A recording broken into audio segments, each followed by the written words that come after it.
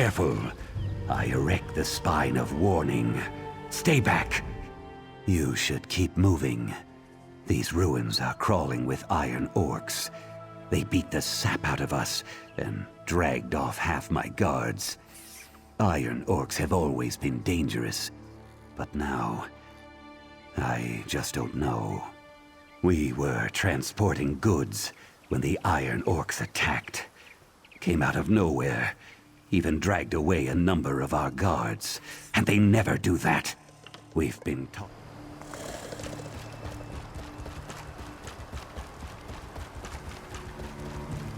How am I going to do this on my own? Let's not start something we'll both regret. I could use some help, and you're going to want to hear what I have to say. We need to stop the Iron Orcs. They're building an army of trolls. Regent Cassipia sent me to convince them to disband the army, but they took my gold and tossed me out. Now that you're here, I have a better plan. You're my better plan. Between my cheerful optimism and your proclivity for violence, there's no way we can lose. Anyway, you'll help, right?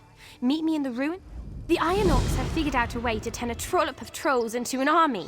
It involves training, armor, and magical runes carved right into their skin. I'll meet you in Ilfog's Undertower, and we can deal with the troll trainer first.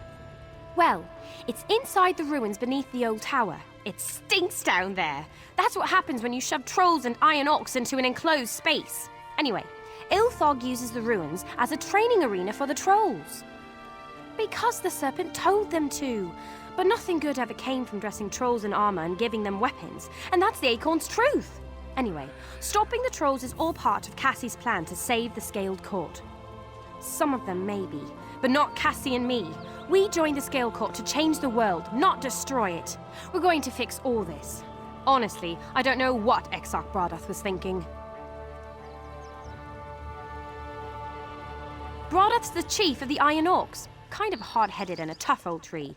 When the Orcs joined the Scaled Court, Bradath was given the title of Ophidian Exarch of Undulating Destruction. It's a mouthful, I know, but I love our titles.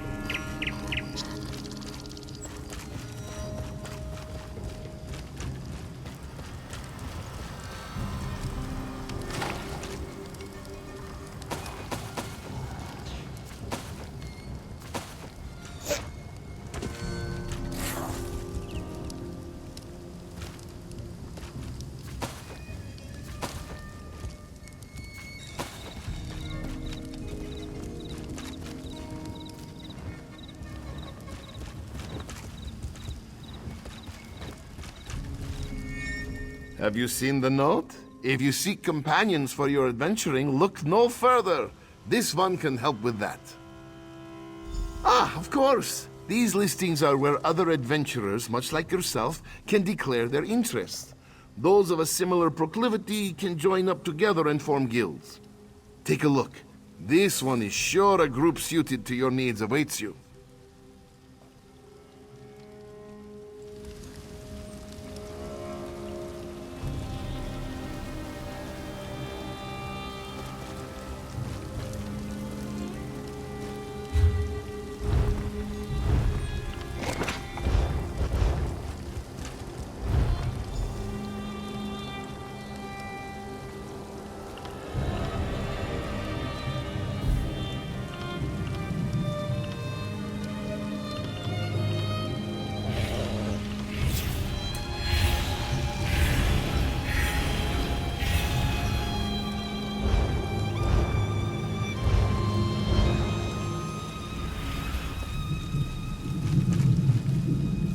Have you had the chance to review the guild listings, friend?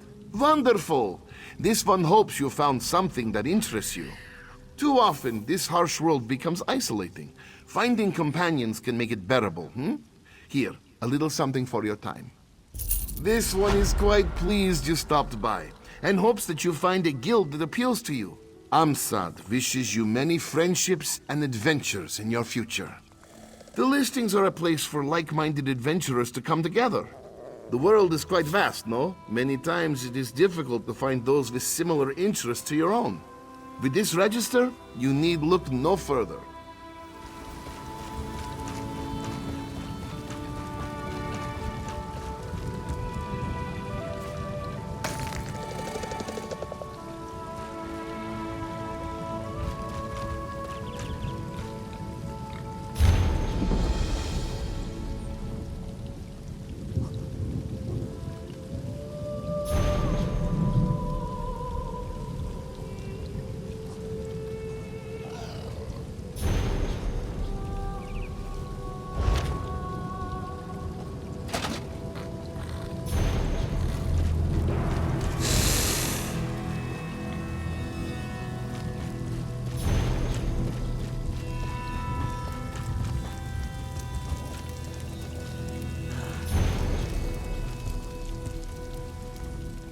You bring me big.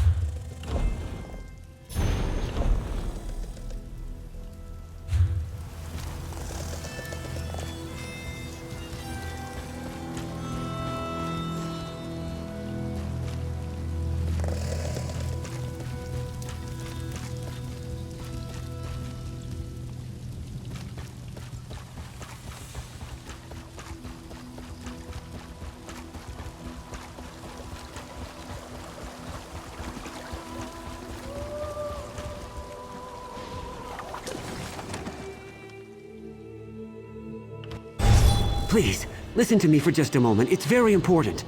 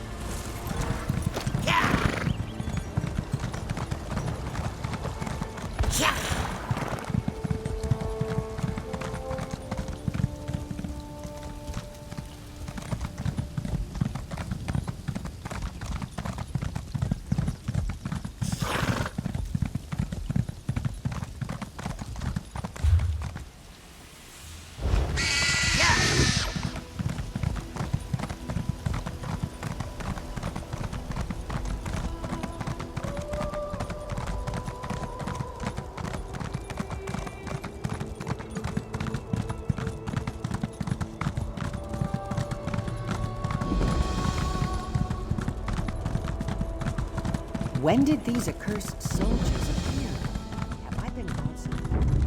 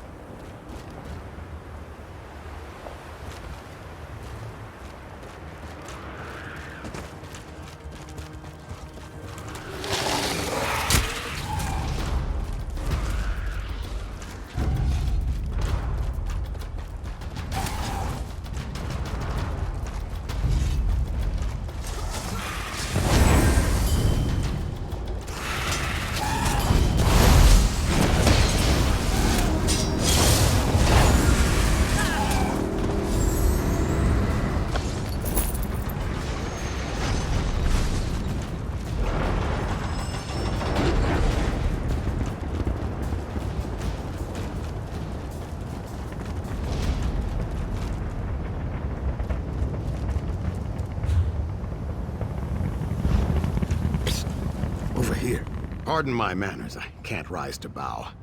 I'm afraid I'm not as spry as I was. Won't be for a while. I tried to infiltrate the Imperial camp. Falsify their orders.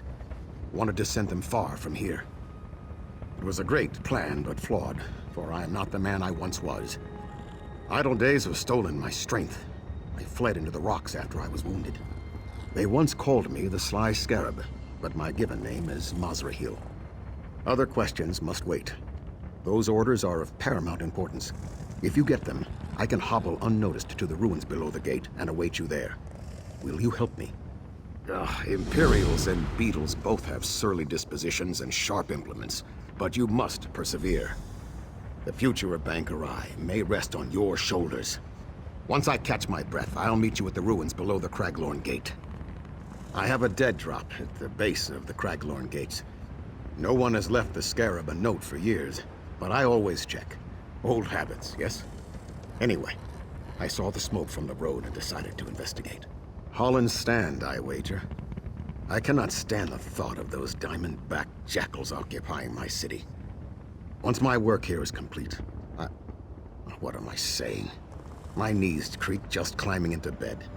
Scrambling rooftops at my age is a fool's game.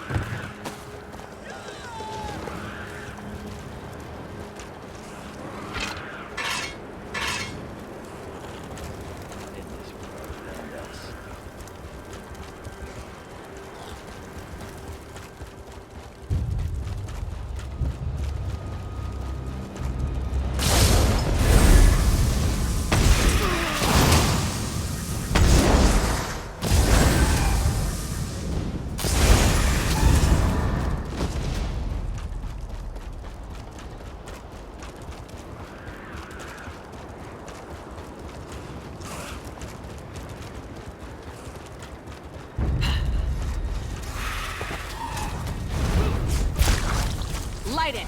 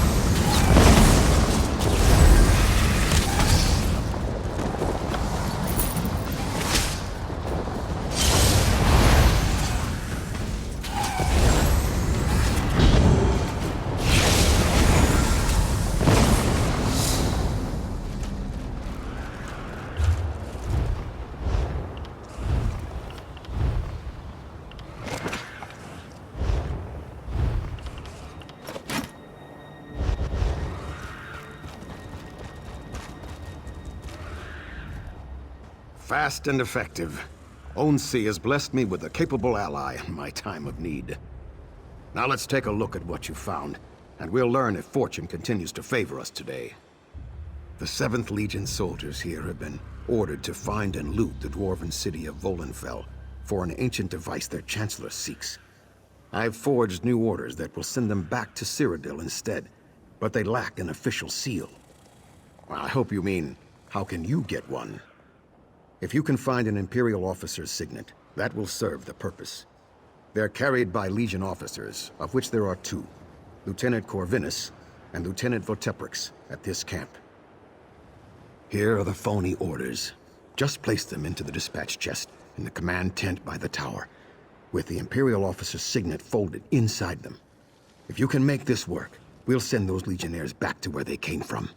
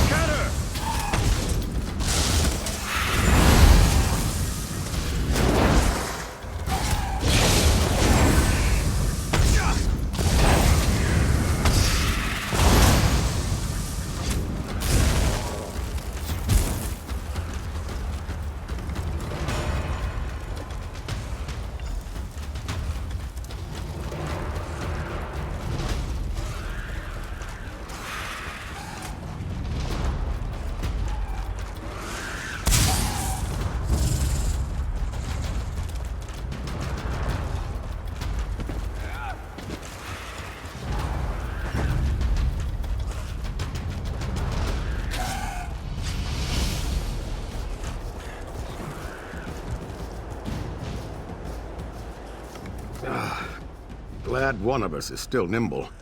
I couldn't get any further up the slope than this. In the confusion of your violent entry and exit, they won't notice their papers were disturbed. Sometimes rowdy is better than sly. Of course.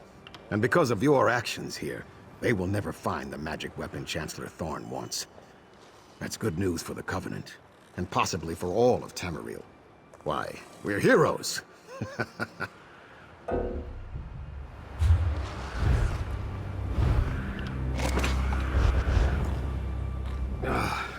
Of course. Go. Don't worry about me. My faith's been justified this day more times than I care to count. I'll be better presently, but this is the last adventure for the sly scarab. You're right, I didn't. You've heard of the Black Drake, yes? Funny. It's been decades, but now facing these Imperials, it feels like days. Long ago, the Reachmen were called to war by a mighty chieftain known as Durkarach, the Black Drake, a feral man-mountain. Well, his exploits and demise are well documented. Less well known is the aftermath. The Black Drake and his horde tore Holland's stand to pieces. All goods of value were stolen or destroyed. All semblance of civic order was broken. Not enough, but I did what I could. I exposed criminal plots, abducted corrupt bureaucrats, broke political prisoners out of dungeons. Some town crier started calling me the Sly Scarab.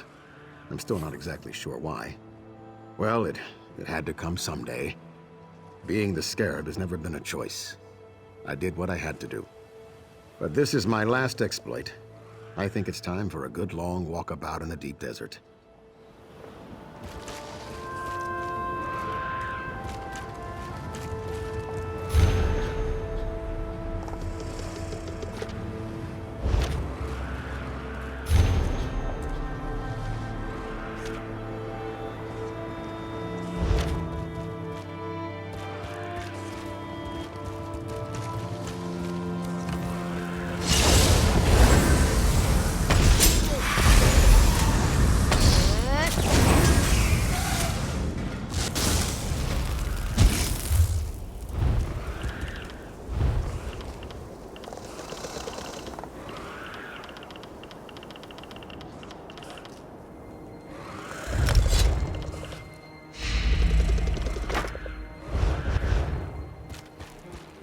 Nothing is certain until it happens.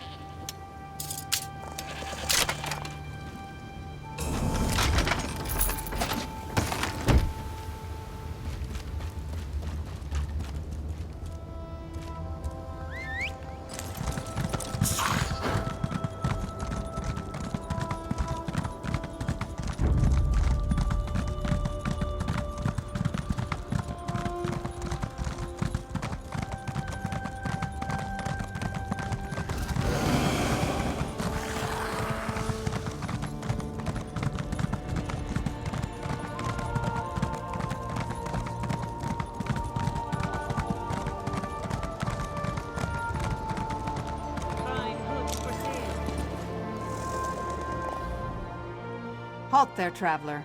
Bankerai Garrison is on lockdown since the death of King Aemond. Only Knights of St. Pellin and members of the royal family are allowed in. Also, if you were planning on going to Evermore, you might want to reconsider that. An army of Reachmen is just a day's march from the city, and when they get there, it's not going to be pretty. We've done all we can, but frankly, I think it may have been in vain. The knights we sent haven't returned or sent word. The group was led by Sir Dubrock, and they went to Jackdaw Cove, hoping to strike at the heart of these Reachmen, this Hagraven who apparently leads them. If you do go north, we wouldn't complain if you looked for Sir Dubrock. He may need help.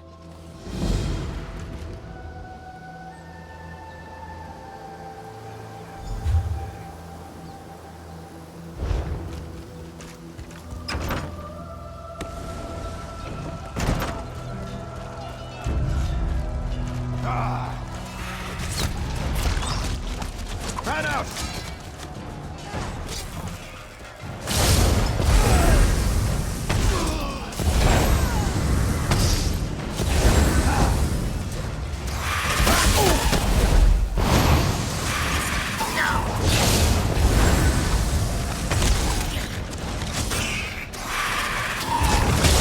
Light it up!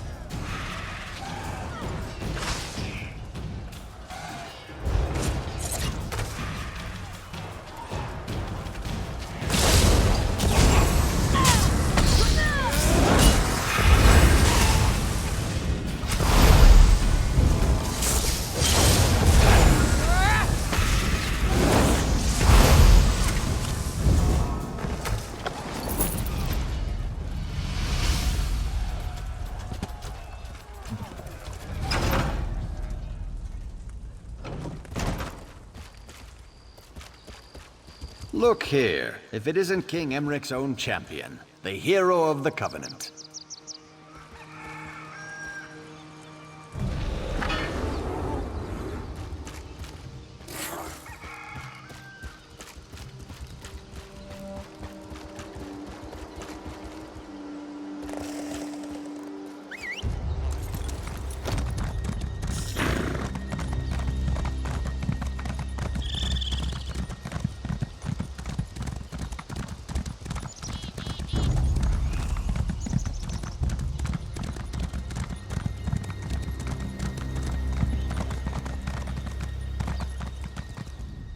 I know there's a war afoot and all that, but there's a problem here at the graveyard. The corpses are...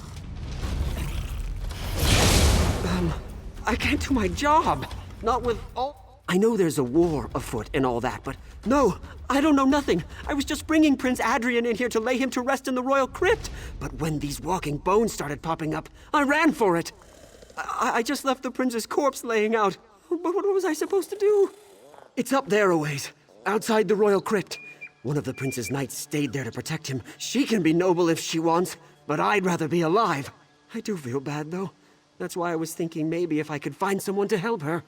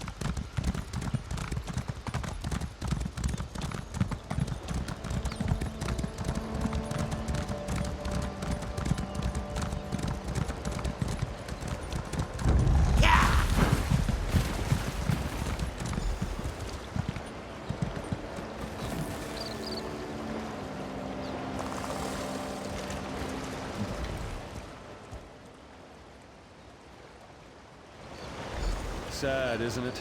The poor child. No. As the Sentinel, I must warn you that these woods aren't safe. But as old girls, I'm glad to see a friendly face. I remember when that child wasn't more than a knee's height, and now she's laid out like a corpse. She was attacked and left for dead by the wayside like a beast. Well, she won't die on my watch, not if you can help me. Around the lake, you'll find rings of mushrooms, fairy rings, but fairies aren't what I need. Take my amulet. Get down in the center of the rings and feel the earth. I need the energy from there to keep Alara alive. I need to take the child back to my hut. It's just up the hill a bit. Can't miss it. Well, the weird won't call me anything different. Most people who live around here call me old girls or just Stenwick. The Viridian Sentinel is a bit of a mouthful, don't you think? Makes me sound more important than I really am. Well, these woods have a life and a mind of their own. Well, what I do is make sure it doesn't get out of hand. There's some good folk who live near these lands, and without a firm hand, why, the wild would grow right over them. Me? I'd left Evermore and decided to live my life in the woods. And I met a man here, a previous Sentinel. He needed help and I stayed with him. When he grew too weary, he blessed me with the title. A long, long time ago. Once I even worked as a royal gardener in Evermore. Well, I'm more comfortable in the woods. It's where I belong. Well, these woods have a life and a mind of their own. Well, what I do is make sure it doesn't get out of hand. There's some good folk who live near these lands, and without a firm hand, why...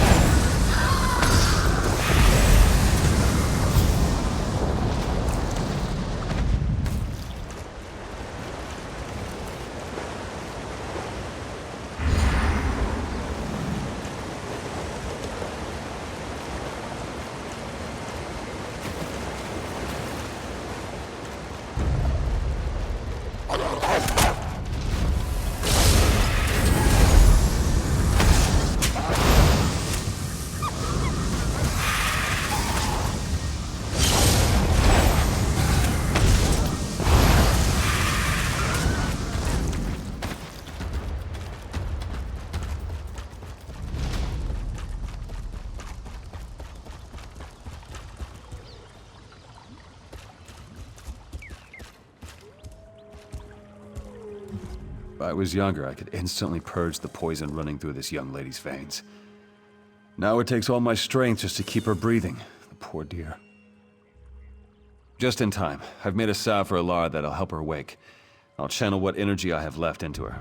The amulet should be able to sustain me afterwards. At least I hope it will. This'll just take a moment.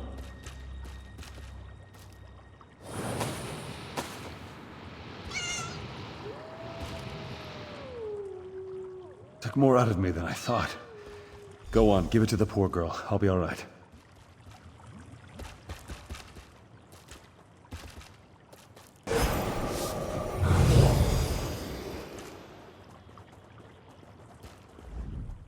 I was asleep?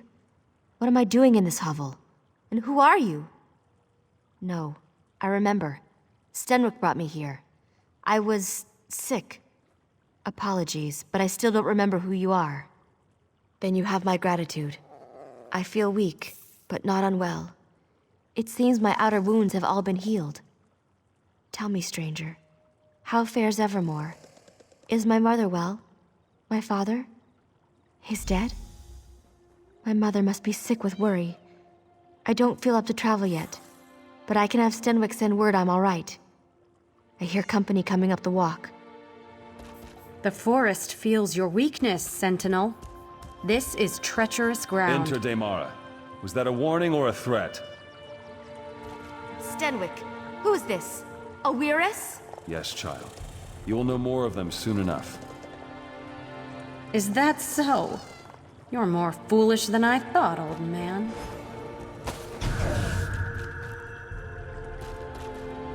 Don't think anything of this. The weird are a strange folk. The Weird and I have always had a tenuous relationship, but saving Alara was something I needed to do, regardless of their objections. It will make this process harder than it needs to be, but I still have some spirit in me yet. It's quite complicated. Suffice to say, they don't think I should use the forest power for such things. Of course, they'd much rather I didn't exist at all. But it changes nothing. There's work to be done, and I'm not getting any younger. They are guardians of nature in the truest sense, and I am a guardian of the people. Our interests don't always coincide. They see my role as Sentinel as unnatural, though the Sentinel has existed for generations. My salve was but a reprieve, I fear. In order to safeguard Alara, I need to do something drastic, and I'll need the Weird's help. You've seen the Spriggans of the forest, I'll bet. There's one that's much older and much wiser than the rest of them. Some call her the voice of the forest. In a way, she is. I need a bud from one of her branches, one freely given. It can harness the full power of these woods to safeguard Ilara's life. May I ask your aid once again? Find the voice of the forest. It shouldn't be difficult to find, but if you must... Many Spriggans carry a spore that returns to the voice of the forest when the Spriggan dies. You could kill them and follow it to the voice, but that certainly won't make it very happy. Take my amulet. Its power is spent, but the voice of the forest will recognize it and grant you an audience. Weirus Daemara may not welcome you when you take the bud to her, but persevere. She knows what the Weird must do. I won't sit here and let you do all the work. We have to find the voice of the forest. If Stenwick needs a Spriggan bud, then I'll do anything to get it for him. I suppose you're right. I'll stay here with Stenwick. But this forest voice, if it's like a Spriggan, it will react to their deaths. I bet you could kill some Spriggans to draw it out. Probably, but they're animals. I don't see any other way to reason with them. Stenwick needs the bud, and we don't have time to coddle the Spriggans. We need their cooperation, whether they intend to give it or not. And if we never find it, no. Kill the Spriggans. It's the best chance to do this quickly.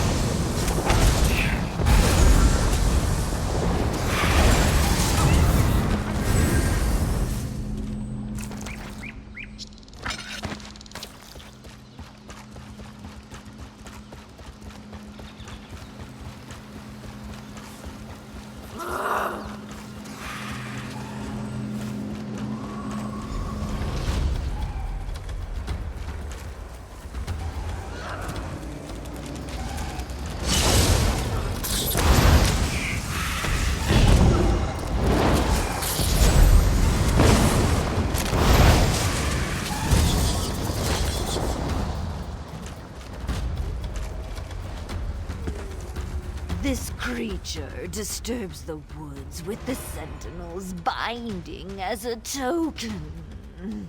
Has the forest not bent to the whims of the Sentinel already? What more can we give? So he may pass our yoke to another, a stranger to the woods. Your demand is empty, voice of the Sentinel.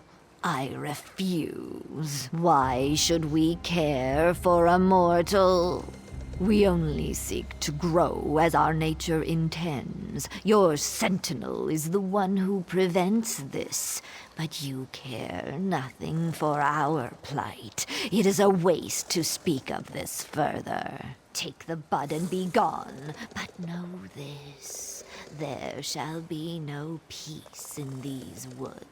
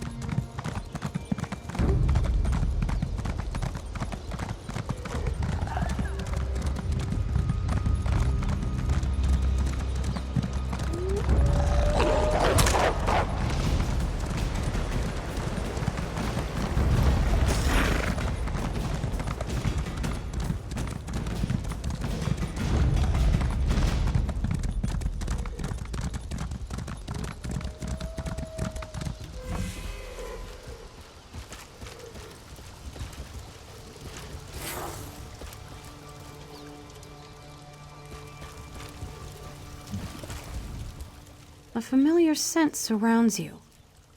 Did the Sentinel send you? What do you hold? How dare the Sentinel pick his successor out of pity?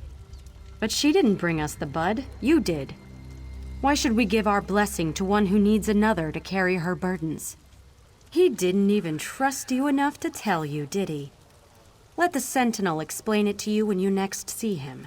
I'll do my part and no more. Where is this princess who is greater than the needs of nature?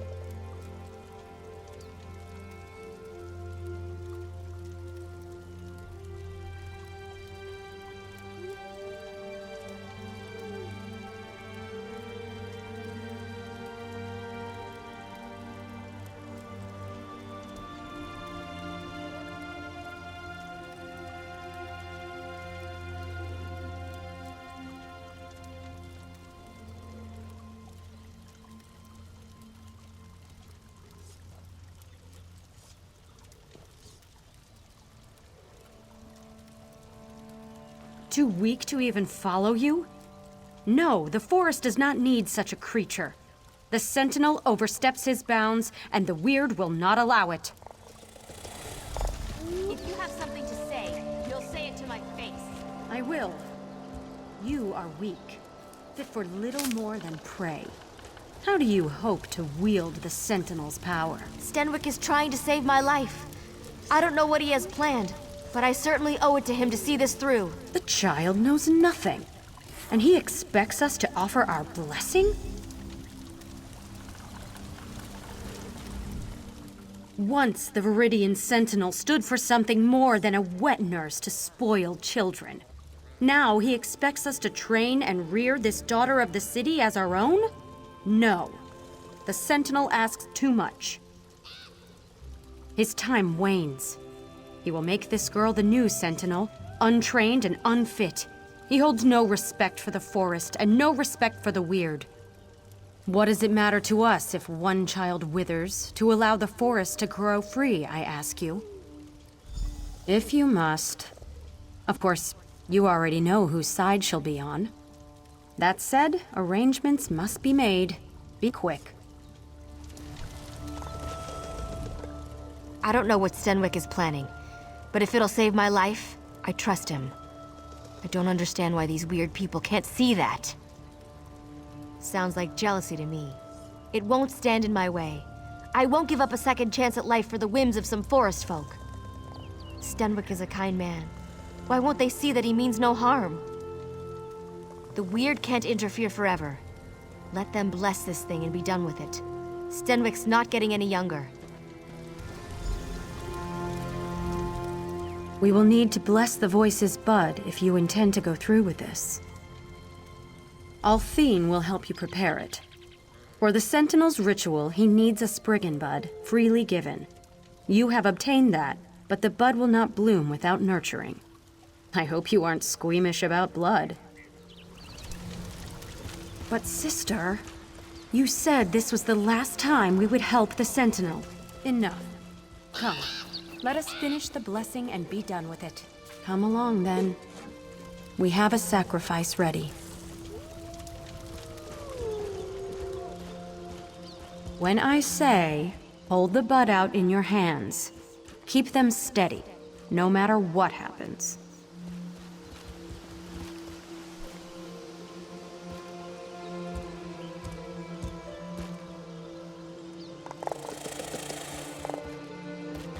Plunge it into the offering.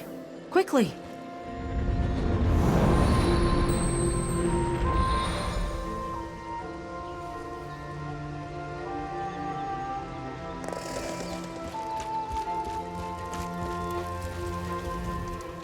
The Weird have stalled long enough.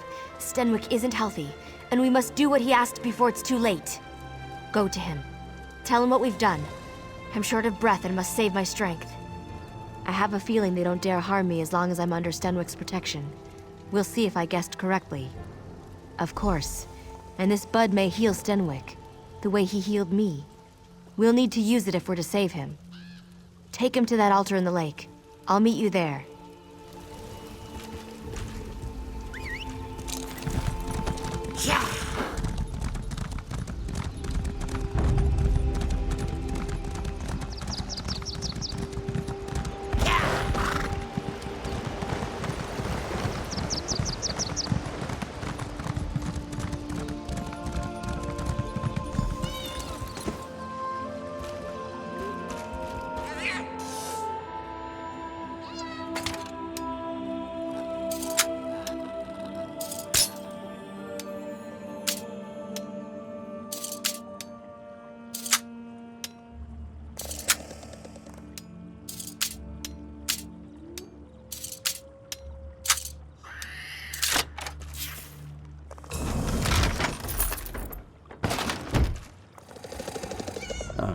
I was hoping you'd return before... I couldn't speak to you one last time. It's good Alar's not with you. I'd hate for her to see me in such a state. Time, my friend. I gave my everything to heal Alara, and it won't be enough. That's why I sent you to get the Spriggan bud. The only way she'll live past a fortnight is if she becomes the Sentinel. And luckily, there'll be a vacancy shortly. In a sense, the power of the Sentinel is immortal. I'm old, but Ilara is young. The Sentinel's power will take root and flourish in her. The weird fear what she will become, but you can't let that stop you. Take my essence. When I'm gone, save Ilara. Tell her she must tame the will of the woods. The bud will summon, and the amulet will bind. The weird certainly won't help, considering they'd much rather see this power go to waste. Don't let the Sentinel's power fade. It must live on in Ilara.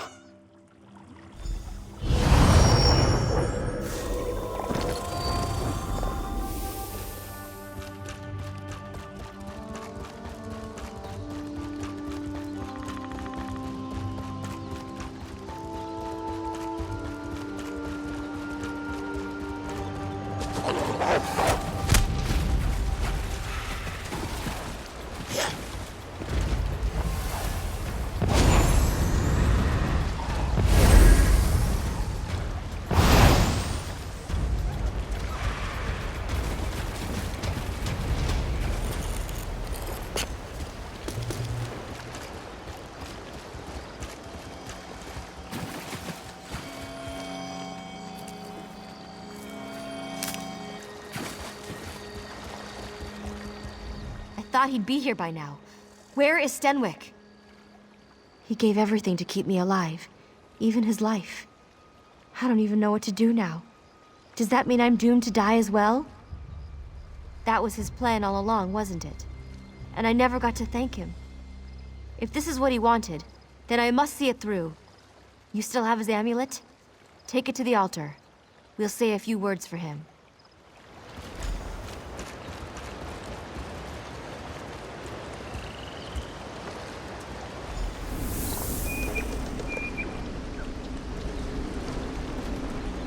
So these moats are all that's left of dear Stenwick.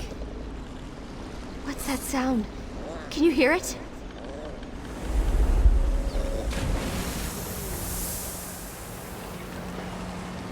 We meet again, ally of the Viridian Sentinel. Now you seek to subjugate these woods once again. We will see if you can succeed. How I long to watch you stumble and fail. But an ancient pact compels me to explain the rite. One simply has to gather the moats about the lake. But beware, we are not without our own defenses. Then there will be no Viridian Sentinel. The yoke about our necks for centuries would be freed. Of course, there is one way to ensure the princess does not become the Sentinel. Destroy the Spriggan bud I gave you, and she will fail. It is true, but we have endured a slow death for much longer. Man was not meant to rule over nature. No matter their intentions, they cannot know the will of the woods. The Viridian Sentinel is a mockery of nature's true cycle. I think I'm better now. Gods, what is this place?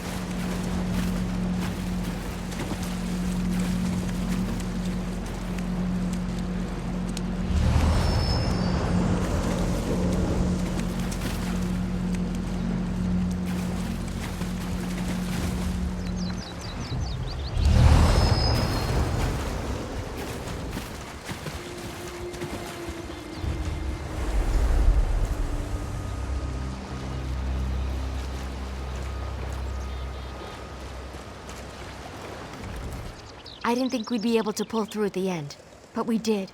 We did. You can't imagine how this feels. I had no idea Stenwick had this kind of power. I can feel the earth. I can taste the wind. It's like every piece of this forest is a part of me. I will remain here, a part of these woods forever. Could I even command the beasts? It seems that it would have been a trivial matter. More than that, the rocks themselves give me strength. I feel immortal. Apologies, my friend. This power, it's heady, like a deep, cold pool. Refreshing, but so easy to fall into. I have much to learn, it seems.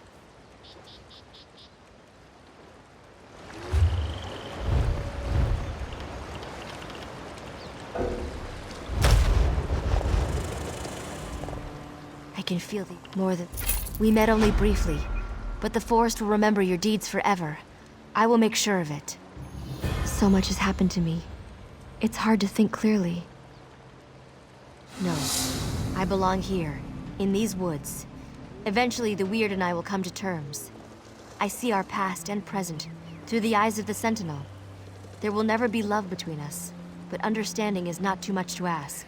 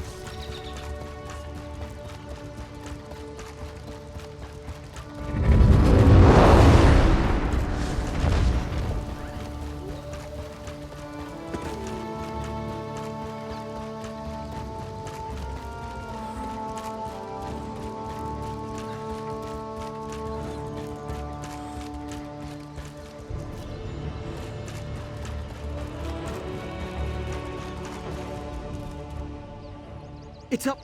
If you could find a way to get all those corpses back in the ground while you're up there, I sure would appreciate that. I can't make a living if I can't get into the graveyard. Died in a battle with the Reachmen, right there, with King Aemond. You have to feel for the Queen. First she loses her daughter, then her husband, and her son. Prince Adrian deserves a proper burial. Just maybe after the graveyard's safe again.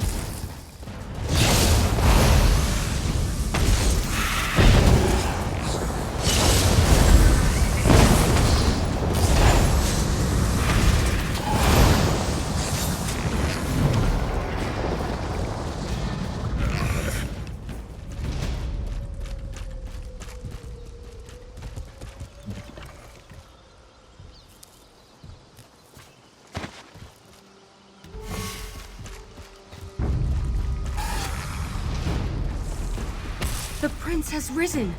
It's a miracle.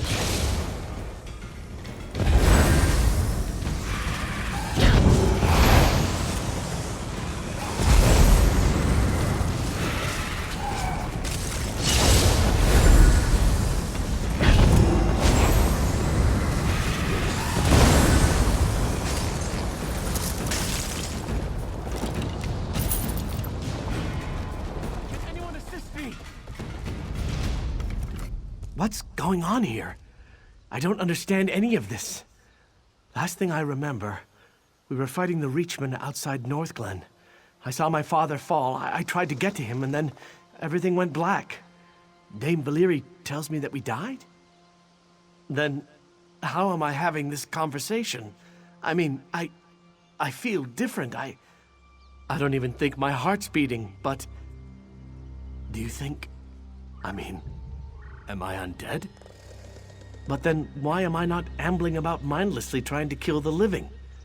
Isn't that what the undead do? Dame Valyrie says the gods have resurrected me, but why? Because of my bloodline? I'm sorry, this is just too much. I don't know. If the dead here are rising and this is the royal crypt, have any of my ancestors risen? Maybe they can give us some answers. Would you consider venturing into the royal crypt to find out? I know it's unlikely, but I'm hoping that if I'm alive, maybe my father is too. Maybe Dame Valyrie is right. Maybe the gods are giving us a second chance. No. It's tradition for the kings of Evermore to be entombed at Bankerai Garrison, so they can protect our borders for all eternity. Dame Valyrie says my father lies in state there even now. Unless he's been resurrected, of course. My poor mother. I didn't even think of it. But this must have been torture for her. But to hear that I've risen, would this be a relief to her or some kind of horror? Best to figure out what's happening here. And then I will go tell her myself. No, to be honest, I only know of the kings who have been entombed down at the garrison. It's the royal crypt, though, so surely someone from my family has been buried here.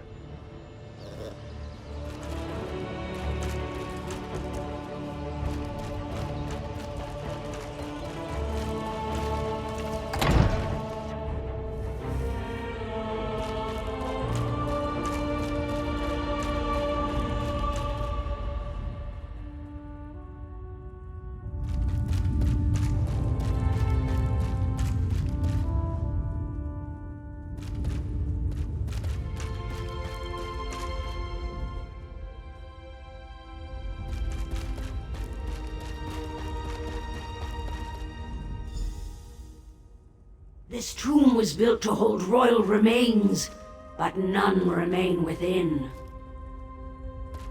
The remains of the royal family have vacated this place. They return to the land of living to follow the anointed and to avenge their bloodline. Prince Adrian is the anointed. He too has been blessed to rise again. Arche himself, of course. His church sits nearby. These grounds are consecrated in his name. This was foreseen. Death denied the prince from defeating Evermore's enemies, but the anointed shall now command an army of the dead. A mortal cannot hope to understand the will of the divine. You must simply tell him to trust the power with which he is imbued. His destiny will unfold as he trusts his instincts.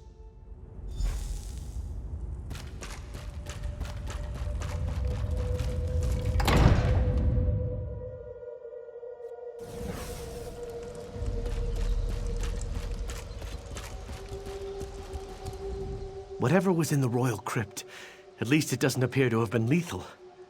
Tell me, though, did you learn anything? Any explanation for my unexpected return to life? Then the gods do want something of me. I guess it's a second chance. A chance to redeem my father, myself. To get revenge. It truly is a miracle, then. I could lead the undead here to defeat the Reachmen.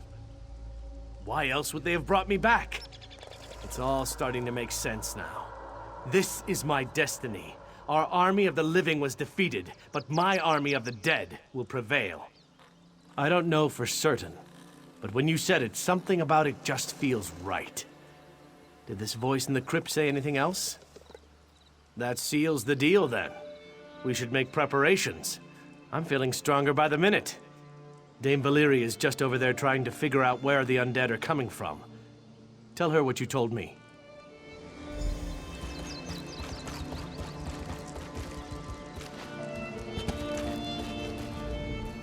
There you are. I was beginning to worry. It seems that more and more of the dead are rising every minute. Did you learn anything in the crypt? Really? Maybe he's right, talking about an undead army. But if this is his army, why are they hostile? We might have to earn their allegiance. Have you seen these blue flames in the ruins? I think they're somehow inciting the undead to violence. I do. I tried holy water on one and it seemed to do the trick. If you'll take it and extinguish a few more flames, that may help pacify the undead. After that, let's meet at the monument south by the rocks. I saw someone skulking around over there.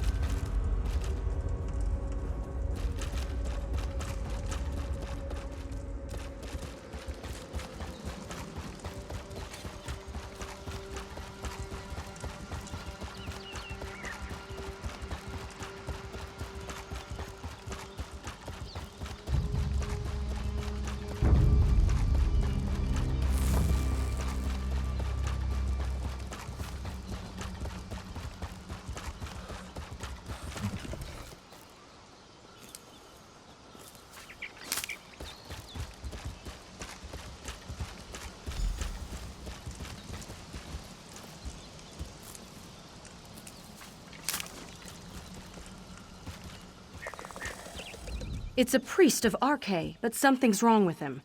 He's just completely ignoring me.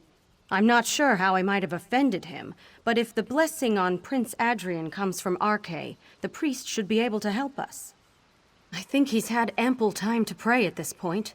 With all due respect to him and to the gods, we need answers here. Will you at least see if he'll talk to you?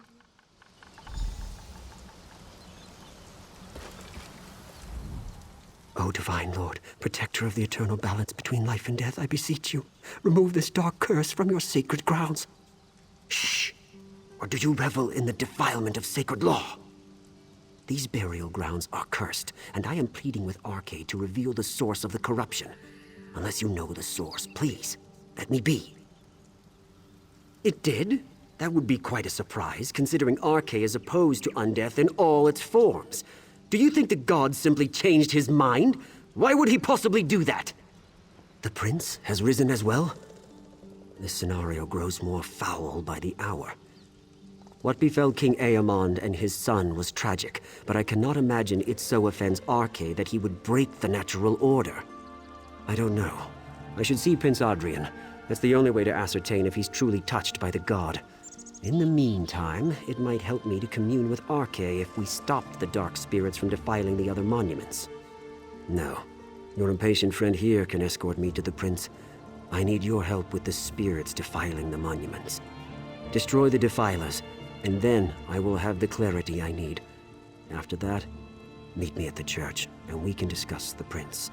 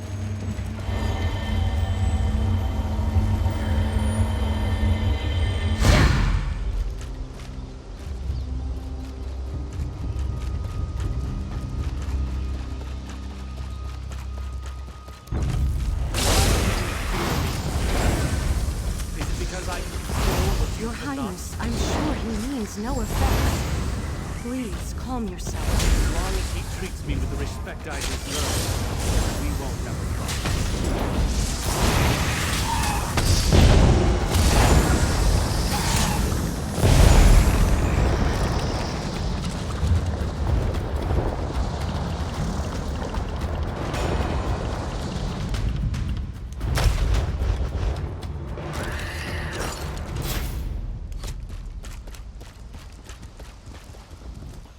I'm out of my depth here. If it comes to blows, I can't raise my sword against Prince Adrian, but I can't stand by and watch him strike down an unarmed priest either. This is starting to look like not such a miracle after all. Well, the good news is the undead didn't attack us. They actually bowed to Prince Adrian. Father Quiston's not exactly impressed with that fact, though. He thinks it's a very bad sign, and he told the prince as much. Well, we tested that out, and dripped some holy water on Prince Adrian's hand. It burned. That pretty much says it all. But Father Quiston believes there's still a chance we can remove the corruption. We saw skeletons digging up corpses and piling them up in the mausoleums as death shrines. Father Quiston believes that cleansing the mausoleums with holy water might have some effect. I'd hate to leave the prince, though. Will you go?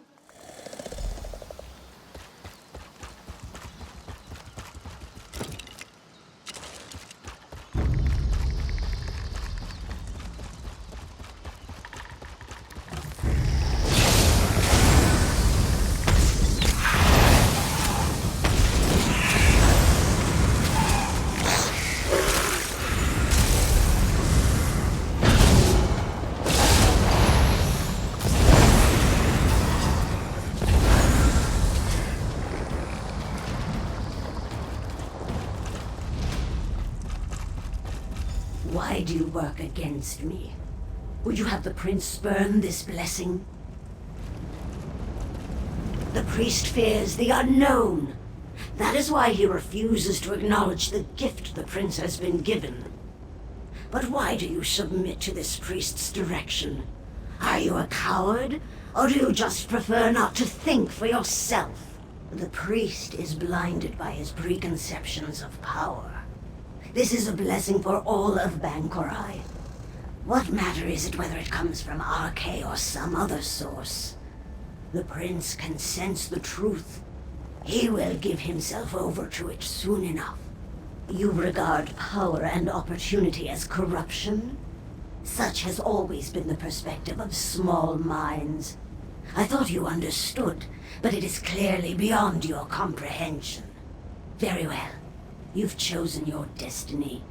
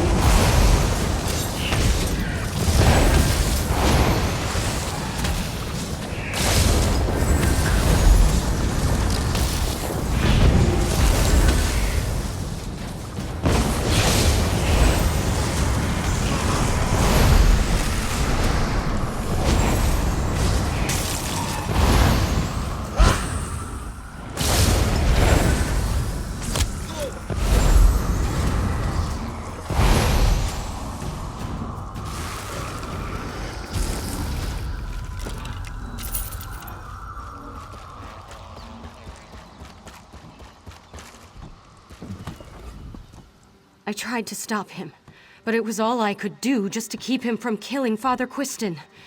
Damn it all. What are we going to do now? The prince went into a rage. He started shouting at Father Quiston, saying this was his church, and he was relieving Quiston of his duties. Then he just ran inside. We have to get in there and talk him down. The doors won't open. I don't know if he barred them or what. Maybe the priest knows another way in.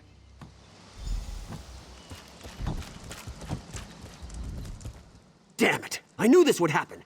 If it had been anyone else, I would have put him to rest right away. What are you doing standing there? We have to get inside! No. This is the only door, and the beast has locked it from the inside. There's a spare key buried under the tree in the back. You have Arkay's blessing to go and claim it. Just do it fast.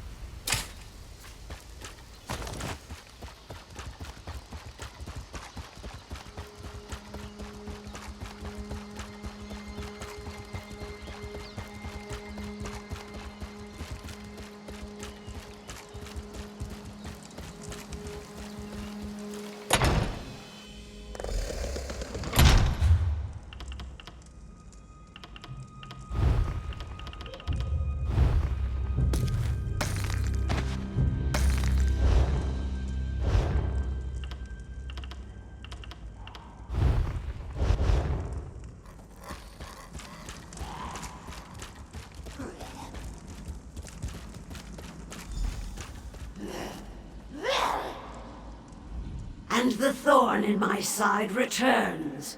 Your prince has accepted the gift I offered. He is a visionary. He sees beyond convention. But what about you? Do you still question the value of my blessing? He suffered enough in life. In death, I am giving him the glory he deserves. I told him, by giving in to my guidance, together we could purge this land of all our enemies. He was willing to make this sacrifice. You should honor his decision. I may not be a god, but with the strength of the prince's soul, my powers are considerable. Come, see for yourself.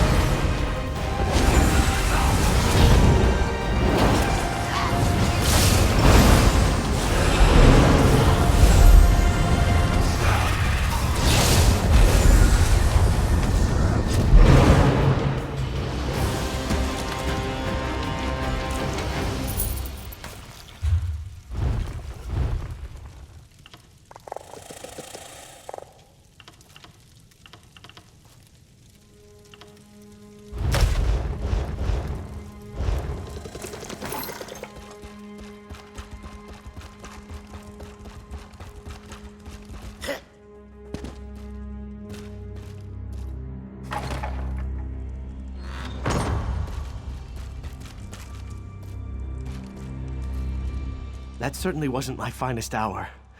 But I thought it was RK. I thought he was giving me a second chance. There's nothing more foul than this creature's deception. It must have hailed from the depths of oblivion itself. Death. Death and destruction. It would have given me vengeance against my enemies, but it wouldn't have stopped there. It will never stop unless we stop it. Even now, I can sense the darkness inside, gaining strength again. Please, kill me. Yes, the life force inside me is evil through and through. Thank you for saving me, friend. I wish I could have known you when I was alive. But this will have to suffice. I am ready to die. Ready as I can be, I suppose. If you have said your goodbyes, Prince Adrian, it is time. Wait. Are you sure there's no other way? It's all right, Valeri. I accept it. And you must too. You served me in life and saved me in death. I can be at peace now. This chill. I remember it. Goodbye, Valeri. It is done. His body and soul are at rest.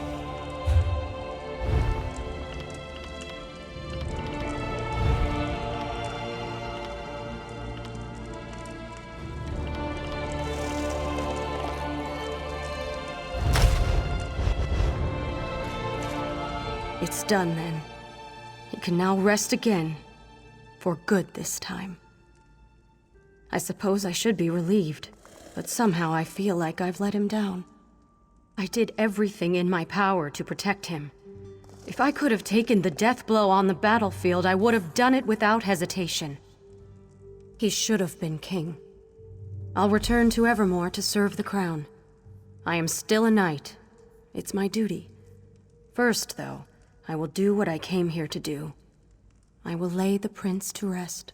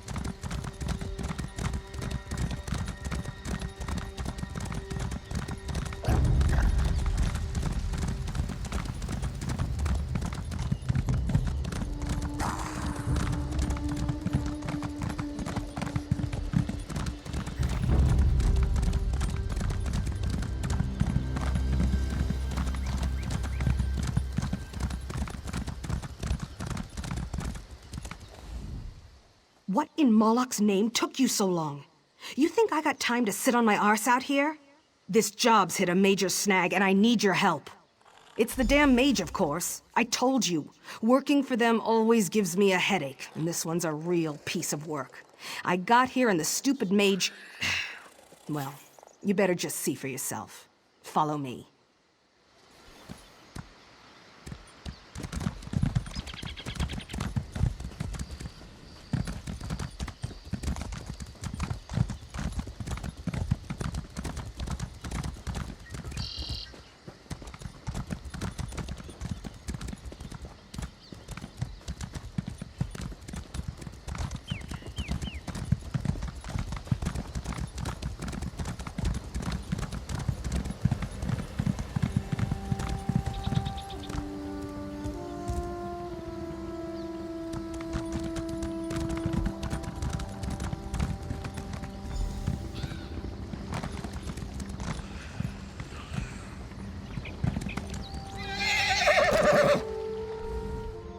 Can you believe this? The fool's turned himself into iron. It's like a practical joke. I keep expecting my boss to step out from behind a rock and just tell me he wanted to see how I'd react. I'd carry the bastard if he wasn't so damn heavy. To stop me from taking him away. Said some stupid drivel about emotions. If there's one thing I hate more than magic, it's emotions. Can you just deal with this for me? I can't even think at this point.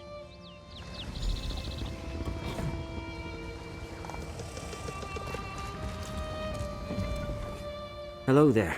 I suggest you don't try to pick me up. You'll only injure your back. Don't ask for any long-winded explanations, either. It's tiring to talk when you're made of iron. No choice. That brute was going to forcibly remove me from the ruins, and I can't leave yet. I have to get my emotions back under control first. Precisely. My emotions are gone. Fear, anger, happiness, sadness. They got away from me, in the literal sense. It's this alien relic here. It's a gateway into the Salasali dream state. But by the time I realized it, my emotions were already gone. Yes, you could go into the dream state and convince them to come back. You'll have to upset them, though. Drive them to experience their counterbalanced state. Anger to fear, happiness to sadness, that sort of thing.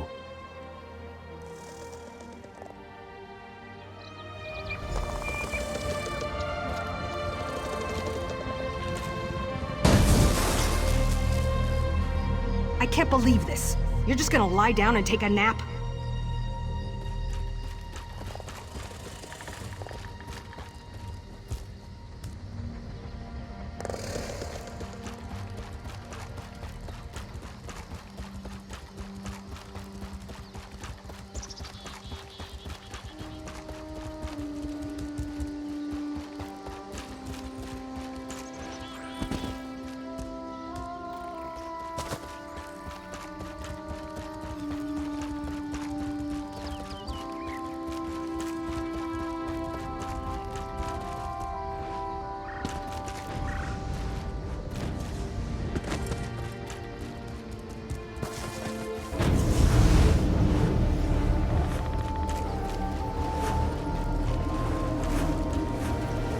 Don't! Please! You're going to eviscerate me, I just know it! I don't want to be eviscerated! It sounds awful! Because I had a nightmare, and someone told me they were going to eviscerate me. They described it in great detail, how they were going to cut me open and let all my internal organs spill out. My liver, my stomach. It was terrible. Then it wasn't a very funny joke. My father was eviscerated, as a matter of fact. I'll put up with a lot, but jokes about evisceration are where I draw the line. Oh, now you're making jokes about my mother. Now you've done it. Now you've made me mad. I'm going back to Arnatoli.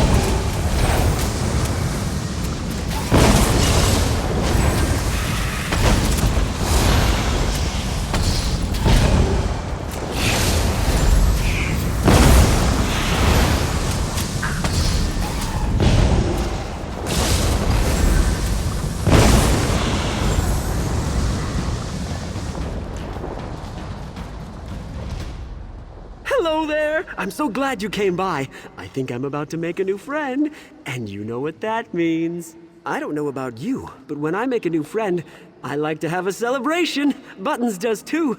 Buttons and I are favorite friends, but there's always room for one more inside our circle of love. And you're invited. You want a quibble cake?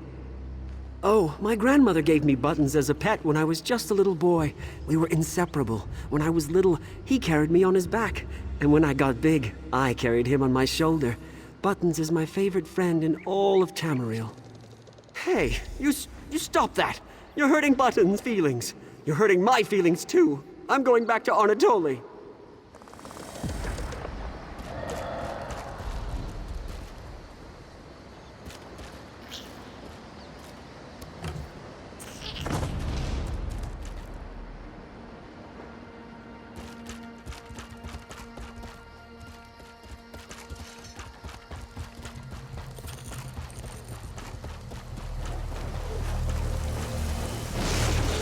Did you see how gray it is here?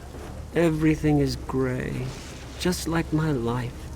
One long chain of miserable, lonely days, each one worse than the day before it. Do you know why it is that I even bother to get out of bed? I don't know. I was hoping you knew, but now I'm disappointed again. I always tell people how bad things are, and then they get worse, and so the next time I see them, I have to tell them all over again. Do you want to know what else is sad? You're fathing. You expect me to believe that you really want to listen to all my complaining? You must think I'm a fool. No one wants to hear all this. It's boring. I don't even want to hear it myself. Now that's the stupidest idea I've ever heard. You think if I stop talking about it, it'll just go away? Like that's some secret trick to dealing with sadness. That's just hysterical. You're funny. You should be a minstrel.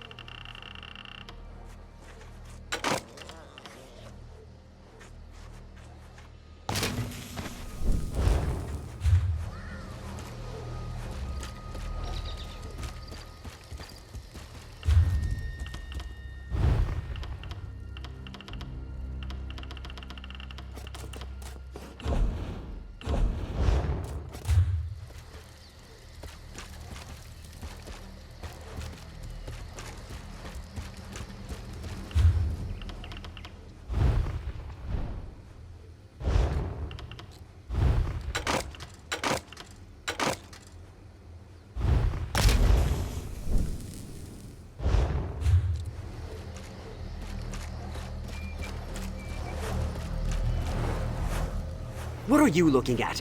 Did I say you could look at me? I don't think so. I don't even want you sharing my air. You're a festering boil on the lip of reality. I don't like boils or things that fester.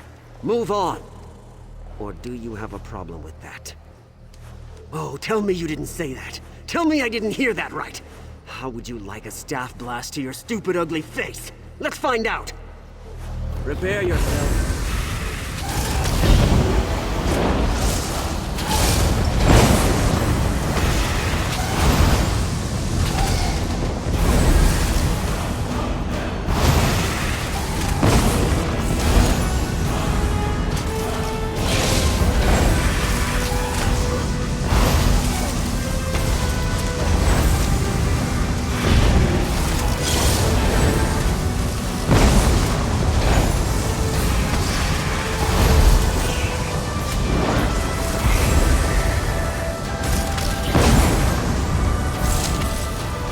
gods, you're ruthless! Please, no more!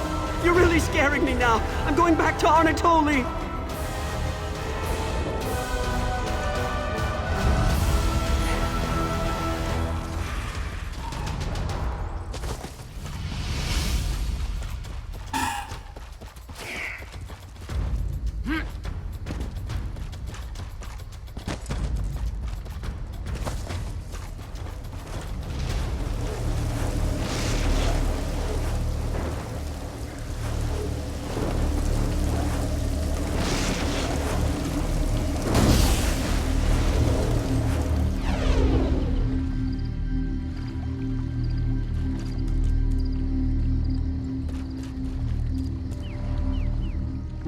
For some reason, looking at you makes me want to vomit.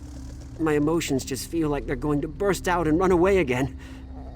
Overall, though, I am feeling a little lighter on my feet. I think so. I won't know for sure until I get home to my wife. Come to think of it, she's very similar to this Iliad relic. She's old and strange and brings out all of my emotions. Regardless, though, I'm ready to go whenever your friend is. So when I saw you go down for a nap, I decided this partnership was over. I certainly didn't think you were doing your part. Then the mage suddenly stands up and says he's ready to go, and that I have you to thank for it. Is that true? All right, I don't need to hear any more. I'm not gonna pretend I understand any of this, and I don't really want to. Here's your half of the payment. I'll make sure the mage gets safely to his destination.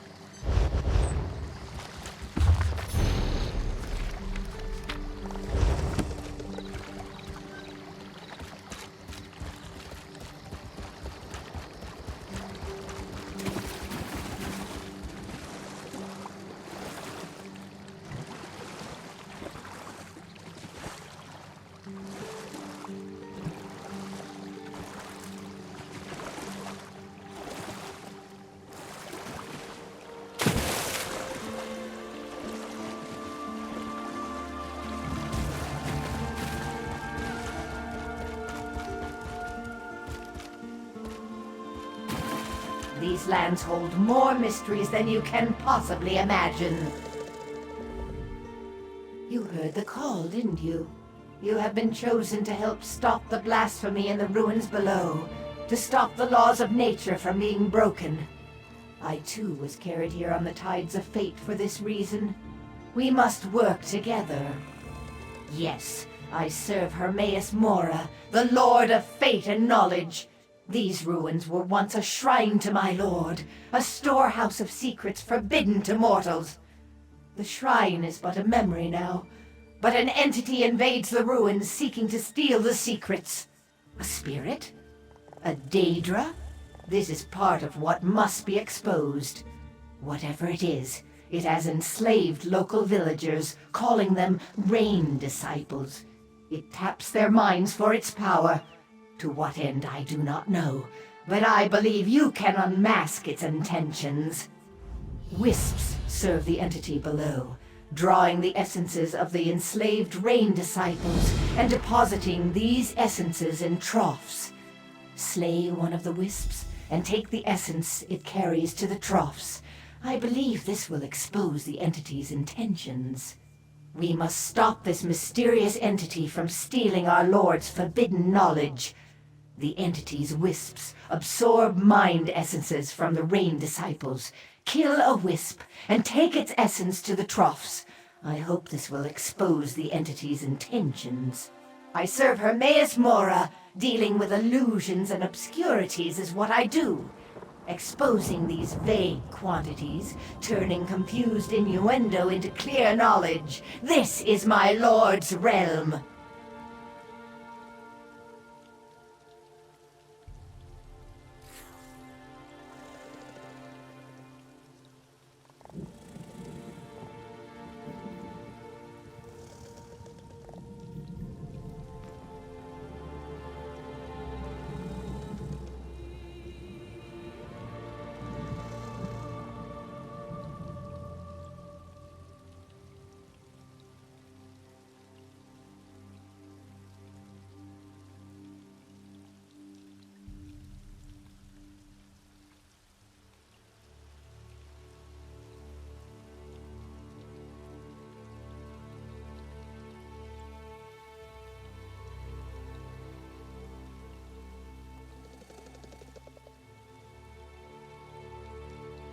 Yes, even in the ancient days, some Ayleid recognized the power of Hermaeus Mora.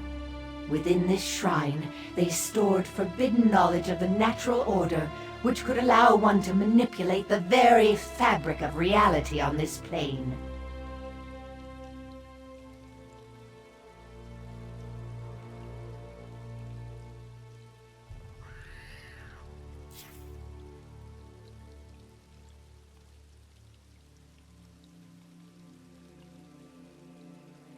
We came here to do just that, but we soon discovered others were living in the ruins, these Rain Disciples.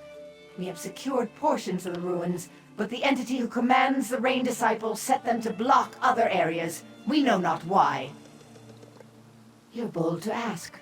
As you observed, I am a Dremora, but the Lord of Knowledge freed me. Hermaeus Mora taught me the secret of how to sever my ties to oblivion and bind myself to the Mundus instead. I have served him ever since.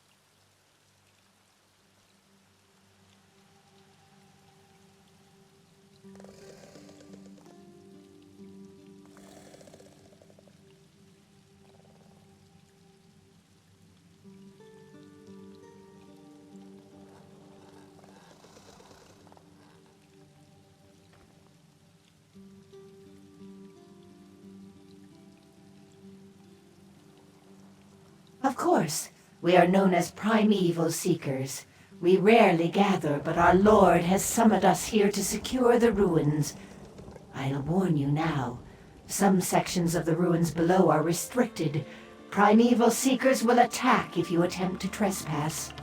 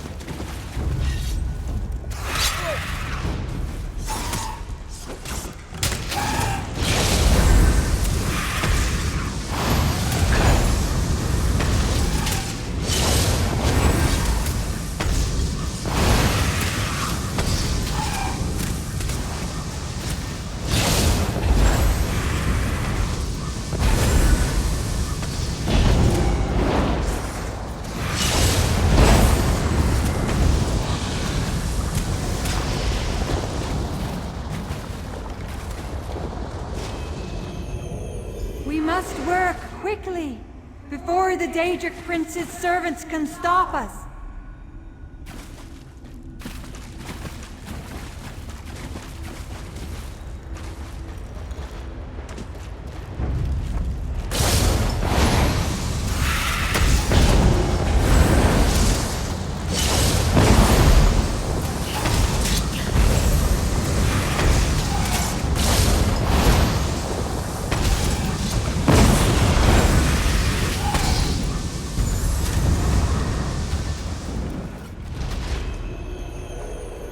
We have nearly enough essences now. Tell Apostle Marion it is time to prepare.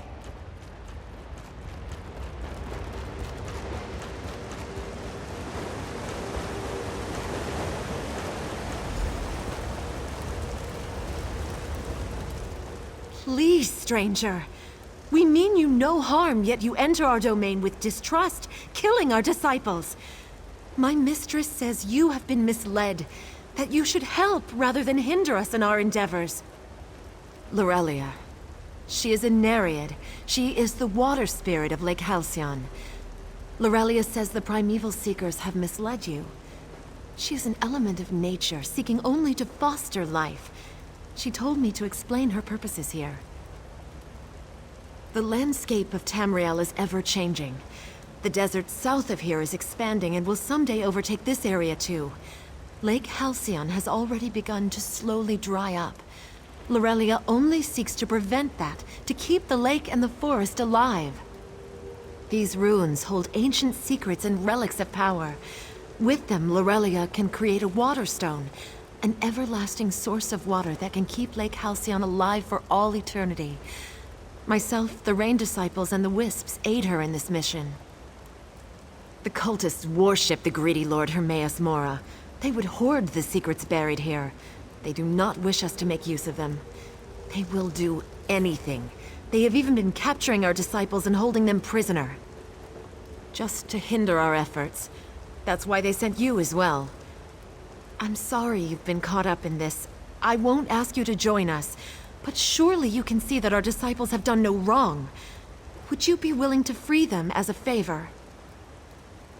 Oh, Lorelia promises she will reward you generously for your assistance.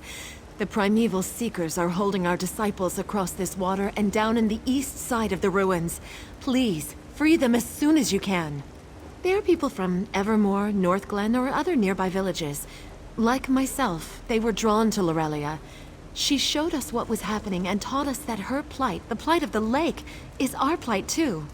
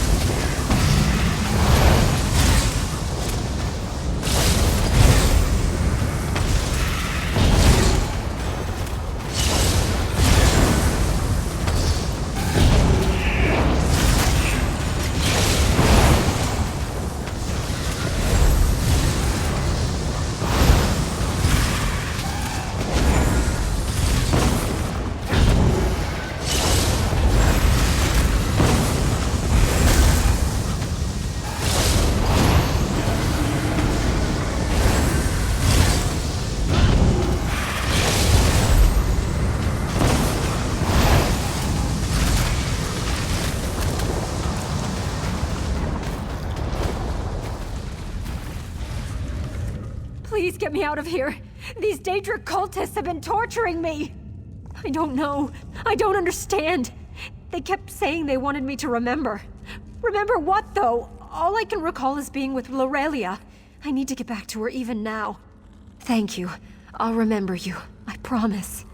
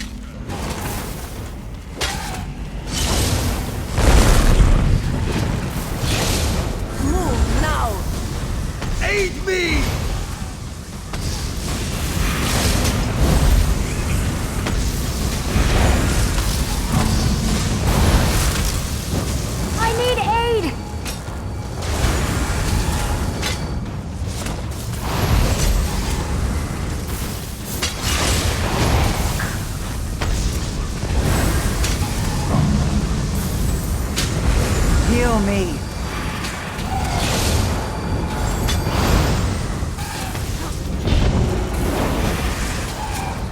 I'm hurt.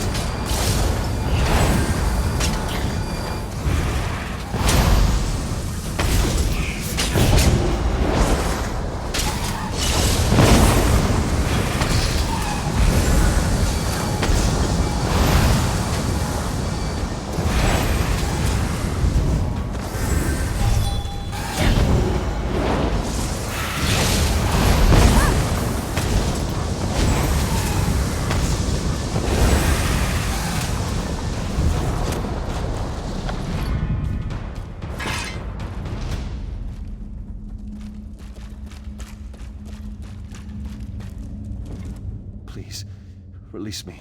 I have to get back to Lorelia. I have to! Because she needs me, and I need her.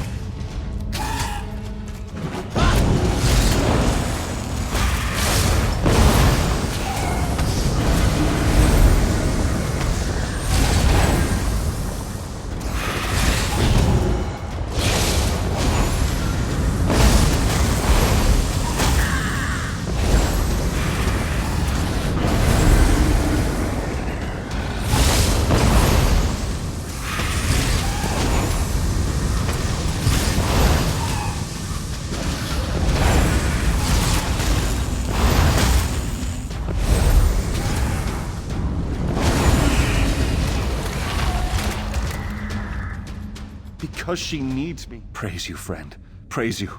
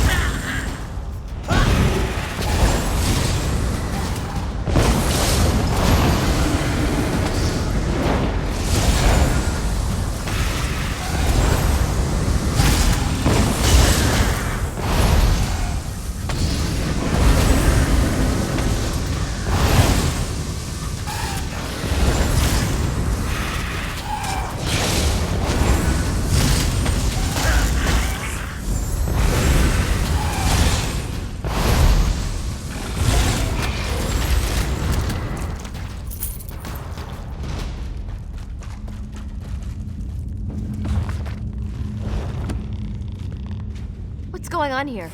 Who are all you people? Who am I? No, I don't remember you either.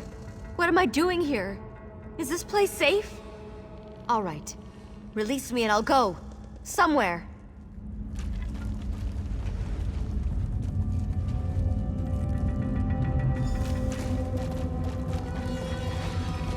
Recite the invocation.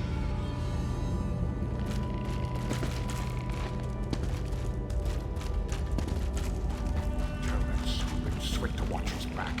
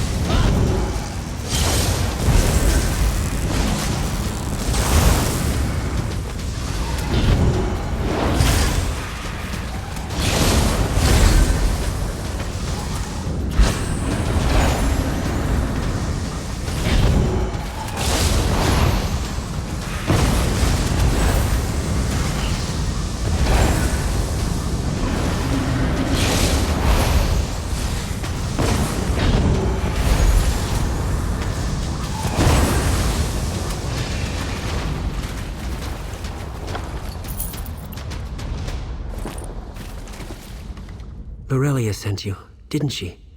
She always takes such good care of me. Believe it or not, I think I actually remember the way back. That's all I remember, though. Except the fact that Aurelia needs me. Thank you!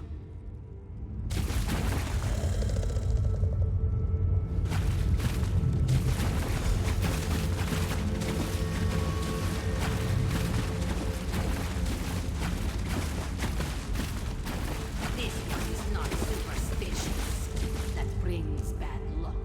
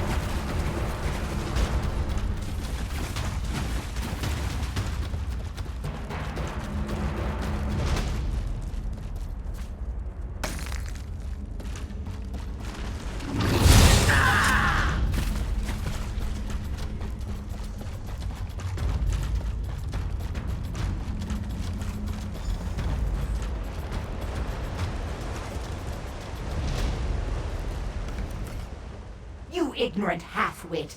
By the golden eye, what in oblivion are you doing? Setting those poor, ensorcelled fools free? Don't you realize we were trying to help them? Don't you see what's going on here? I followed you before, and overheard your conversation with that mad apostle. It's clear that this Nereid learned one of the most dangerous secrets about the natural order, and now twists it to her advantage. No point hiding it now. When a mortal dies, where do you think their memories go? Don't bother guessing. I'll tell you. They go into the water. They become water. All the memories of Tamriel's history are stored in its waters. The details and implications of this secret are mind-spinning, and would require a lifetime of study and contemplation. The relevant fact here is that the Nereid is stealing her disciples' memories to create this water stone. Exactly. And it seems they never will. Their memories are lost to them forever. The Lord of Knowledge abhors this transgression. The Nereid must not be allowed to continue in this endeavor, nor can she be permitted to create a water stone. The secrets to creating a water stone are forbidden. The natural progression is for the landscape in this area to evolve into a desert. The Nereid's not fighting for nature. She's fighting for self-preservation, and at her disciples' expense. There is no other way for this to end. The Nereid has stolen forbidden secrets and committed crimes against nature and humanity.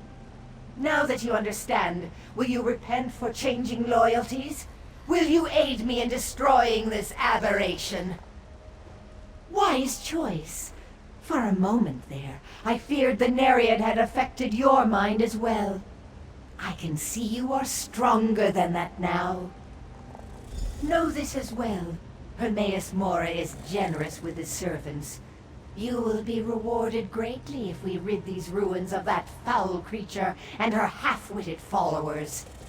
Our first concern must be ensuring that the Nereid does not acquire the capability to create a water stone. Once she gets enough memory essences, there will be little we can do to stop her. Then we must hurry. To create the water stone, she'll infuse all those memory essences into something, probably the relics she's stolen. We need to find them. I think I know where the Nereid's lair is, but I'll need a distraction to get there. Yes. Go into the cavern and burn the disciples' food supplies. That should suffice. Then come and find me on the upper levels. That's where I think we'll find the entrance to her lair.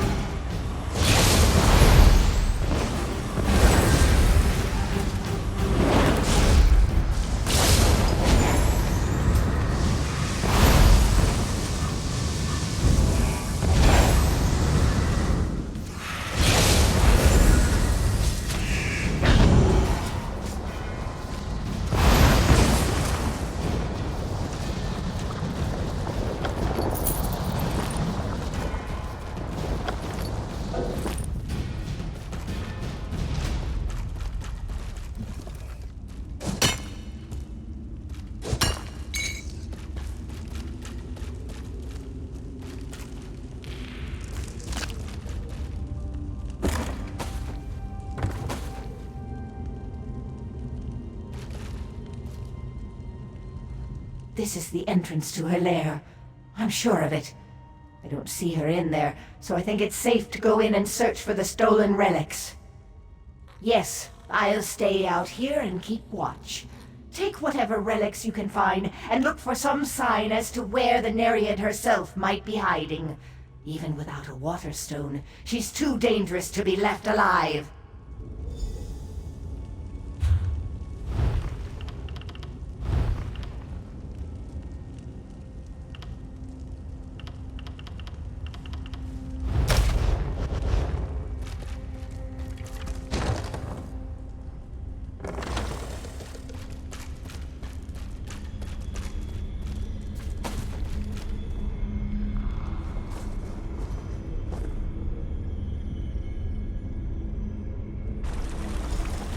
You dare to enter my sanctum?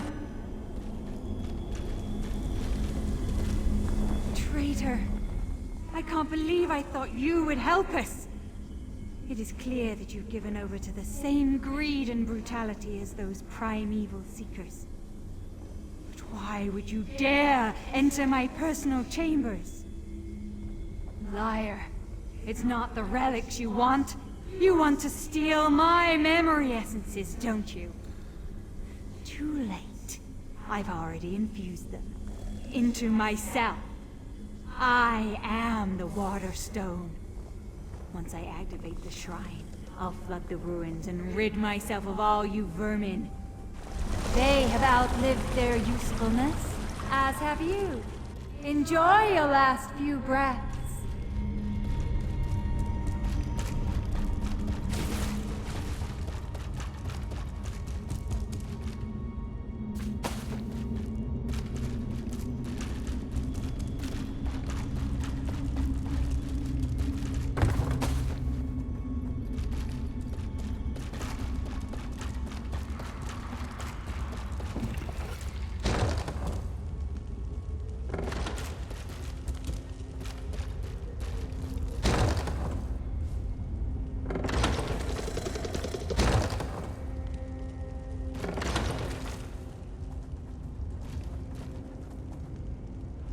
All is quiet out here. Did you find any relics? Any sign of the Nereid? She's turned herself into a water stone? That mad creature.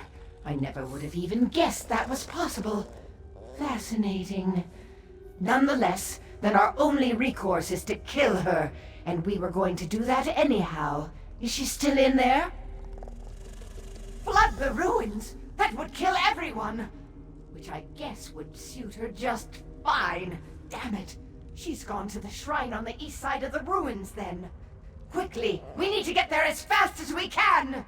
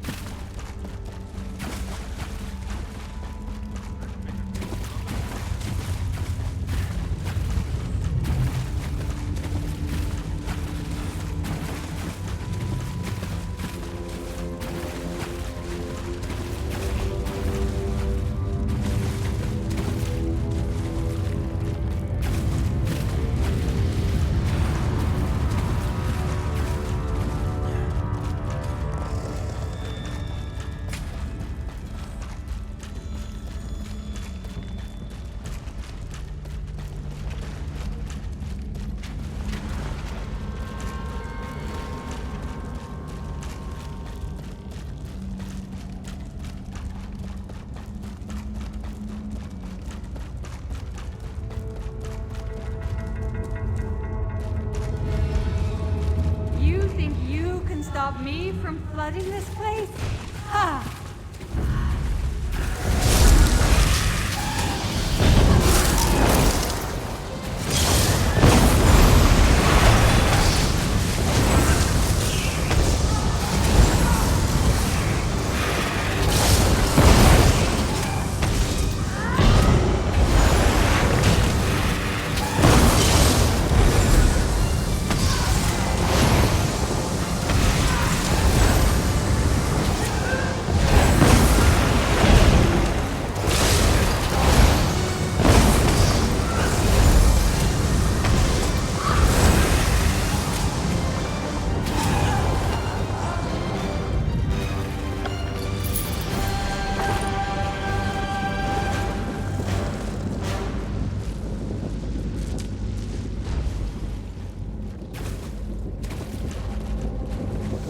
So, you are the one the tides of fate carried here to stop this transgression?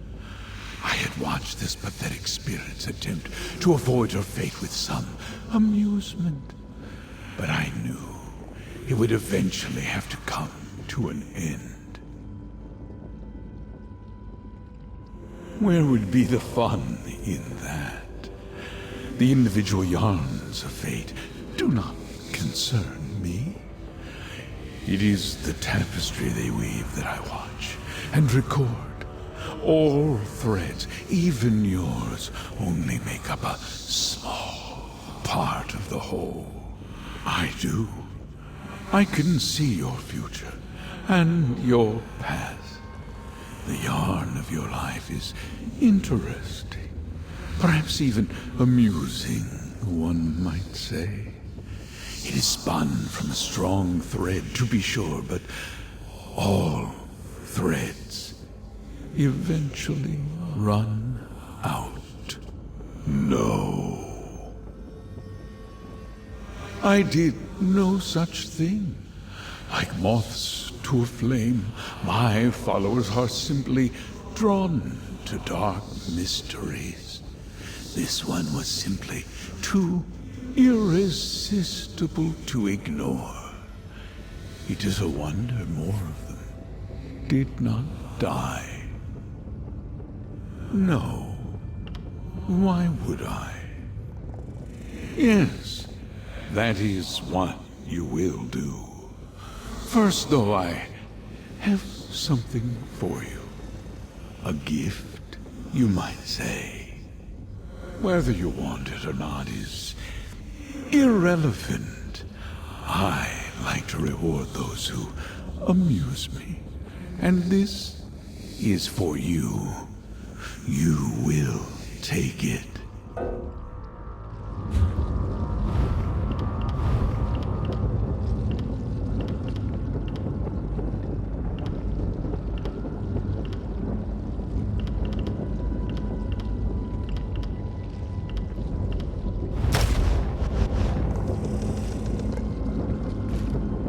Before you, whether you want.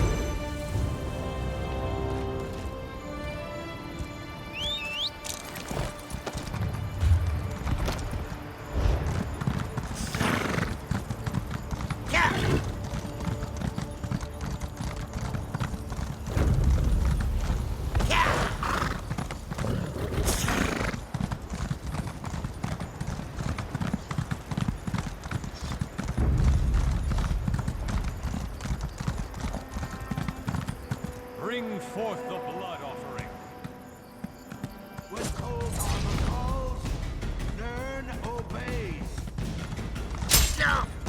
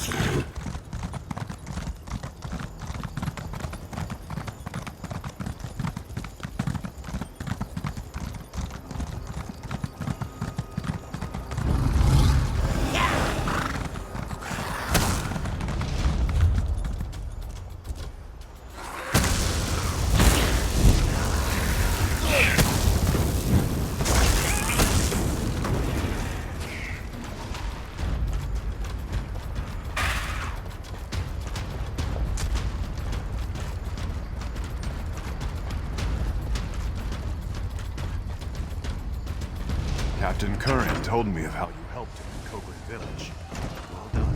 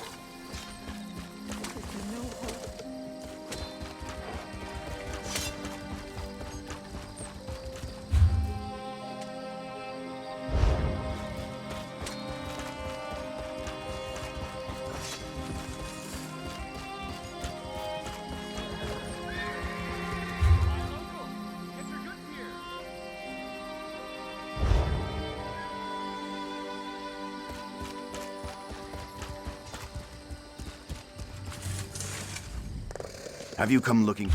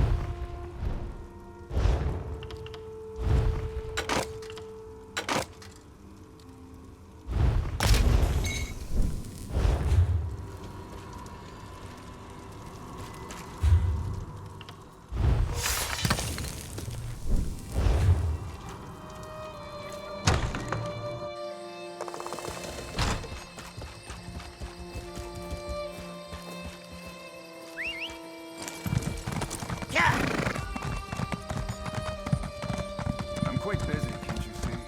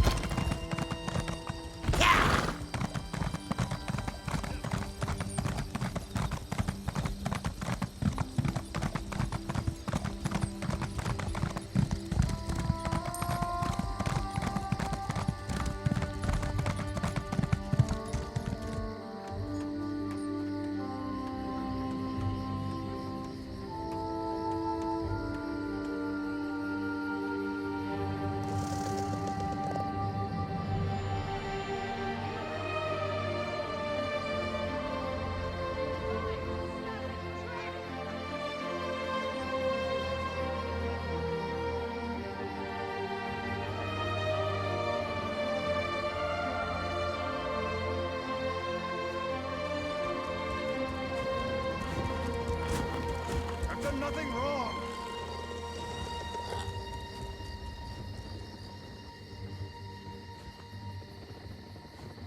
Only the finest wares here.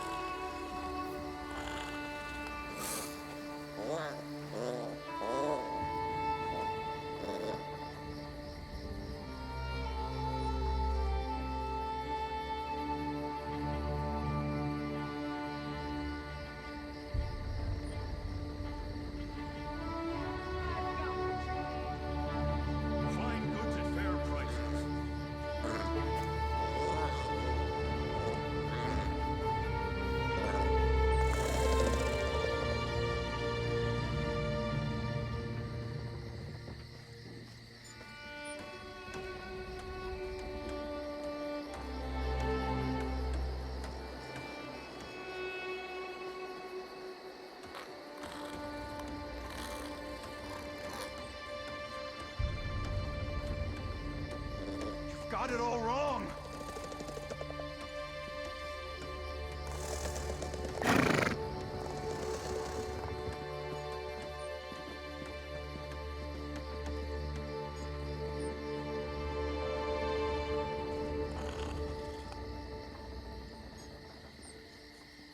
Only the finest wares here. For a cool, sweet drink.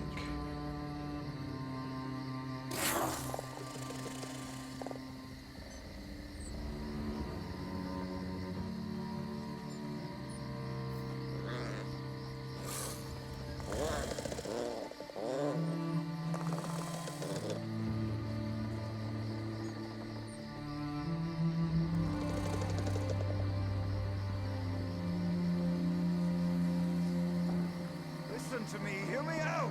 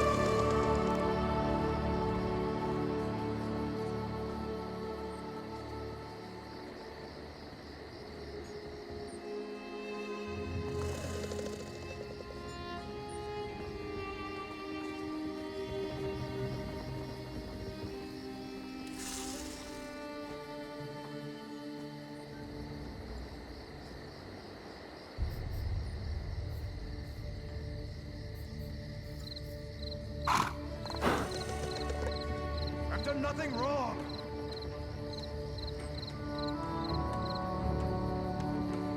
Fine goods at fair prices.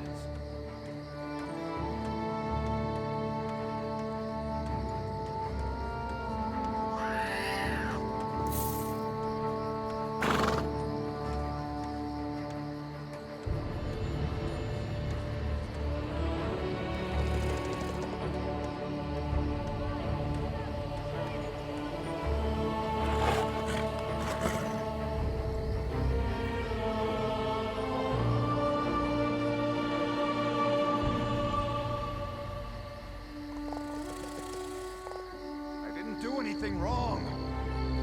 I need a break.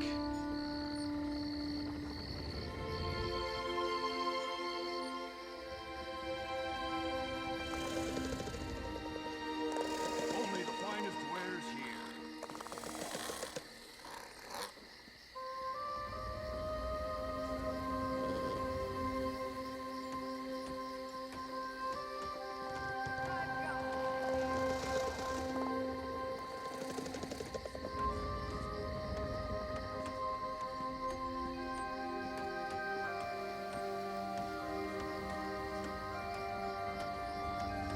Got it all wrong!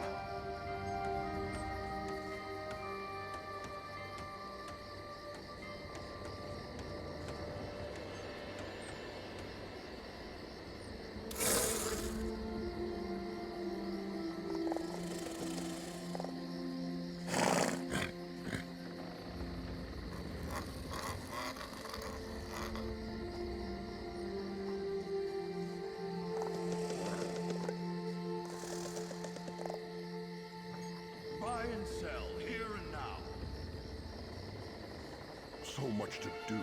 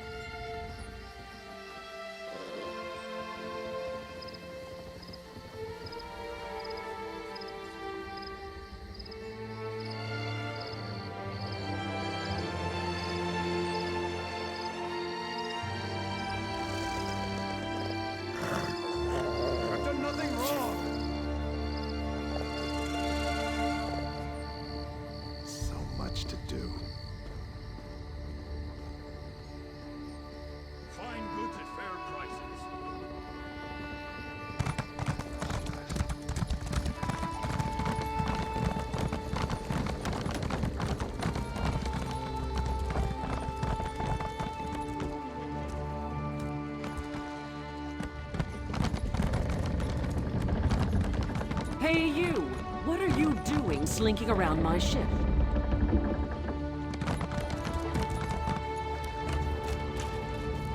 Funny boat! Funny business!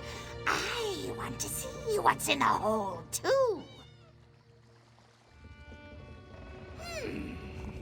Crows on the ship, but the crew's on the shore.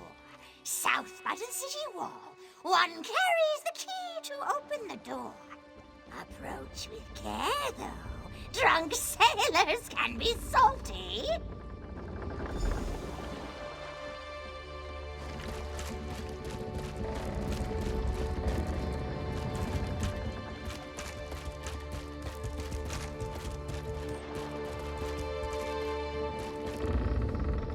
I don't remember inviting you aboard. Make your business quick, or you'll be picking seaweed out of your teeth. No, you don't, and I don't mean to let you. Only crew and special guests down there. Anyone else goes down, they'll get cut.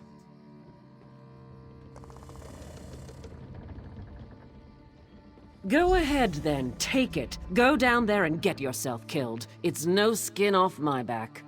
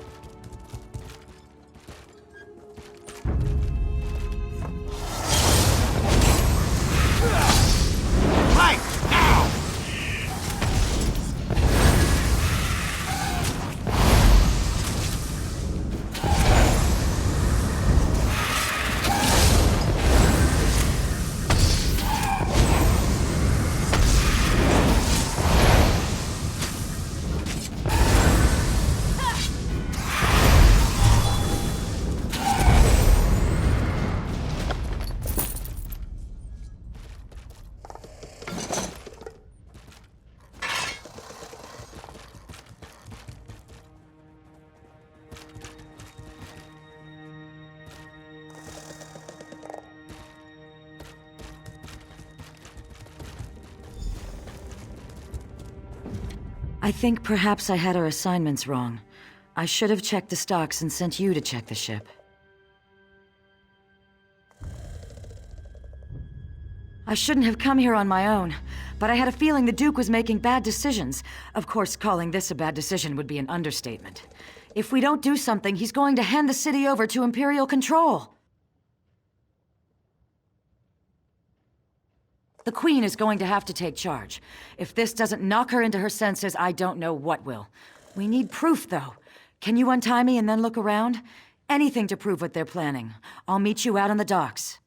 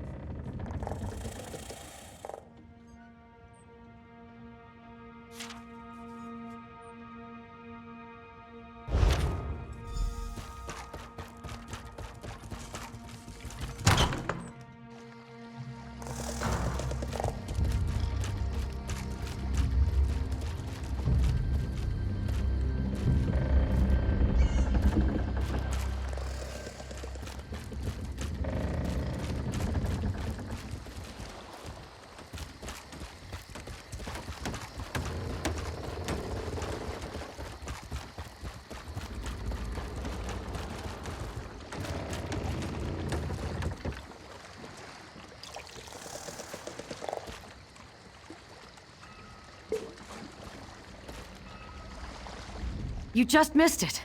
The ship's captain left the ship and headed toward that alley to the south. She looked like she was in a hurry. What did you find, though? Anything that reveals more about their plans? The gore-bellied bastards! I knew that ship was carrying more than just supplies. We need to move fast. Can you follow the captain and find out what she's up to? Then take the proof to the Queen. If this doesn't wake her up, nothing will. I'll go and find Sir Jarnet and any other guards who remain loyal.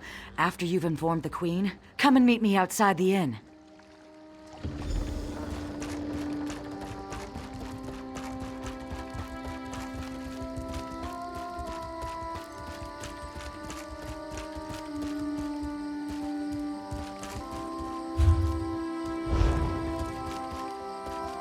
Your cargo's unloaded, and I'm here for payment. I hope you don't come to regret this, Huron.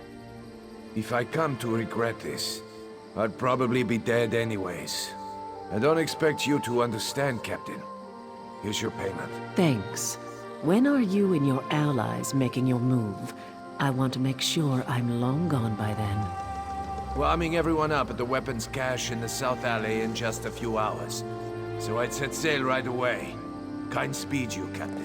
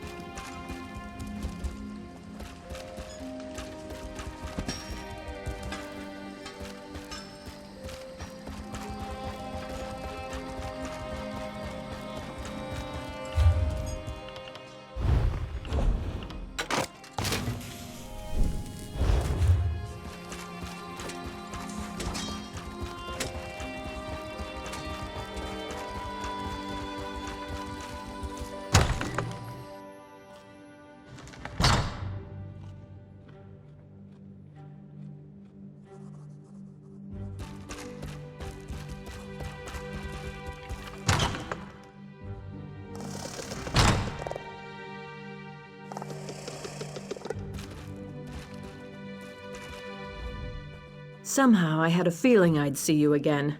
Tell me, has Glerica gotten herself into trouble this time? Or is it that the Duke didn't take kindly to you questioning his decisions?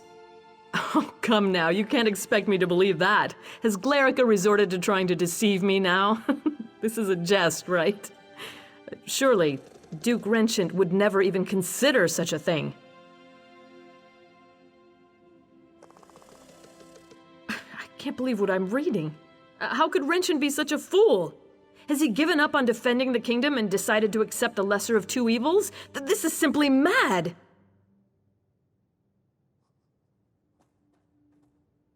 Of course not.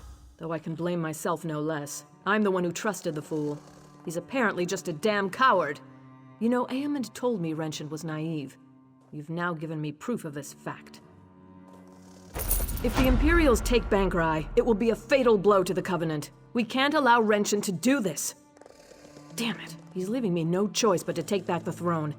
I know Glerica will be pleased to hear that. Where is she, by the way? Smart girl. She always has been. I suppose I should have listened to her. Very well, we need to do this smoothly. The city has suffered enough. We don't want a battle in the streets. We need to take time to do this right. How much time do we have? Gods, there goes that idea. You must root out these spies right away then. Do not use weapons though. That will cause a panic, and I don't want that. Find Glerica and Sir Jarnet and figure out another way. After you've ensured the city is safe, meet me in the castle, and we'll deal with Duke Renchant. The poor fool probably doesn't even realize he's committed treason. May the gods keep you, my courageous friend. No, he needs to watch his cowardly little plan crumble first. I want him demoralized before we confront him. I also want to think about exactly what to say. It has to be good, you know.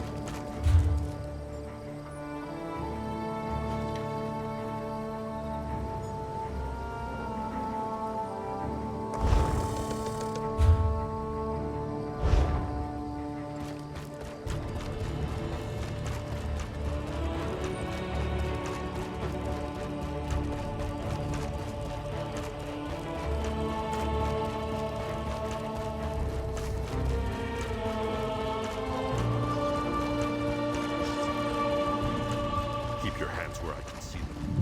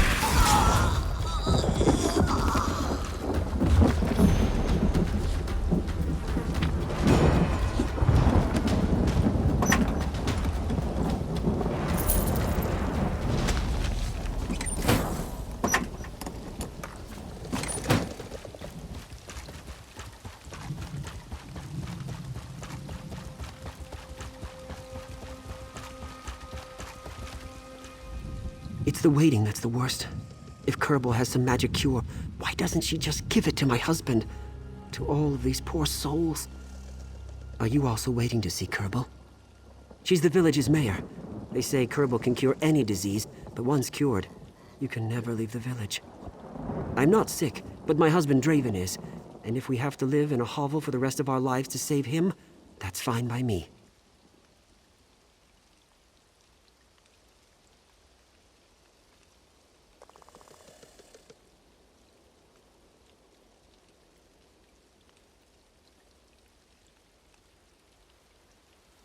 That's another strange thing. It's hidden, through the cave up the hill. Kerbal will send for me eventually. But I'm worried. It's forever without him. Could you take a look and make sure Draven's all right? I have some gold. I can pay you. You'll need to talk to the guard by the cave entrance before you go. They don't take kindly to unexpected visitors. Draven's my husband, tall, handsome fellow. Tell him I'm still waiting.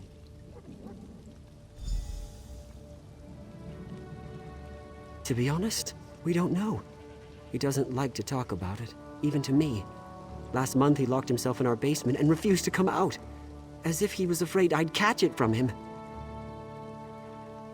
I heard all about a legendary village where all illnesses cured, ever since I was a lad. When Draven got sick, I needed to find it, or learn whether it even existed. Spent nearly all our gold until I did, and here we are at last. Draven entered the village a week ago. Kerbal says it's part of the treatment, to see how the patient fares without his or her family. She sent someone to tell me it won't be much longer. I can't wait to be with my husband again.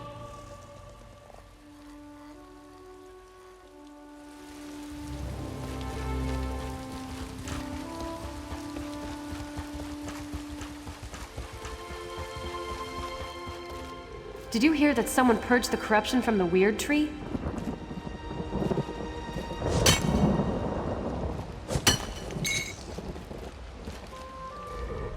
Stop! I must alert the mayor to all new arrivals. Many would. I can't allow everyone into the village, or we'd be overrun by disease. Some say the village can cure everything, but that's definitely not true. We're very selective. You seem healthy enough, though. What's your business? His case came up today, so your timing is excellent. I'll signal ahead that you're coming in. We ask that you don't stray from the town once you pass the cave. The woods beyond the village aren't safe.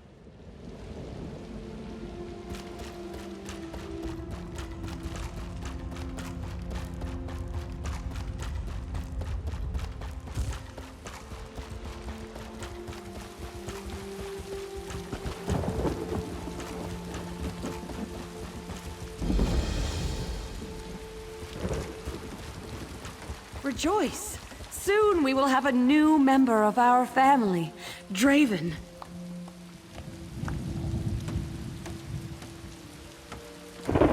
Patience, friends. I will speak to each of you individually. I don't recognize you. Come, let us speak.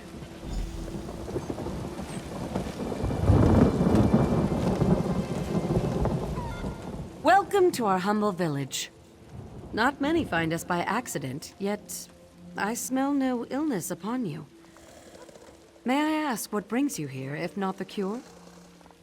Ah, Renoir sent you then. He need not wait outside any longer. Draven will soon be inducted into the village. I'll see to it the guard lets him know. Is that all you seek, then? I apologize, but you are an outsider. It's impossible for you to fully understand, but suffice to say that those who are cured must stay in the village. It is for our protection and theirs. Draven is in the guest house if you wish to see him.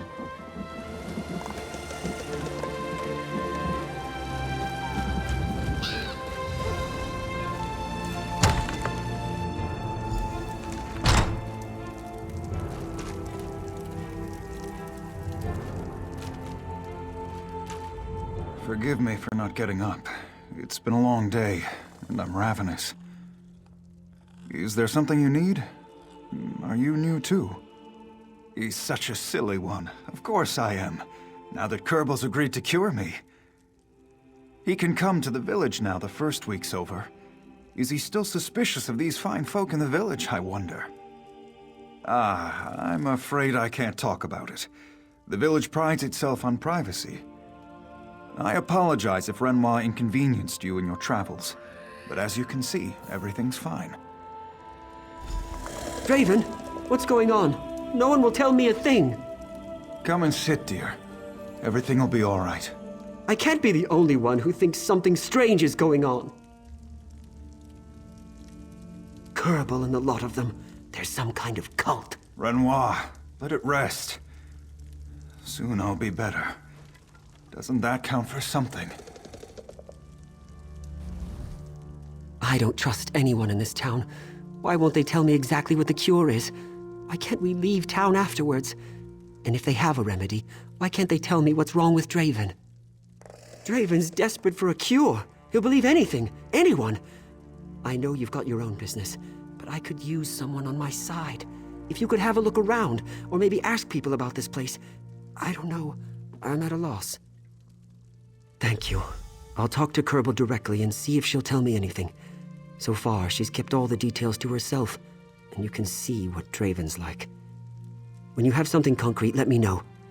It'd do a lot to ease my mind. To be honest, we don't know.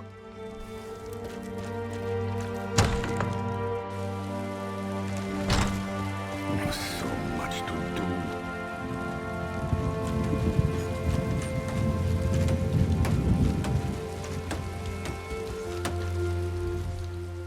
You're new here.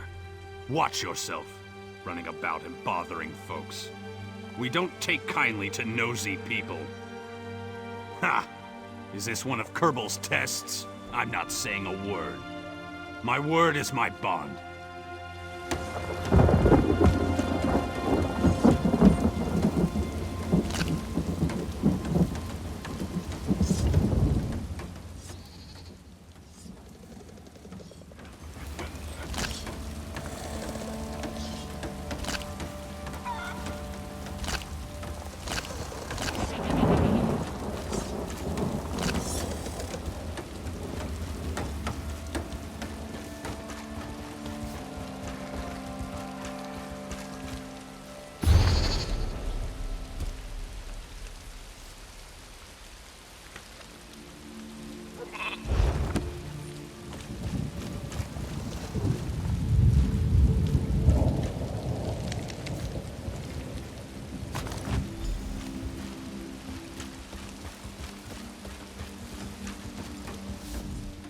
I spent a month trying to convince Kerbel to take me in. Not about to ruin all that work by blabbing off to an outsider. If Kerbel wants you to know something, she'd already have told you. If you're so eager to learn our secret, talk to Helene. She's in the lower floor of that house yonder. That's all I'm going to say.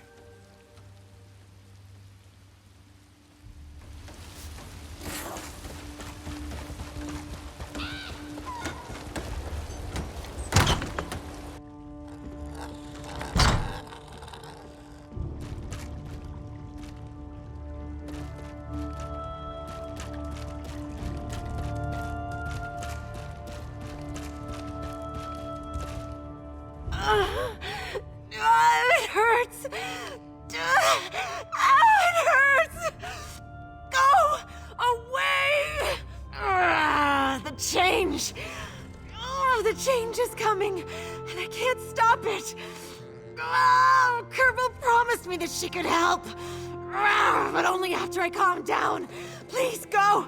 I can smell your blood. It's driving me crazy! I'm a werewolf! Oh, God, I said it! A terrible beast! I can't control myself! But Kerbel promised she'd save me like she saved everyone else! Please, don't leave yet. Can I talk to you?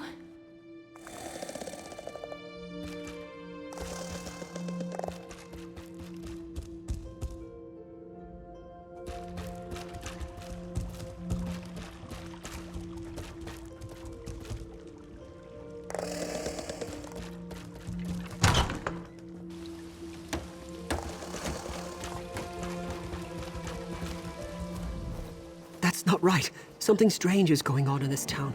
You've seen it, haven't you? They just took Draven away for their initiation. It's like some kind of cult. There's a winding path just past the village. Kerbel and a handful of others took him up that way. They said they didn't have a spare robe for me or some such nonsense. Enough for both of us? No? Then you use them as a disguise. Kerbel's too familiar with my face by now, and she'll recognize me whatever I wear. They're binding him to the village forever. I don't understand yet. Make them stop before it's too late. Keep out of sight. They wouldn't even allow me to watch, so I doubt you'd be welcome there without your robes. If you hurry, you can make it before they arrive. Make sure they don't hurt Draven.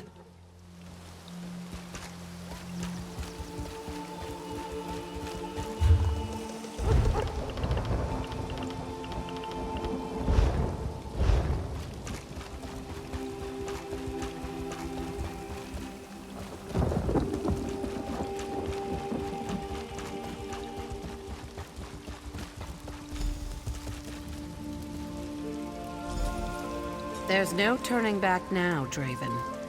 You are a part of this village now. Don't be alarmed. Soon the pain will subside. No. Stop. You're in my head. Don't interrupt the ritual.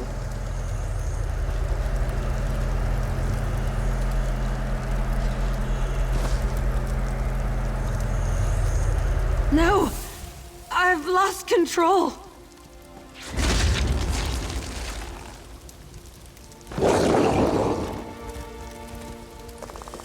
Draven! Come back!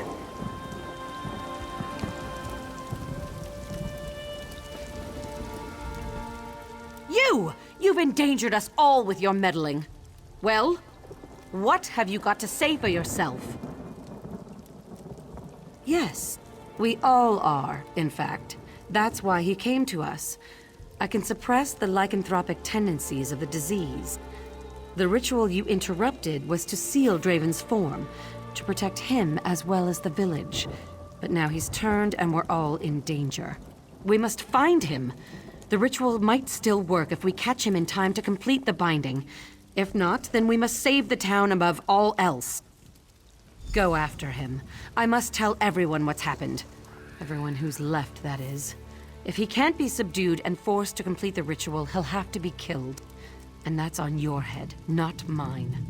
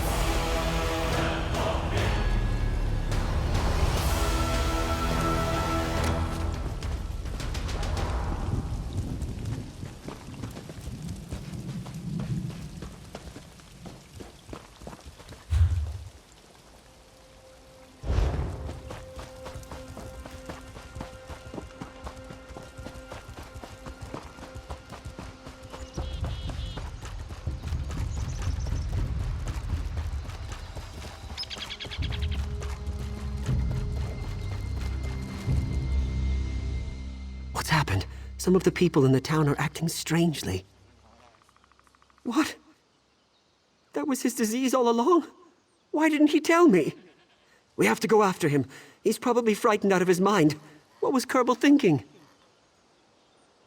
Kerbal has a lot of explaining to do. Sealing his form? What does that even mean? Gods, I pray Draven's all right.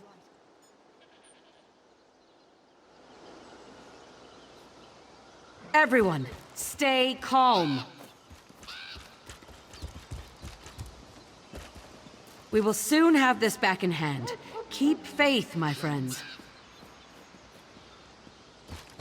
Renoir, bring Draven to the town hall. Stranger, come with me.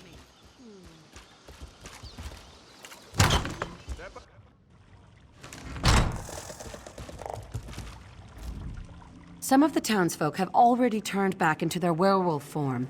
The spell is breaking faster than I thought. Draven must complete the ritual. Yes, he's not the first to fail, but it's very rare. Those who don't complete the ritual usually die immediately, by their own hand or someone else's. Nevertheless, it's better than the alternative. He may not see me as an ally, thanks to your interference. He may only remember how much pain I caused. This is your fault, so you must fix it. The others from the ritual site will bring him in. Let's hope he doesn't remember your fight. Talk to Draven, but take what he says with a grain of salt. What have you done to my husband?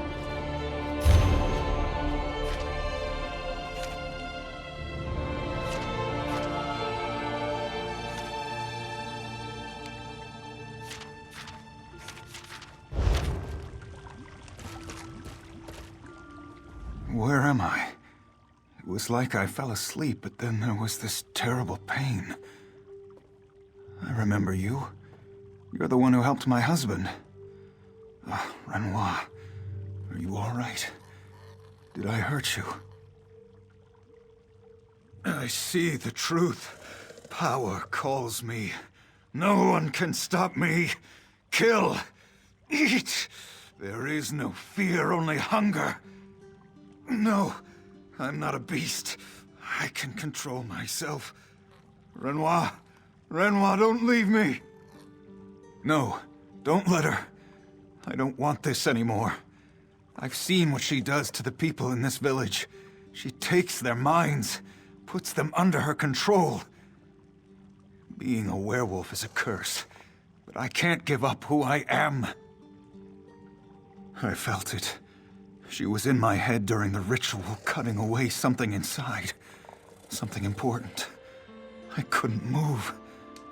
To think she did that to all those people, that's no cure. I'll have to learn to control myself, but it's not impossible.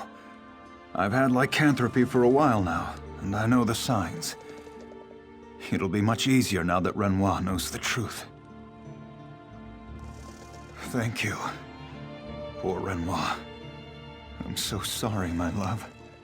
You can leave me if it's too much to bear. Just don't trust Kerbal, no matter what she says.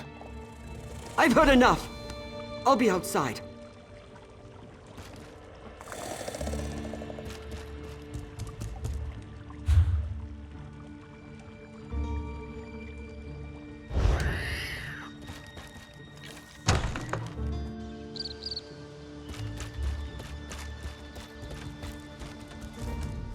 What will happen to Draven now? I don't understand any of this. Her too? That explains it. Kerbal has a spell over this entire town. These people are all mindless drones. If we're to save Draven, we must break this spell for good. I think I know what to do.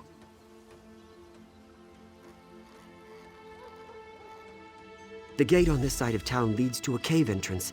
It was guarded the last time I saw it, but with half the town gone, maybe we can get through. Kerbal doesn't want anyone up there.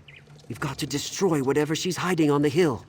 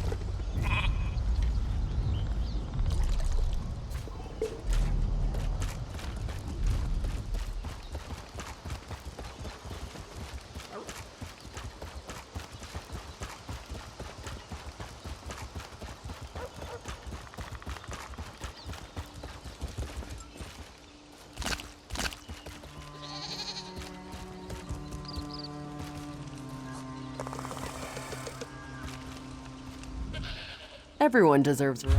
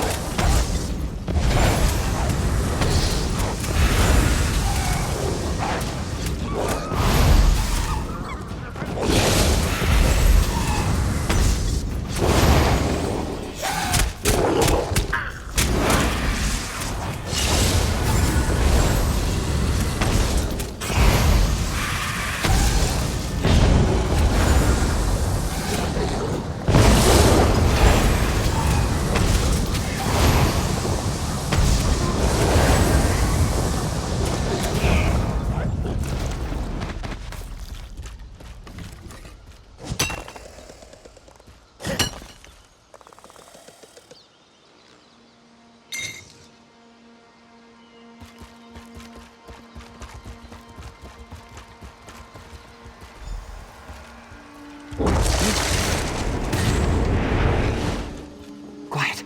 I think I hear something. Renoir, stay back!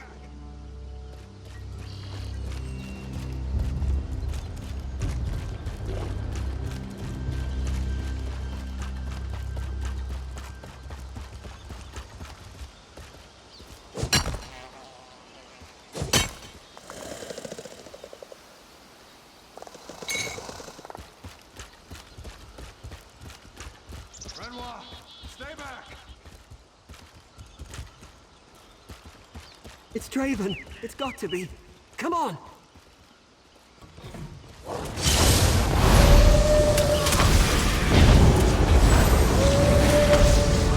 Let's go. There's nothing left for us in this town.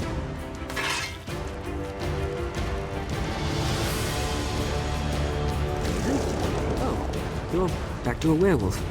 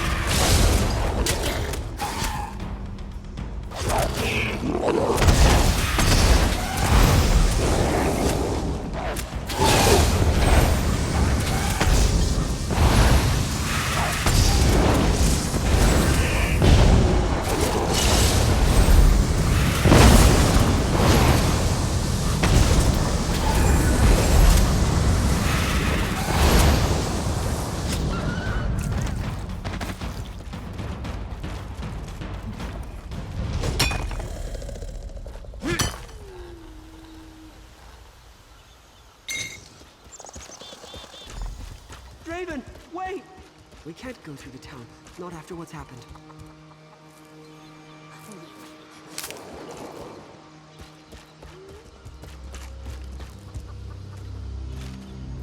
I'm glad we put a stop to this madness. And look, Draven knows me. He knows both of us. That gives me hope.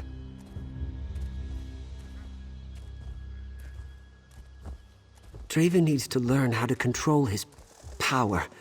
I don't know where we'll go while he does. Somewhere far away from anyone else, where no one will question us.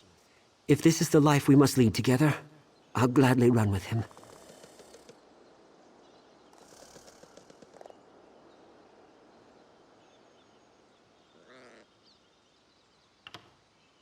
There's a lot I don't understand about what happened, but at least Draven and I are together, the way we belong. No. And now that I know what it is, it doesn't matter. I've known him all my life. This is the first time he's ever kept anything secret from me. We'll need to work on talking over our troubles with each other, instead of hiding our problems. Our lives will be different, but I'm sure other couples have issues too.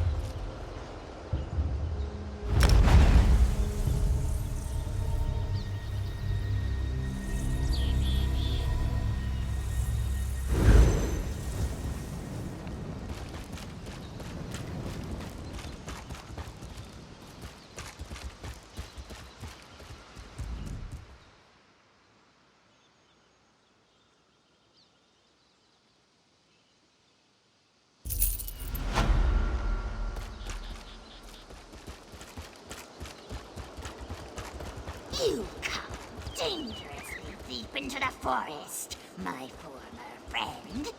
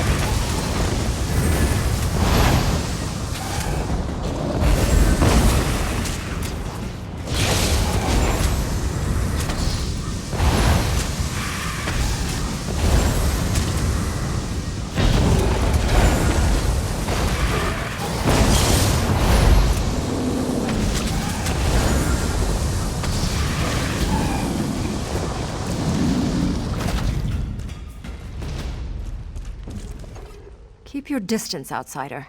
The last thing we need is some rock-brained city dweller bumbling around. Darkness dominates this part of the forest. Uella the Hagraven and her Reachmen are encamped here. For now, at least. She did?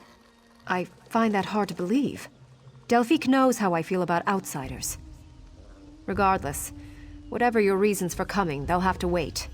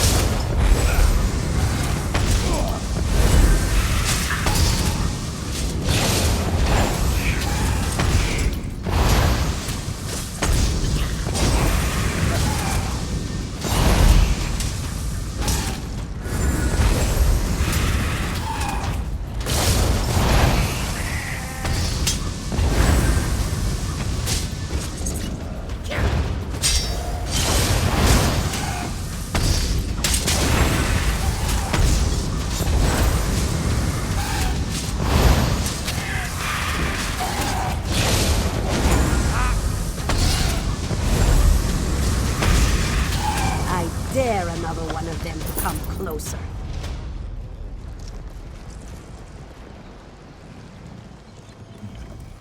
Of all the travesties against nature, this is the most foul. This is the last one, the last Spriggan. There used to be hundreds in Jackdaw Cove, frolicking about in the grass and the water. They were beautiful. Worse, they poisoned them, corrupted them, turned them into monstrosities. Those lurchers. This is the only Spriggan left, and the Reachman's poison already courses through her branches. She will soon transform unless I am able to treat her. My sisters would not want me to trust an outsider, but they are not here, and I cannot leave her side. Frankly, I am surprised you share my concerns. You are sure you wish to help me? I need Heartwood from inside the Lurchers.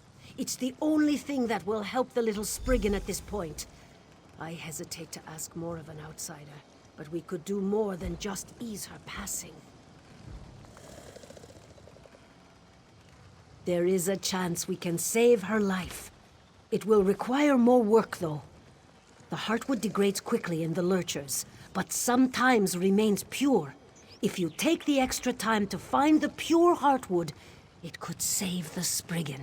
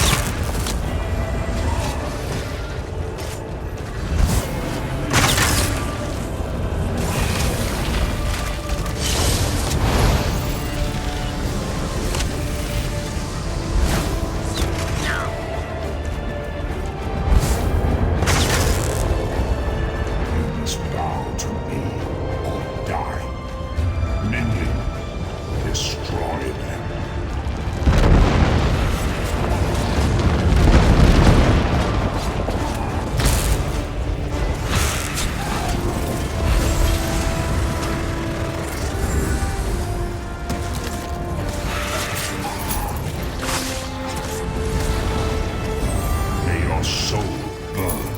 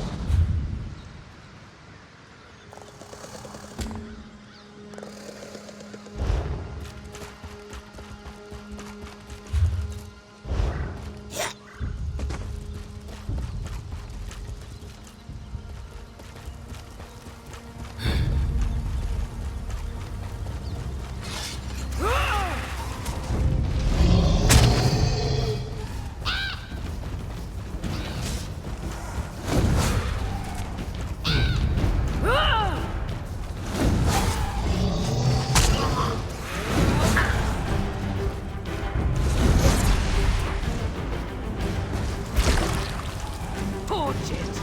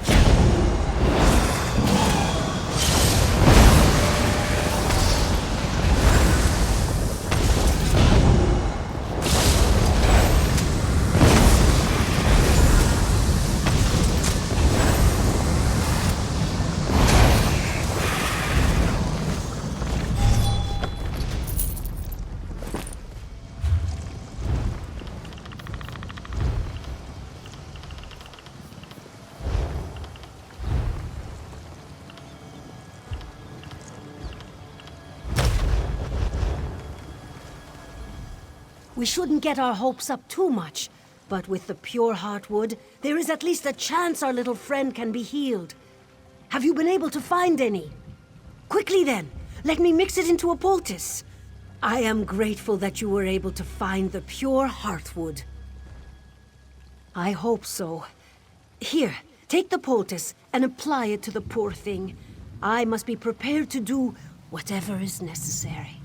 I pray to all the gods to bless our efforts and bring it back. The forest would never be the same without Spriggans. It worked! The little bugger's already thriving again. The power of nature is truly miraculous. Thank you! Now, with nature's blessing, our little friend will survive the Reachman invasion. But as for her sisters, the only thing left is to avenge them. The abominations are created just across the water. A witchman has built a transformation altar there to perform his foul work. I am not equipped for this task. Will you go destroy the altar and kill the witchman for me, for the Spriggans who died?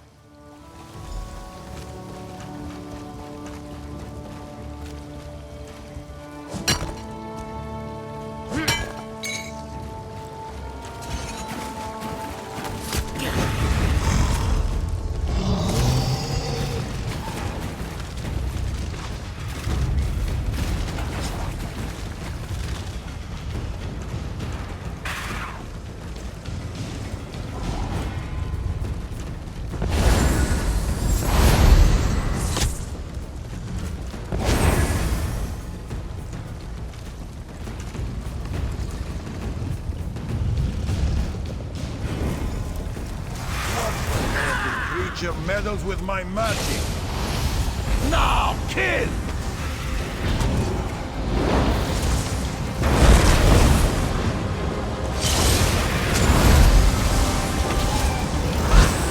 You will pay for defiling my altar.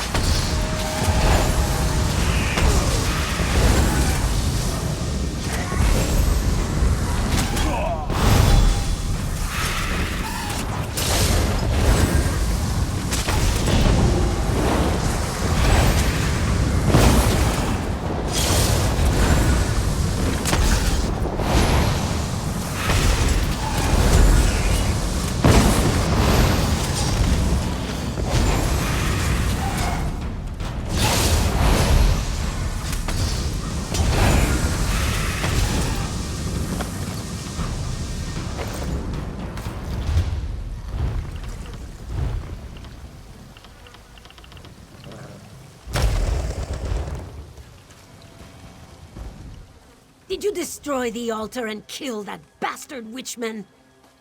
Thank you. I intend to take great care of this last little Spriggan. With Hersine's blessing, I hope she might be the seed to spawn many more, and that someday a multitude of Spriggans will again frolic in the waters of Jackdaw Cove.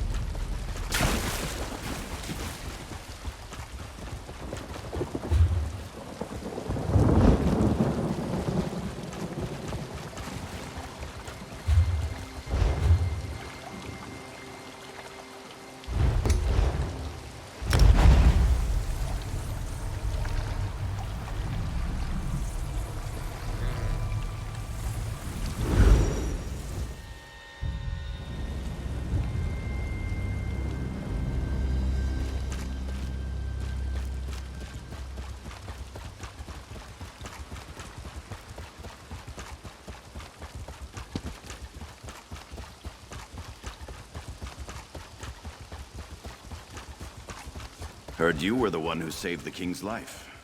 Thank you. I wasn't always a merchant, you know. Believe me, it's not like I want to. I wasn't always... Blessings be.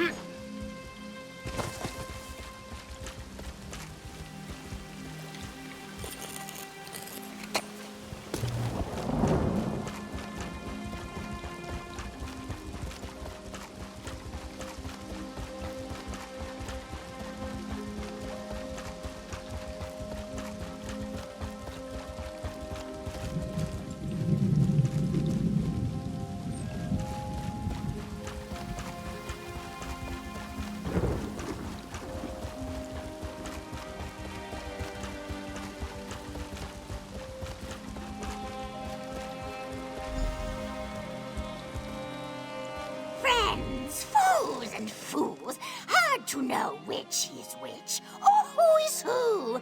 Choose poorly and wind up dead. A witness I was, and nothing more. But if a crow can spy someone, so can a spy. But you know the true threat now. Imperials! Now, you must listen to me. Uella, they call me. Those that follow. From the Reach we come to conquer this land. But the enemy of an enemy is a friend. So I am a friend. My Reachmen march this way. Evermore will be ours. But not if Imperials have it. They are a threat right now for you and me. You need friends. Let us be friends then, and join together to beat our common foe. Temporary truce. Neither wants ever more Imperial. We work together, destroy the Imperials, then we are enemies again. I like it not myself, but you have no one to help you now. The only choice for either of us is to work together. You cannot strike down spies, but my crows can. Pretty little pets. Mark our foes, signal my crows, and we will strike. We will clean the city of Imperials. Then we are enemies again.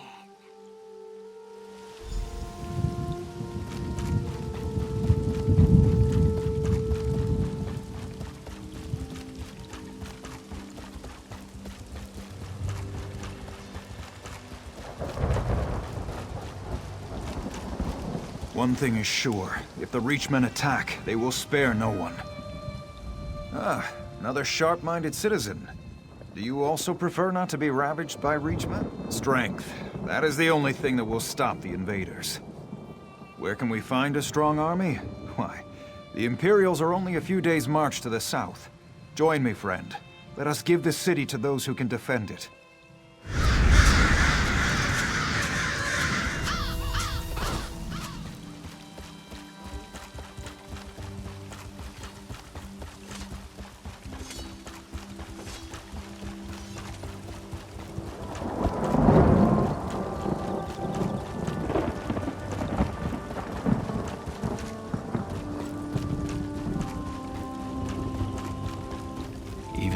Here's someone who's seen a battle or two. You've read the writing on the wall, haven't you, my friend? Evermore is doomed without Imperial assistance. Help us. Help us take the city from the Covenant, and we will usher in a new day. A day of security and self-respect. A day of survival.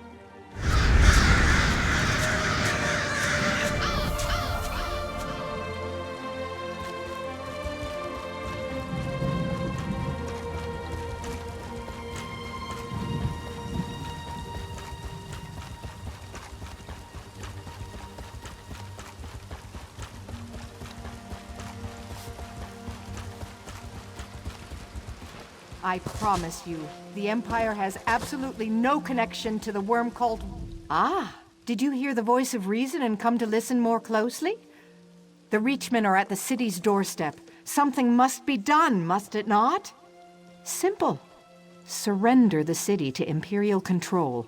If the Imperials have Evermore, the Reachmen cannot attack. You will survive, and even better. Surrender now, and we promise you will remain free.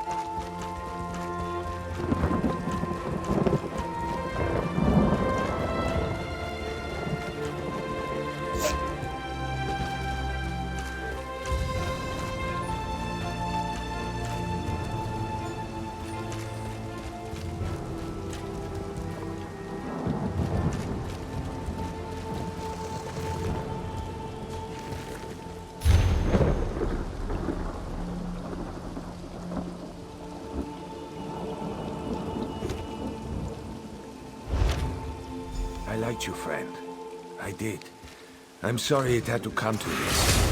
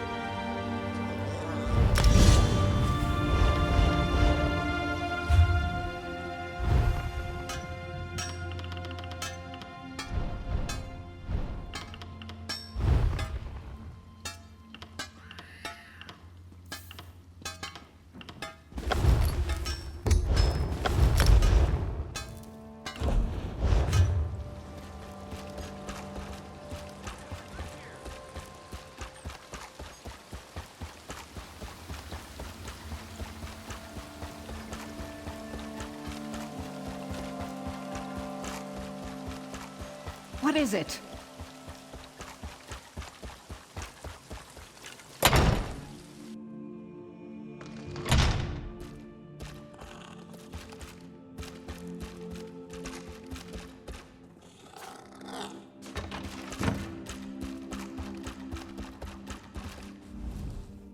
Can you believe this? The Duke's apparently run off to avoid facing me. After what he's done, I suppose I shouldn't be surprised. Tell me, though, is the city safe? Have the Imperial spies been dealt with? Excellent. Then dealing with the rat I let into the castle is all that remains, if we can just find whatever hole he's scurried into. No, but what about Sir Jarnet and Glerica? All three of you deserve a medal after this is done with. No. Glerica. Glerica is gone? But why? She was an innocent young girl. I knew the Imperials were heartless, but do they have no honor at all? Vincent. He's responsible for this too. Where is that bastard? Yes, he's actually most likely to be down in Eamon's private rooms. Unworthy swine that he is. Will you come with me? I could call the guard, but it might be better if you and I just deal with this quickly and quietly.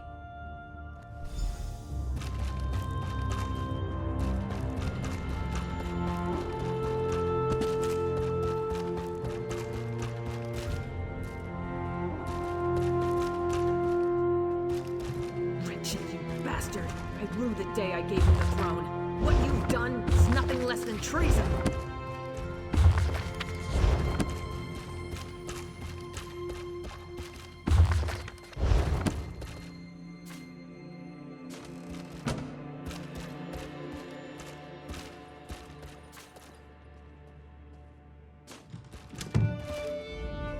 Welcome back, Argella. Good work. First, you ran this kingdom into the ground, then you dumped it into my lap. Now the two of you repay me by sabotaging my plans and destroying any hope we had of surviving the Reachman attack. Of course they were. Have you seen the Reachman's numbers? You think you can take them all on yourself? You cut off one head, but there are thousands more, and they are barbarians. You've doomed the people of this city to a fate worse than death. Whatever it was, the alternative was death. Listen, there's nothing more to say. If you expect me to apologize and plead for mercy, you're out of luck. I was doing the right thing. Lock me up if you must, but I don't deserve death. Very well then. Argella, my fate is in your hands. You know I made the only rational choice. I wouldn't call it rational, Rencient. I would call it cowardly. Aemond died defending this kingdom, and you'll die for betraying it. Now that he's been dealt with, we have real work to do. Please, meet me outside.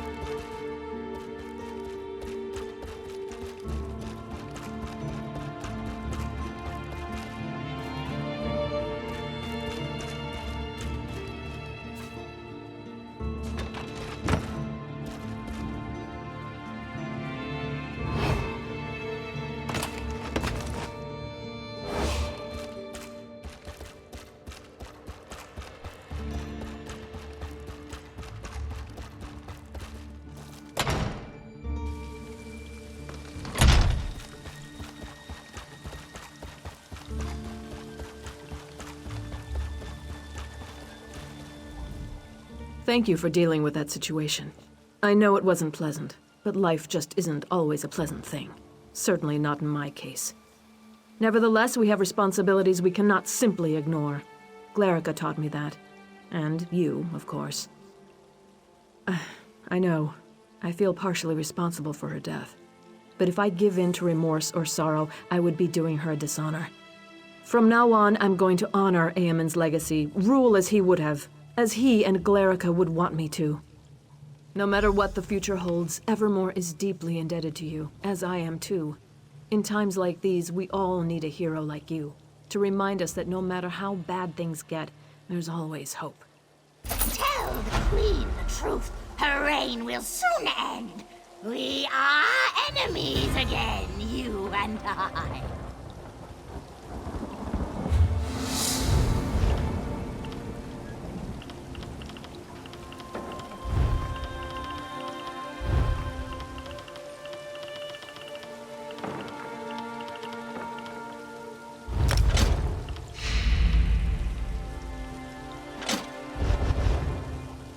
The Imperial's tricks are undone, but your stones...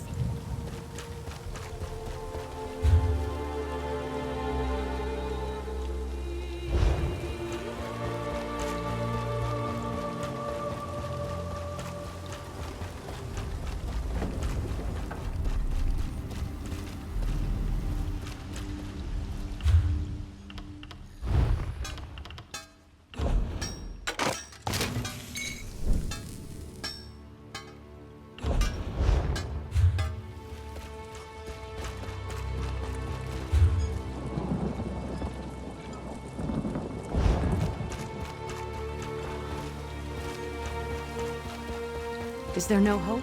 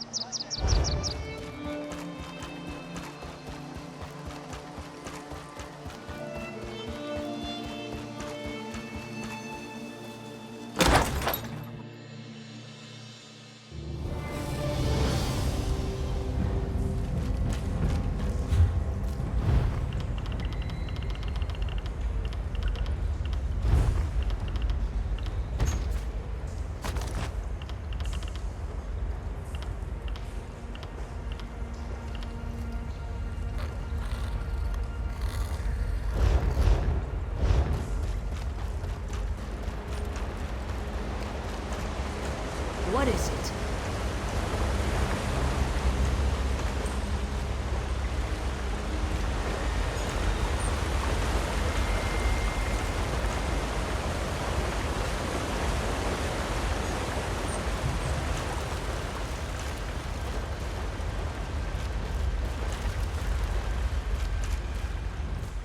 I miss being on.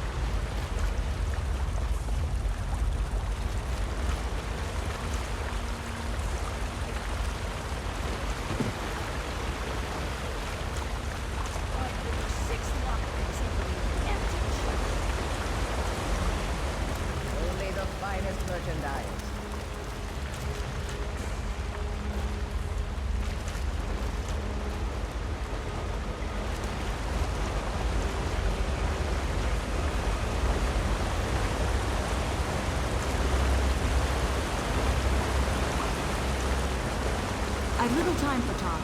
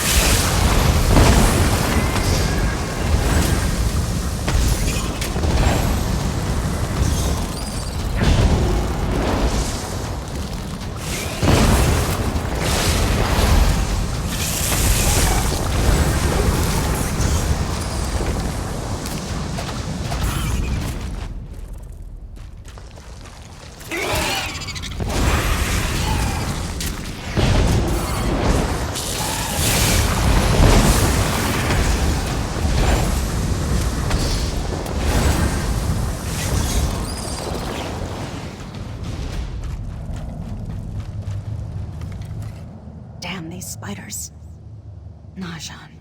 He finds yet another person to do a husband's work for him. Pathetic. Don't concern yourself with my wounds. The door to the ruins has been sealed by an Ayleid spell key. You must destroy the focus stones protecting it so we can get inside. I thank you for your concern, but I am well versed in restorative magics. I will recover quickly. Mephalah's web grows tighter by the minute. Meet me at the spell key in the center of the ruins once you've destroyed the 4 focus stones. Good luck. Yes, you appear wise and well-traveled. Surely you have heard of her. Mephalah is the demon prince of murder, secrets, and seduction. Some call her the web spinner, like a spider. Mephalah is always weaving a web of intrigue and terror. Unfortunately, I believe my precious Adina has been ensnared.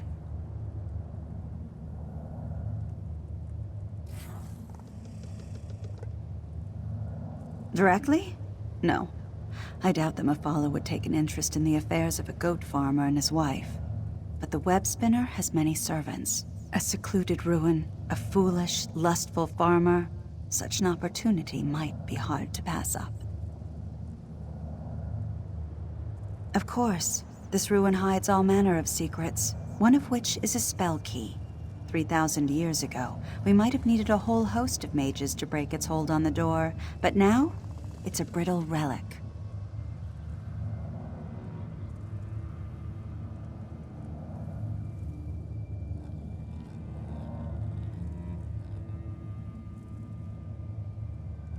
Exactly. The Daedra must have sensed the fragility of the key and empowered the focus stones to protect it. There's something akin to Welkin stones, albeit larger and more unstable. It shouldn't take much effort to break them. Well, yes, there's the spiders, but I'm sure there'll be no trouble for a hero of your stature. As far as the strength of the ward, the Daedra probably didn't have time to prepare. It may simply be stalling until it can complete its ritual.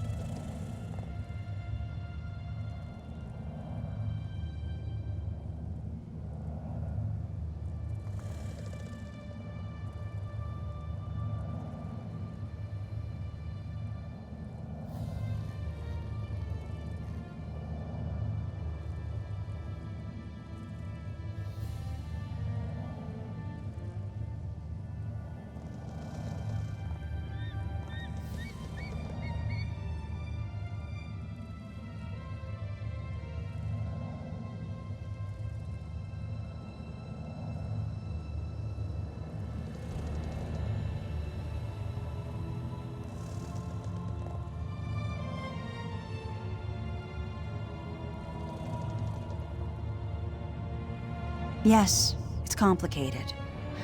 I apologize for being vague, but every minute we spend talking is another minute that my sister is in danger. I promise you I'll explain more when you've dealt with the focus stones.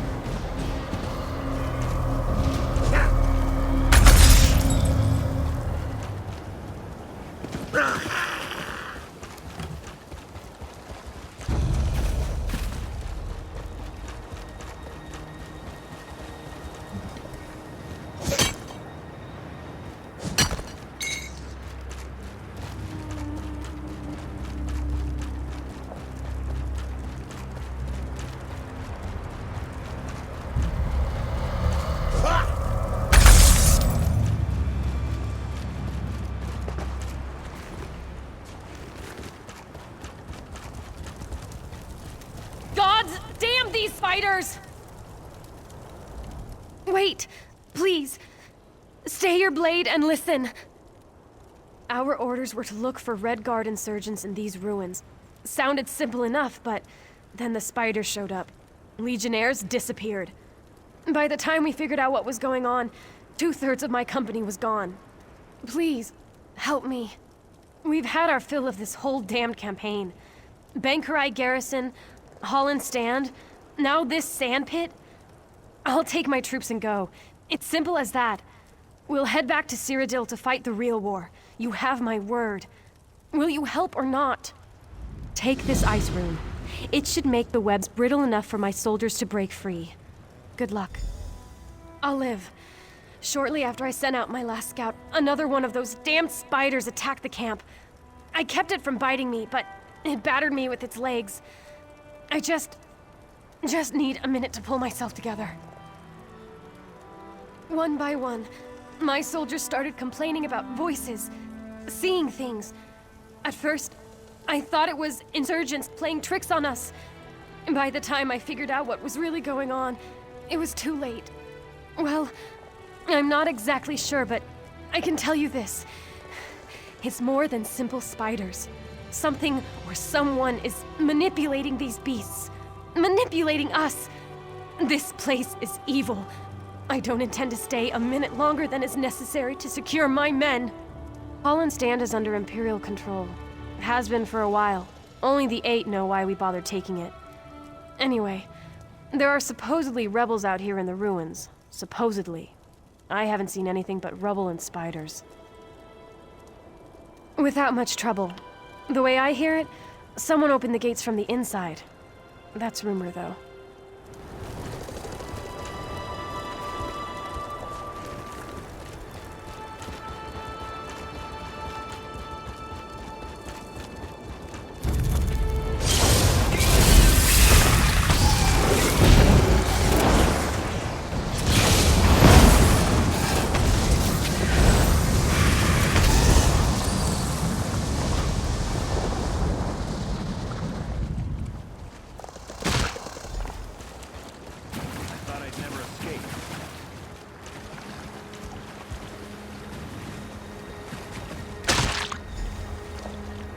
I thought I'd never escape.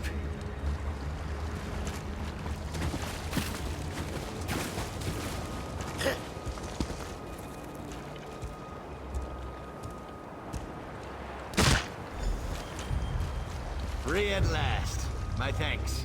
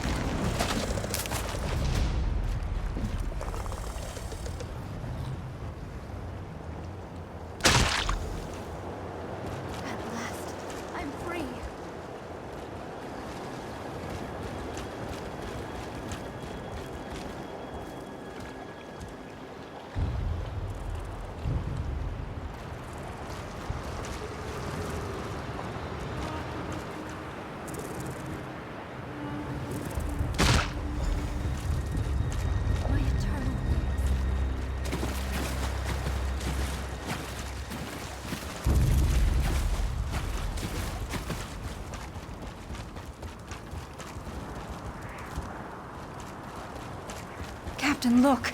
It's the stranger who saved us! My soldiers have been returning one at a time. Some still complain of numbness. Some are half blind. But they're alive. That's what matters. Thank you. Yes, of course. To oblivion with this whole campaign folly and the 7th Legion. As you can see, My men are securing their gear and preparing for the march back to Cyrodiil. It's a long journey, but it'll be good to fight where we're needed.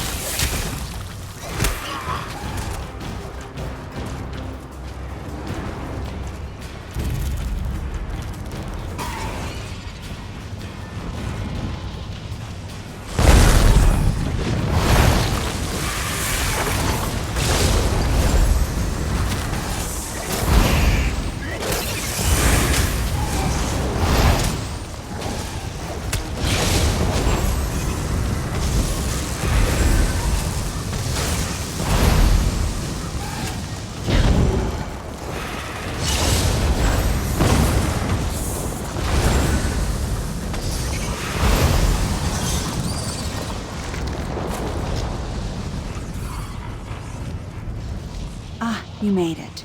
And I sense that the focus stones have been dealt with? Well done, hero. Now that the focus stones are destroyed, I can deal with this infernal spell key. We should be able to enter the ruins in short order.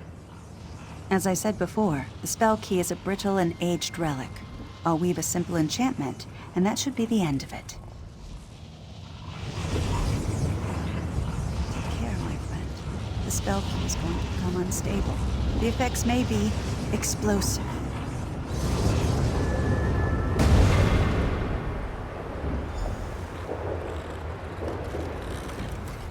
Now, we have some grim business to discuss. I pray that you will have the strength of will to see this through. It's the ritual. I did not have the heart to speak of it before, but I can't put it off any longer. That fool Najan told me that the Daedra has been abducting people. It is, no doubt, collecting them for a summoning ritual. Yes, it plans to summon its true form here, to Mundus. It will need living sacrifices to do so. We have to deprive it of those living offerings. Please, do not think of it as murder. Look around. These people were dragged below by some of the most venomous spiders in all of Tamriel. The toxins they were injected with, victims do not recover from such encounters. None. They are beyond help. I beg you to look on this as a kindness. Their souls will find more comfort in Aetherius, I assure you. Take my talisman. It will make it easier. Use it on any victims you find, be a true hero, and set them free. That should do it. We can enter the ruins now.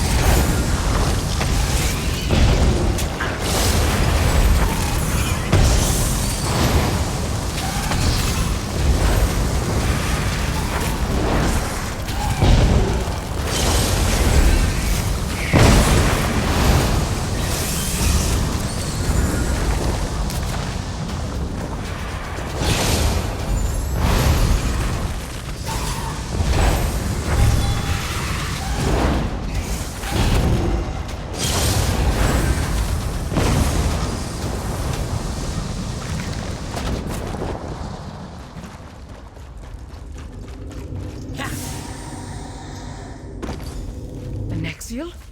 Is that you? Oh, beloved Rupka, help me! It can't be!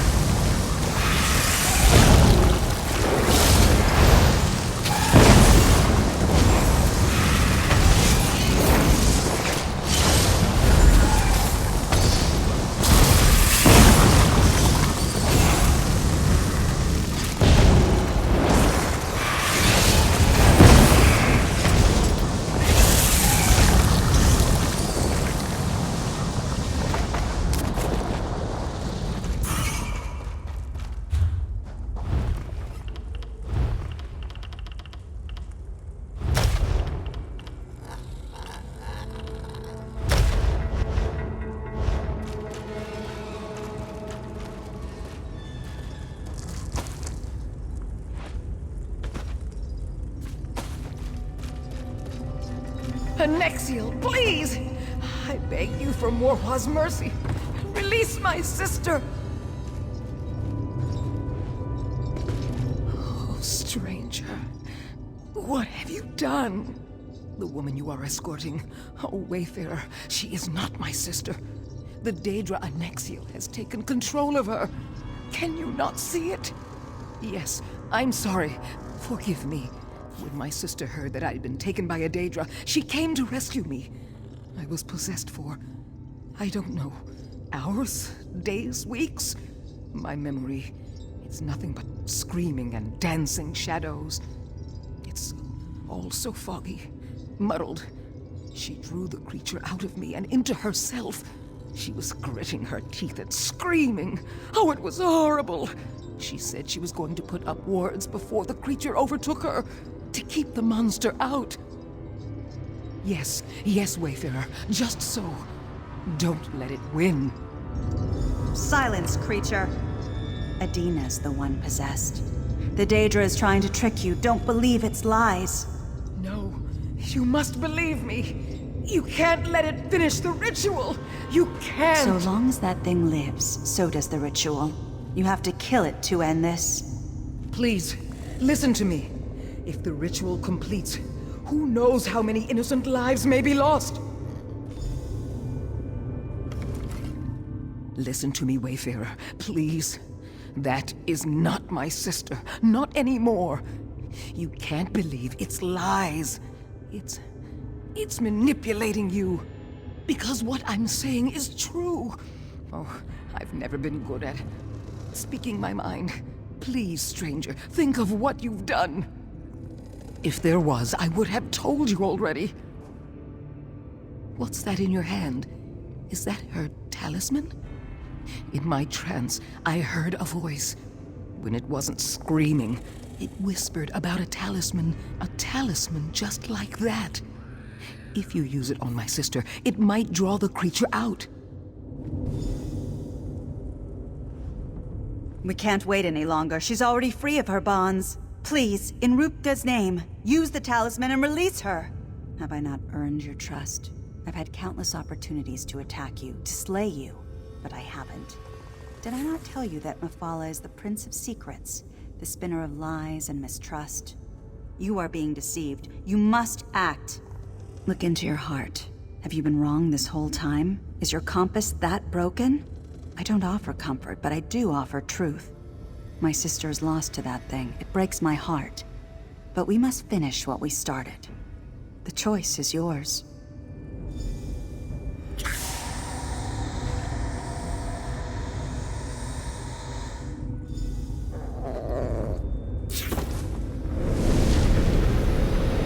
Ah, bravo!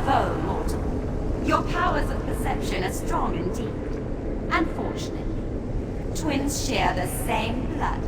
How vexing. Pity I didn't think of it sooner. It might have saved us all a great deal of talking. The ritual is complete. And my first act will be to reclaim my body and destroy you.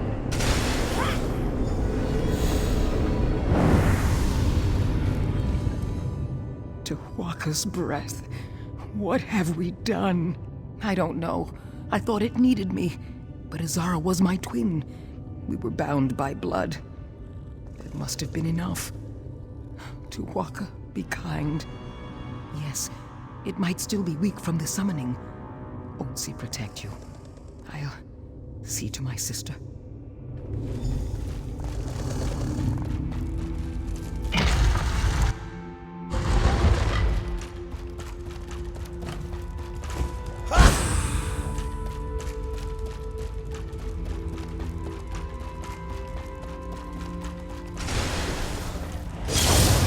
Oh, yes. Come meet your sweet demise, mortals.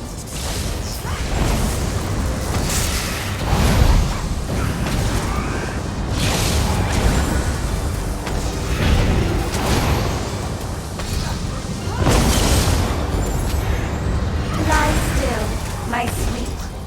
It will all be over soon.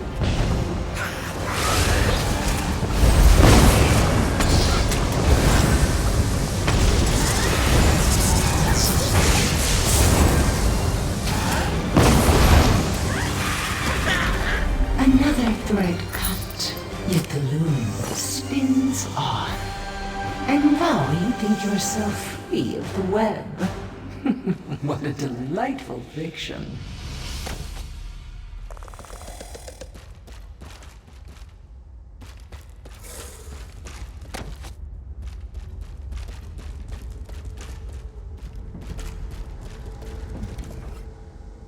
Oh yes, come closer. How strong you look with my minion's blood on your hands. I would have thought someone as mighty and well-traveled as you might already know. I am Mephala, the Lady of Whispers. A fair question. I don't often come to greet those who would slay my servants. But you, oh, there's something different about you. The scarred wrists of a cold harbor slave, yet such a regal bearing. Trying to do? Oh, no. You strong, beautiful fool. Do you think she failed? A marriage ruined, a sister slain, souls lost, families broken. And to think, all of this began with a wayward goat. What a gorgeous and horrifying tapestry. What a predictably mortal question. Small, great, the same. Each thread tugs the other. Petty jealousy, an unintended slight, dog-like lusts. These are the things that bring empires to ruin. Think on this, my dear. I'll be watching.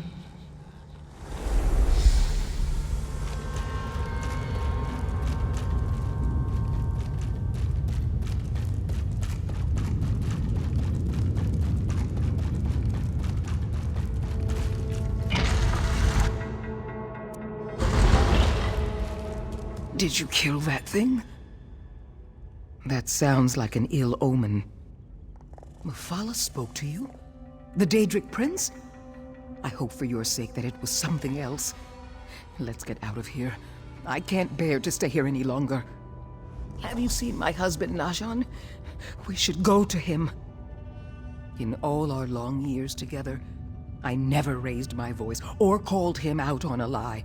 I cooked his food, I cleaned his shirts, I minded his goats when he was away. I did all of this gladly, but no longer.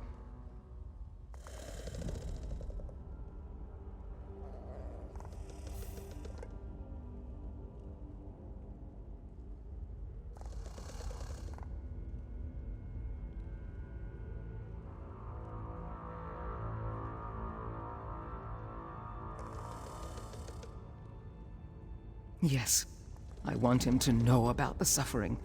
My suffering and my sister's. For once in my life, I want him to truly see me, so he'll know what he's done.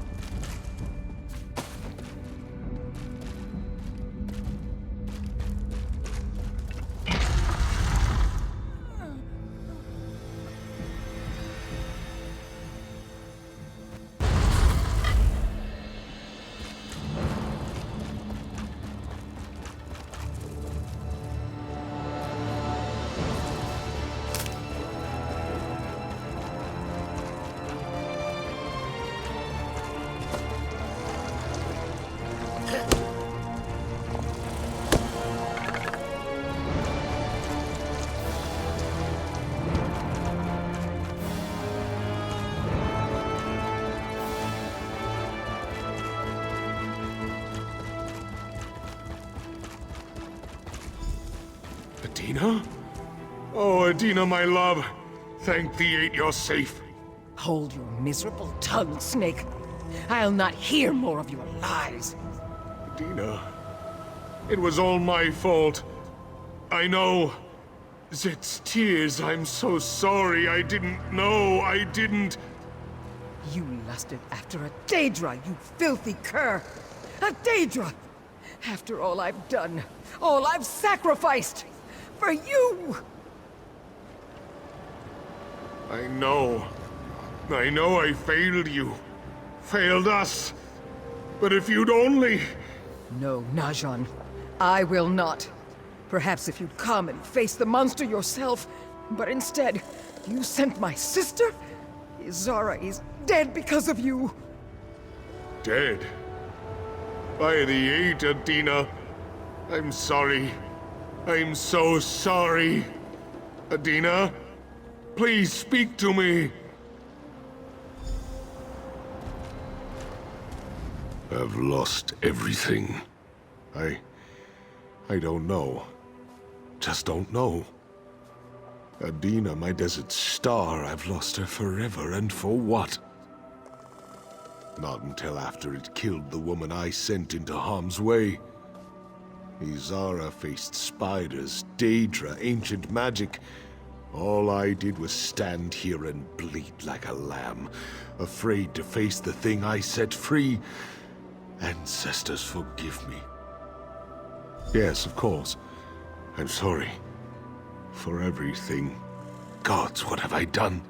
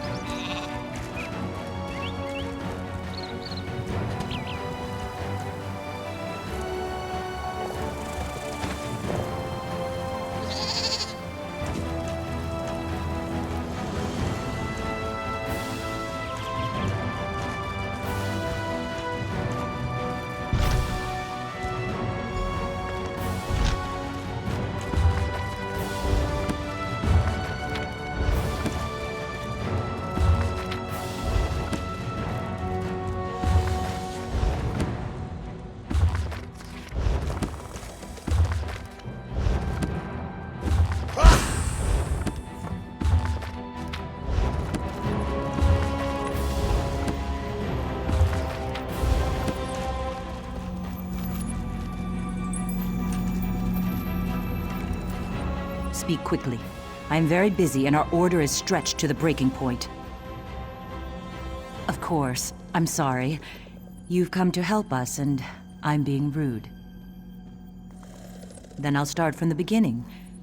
A short while ago, the 3 guardian star signs, the warrior, the mage, and the thief, vanished from the night sky. I wish I knew. I've studied the stars my whole life. I've heard them speak, but now they're silent. It's eerie. All I know is when the Guardians disappeared, 3 powerful beings started attacking Craglorn. They call themselves the Celestials. I don't know. It's not a name I'd ever heard before. 2 of the Celestials identify themselves as the Warrior and the Mage. The third, strangely, calls himself the Serpent, after the 13th constellation. The thief is nowhere to be found. The Stargazers consists of scholars who are no match for the current threat. We need champions to face the Warrior, the Mage, and the Serpent, and, if possible, to find the thief. Join us. Be our strong arm, our sharp sword against the Celestials. Thank you. We have a lot of work to do. But first, you must become an official member of our order. Enter the Circle of Stars and accept our blessing.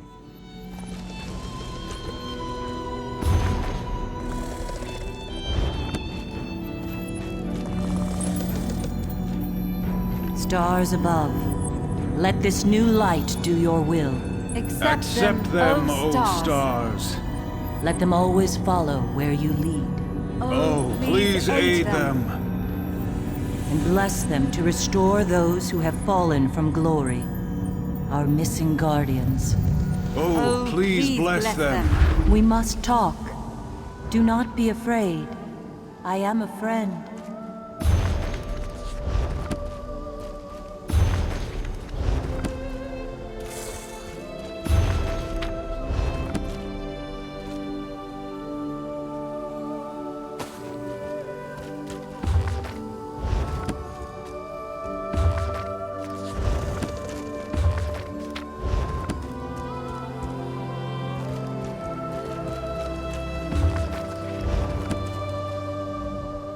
Forgive me. I did not know any other way to contact you without revealing myself. Even now, the Serpent's followers, the Scaled Court, are searching for me. I am the Celestial Thief. I appeared with the other Guardians when the Serpent broke free and manifested in Tamriel. One by one, the Serpent trapped the others. First the Warrior, then the Mage. He wants to do the same to me. Yes, they attacked Craglorn against their will. Listen, the Serpent's nature is chaos. He wants to undermine the very order of reality. He will not stop with Craglorn. My power alone is not enough. You must free the other Guardians. I will help you as much as I dare, but the Serpent is looking for me. If he ensnares me as he has the others, all is lost.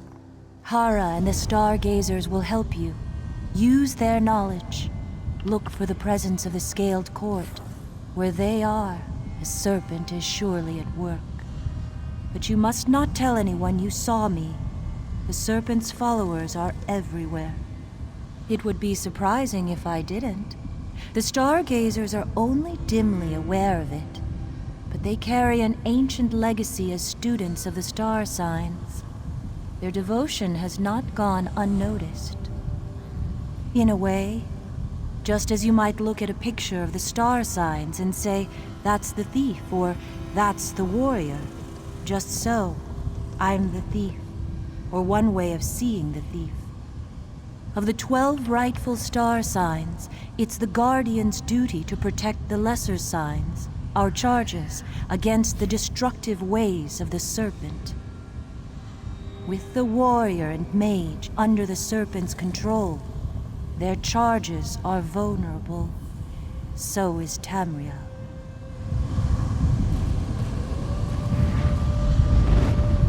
You have been accepted by the stars above. You are now one of us.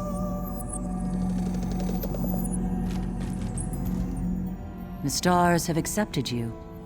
I just hope it is not too late. Volumes of prophecy have been written about the stars, but not even the oracles foresaw these events. Gather allies before you leave the city. You'll need loyal friends to face the armies of the warrior, the mage, and the serpent. Return to me each time you learn something new. I will use what you learn to devise a plan to defeat the Celestials. It appears that the serpent has gathered the bulk of his forces in the mountainous region to the north and sealed himself within. So much the better. That gives us a chance to learn what we can about this threat and plan a defense. Tradition holds that the warrior is one of the guardians who defends the other stars against the serpent. But the warrior celestial who has recently appeared is no friend. He commands a merciless army of ancient Yokudan warriors called the Ankara. All I know is they are ancient and dangerous. I've heard intriguing rumors from the Daggerfall Covenant outpost to the west of a champion who appeared about the same time as the Ankara. That may be a good place to start looking for answers. One of our number, Errol, has been examining old Nedic writings on the subject. He hopes to find insight into the Celestial's sudden appearance. Errol is smart, but he's not exactly battle-hardened. I'd be grateful if you'd help him. Tradition holds that the mage, the warrior, and the thief are the guardian star signs. But the magical events in the foothills of Craglorn, including an ever-growing army of Atronachs, suggest that the mage has fallen under the serpent's control. The Atronachs were originally summoned by a circle of conjurers from the city of Elenhir to defend Craglorn against the Dark Anchors, but it's clear they're answering to another master now. And, if anything, their numbers are growing. I'm at a loss. The conjurers who summoned the Atronachs have disappeared, but since the Atronachs were summoned to defeat the Dark Anchors, perhaps the Dolmens hold a clue. Strange things, difficult to describe. A large spell scar in the middle of the desert, and the appearance of 2 high elves in Belkarth, each claiming to be the mage herself. It's as if the mage tried to fight back against the serpent and lost. I wouldn't rule it out, but I haven't had time to look into their claims. You're free to investigate, but be wary of a trap. The serpent could simply be baiting us. Last I heard, the women were still at the Crossroads Tavern here in Belkarth.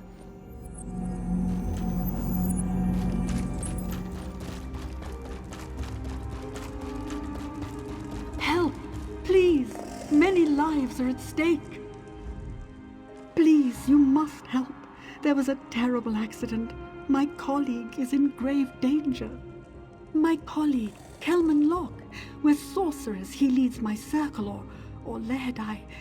We sought to shatter a dark anchor at its base. To show the Fighters Guild we can do it more efficiently, so we traveled to the Proving Grounds Dolmen. But our plan went horribly awry. The Circle summoned Atronachs to destroy the Dark Anchor. Instead, they turned on the Circle. One of the Celestials must have caused it.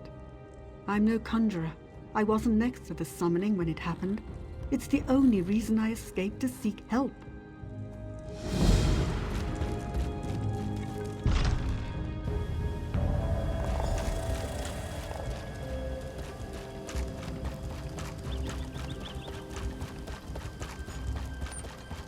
He fell right... You're here to laugh at me as well? I saw what I saw. He was naked as the full moons in a cloudless sky. Dragon Star Arena, where I lost everything? A sure win, they said. Only fools wouldn't bet, they said.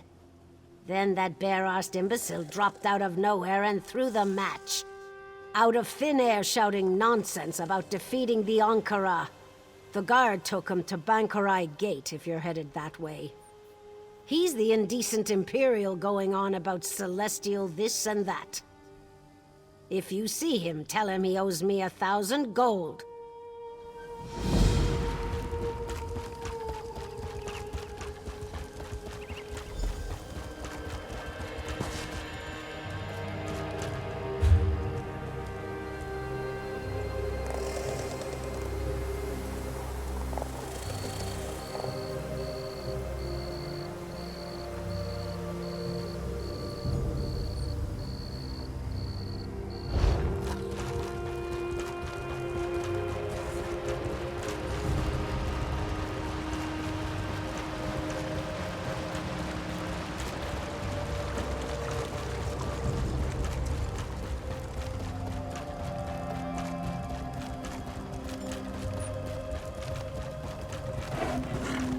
Ah, the hero of Coblin Village. Very impressive.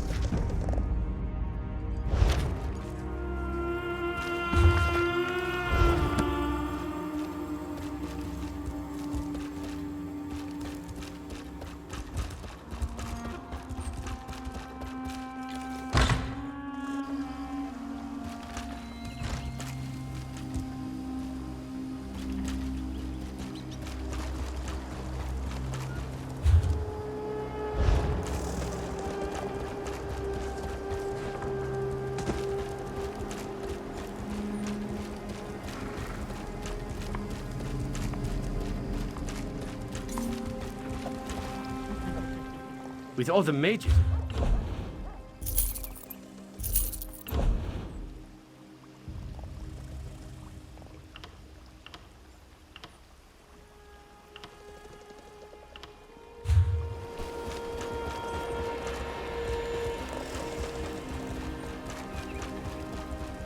The Celestial Men. You were at the observatory earlier, weren't you? I thought I saw you talking to Hara. Are you going to visit the tavern? If so, watch out for 2 lunatic high elves. I don't know if they're dangerous, but you can never tell. The 2 high elves inside the tavern claim, quite loudly in fact, that they are aspects of the mage. The very celestial that fell from our starry skies. I took my drink and came out here. My companion, not so lucky. They're asking the Stargazers to help them put the pieces back together, or some such nonsense. Even offered to let me touch some strange relic to see the truth. But let me tell you, nothing good has ever come from touching strange relics. When the High Elves approach you, remember that I warned you. Those women have a strange way of spotting anything related to the Stargazers. And guess what? If you're working with Hara, you're related to us now. They've been making a nuisance of themselves in Belkarth for the last few days. Claim they need to speak to Hara of the Stargazers immediately. Of course Hara hasn't been available, so they came here to wait. No, and that's why we're here. Hara wanted us to make sure they had legitimate business with the Stargazers before she sees them. But all I found out is that they're legitimately crazy. Still, I kind of want to believe them, you know. Well, for one thing, all of the pictures of the constellations portray the mage as a bearded old man. For another, shouldn't the Celestials look more, I don't know, intimidating?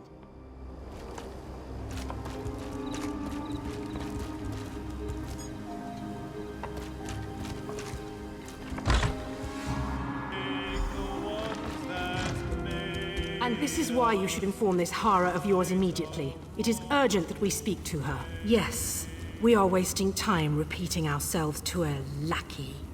I'm trying to understand what you just told me. There are other versions of you elsewhere in Craglorn? As we explained, and with exceptional clarity, we are merely aspects of the one you call the Celestial Mage. Even as we stand here, the Serpent seeks to control us all. Even now he gathers our aspects to use as his own, assembling them into a false mage who is entirely in his control. Yes, of course. Whatever you say.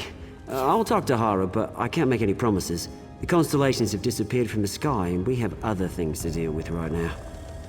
Good God, these high elves are mad. The stars shine before him, pleading for help, and he's too busy looking at the empty sky to realize it. A drink, then, to ease our patience.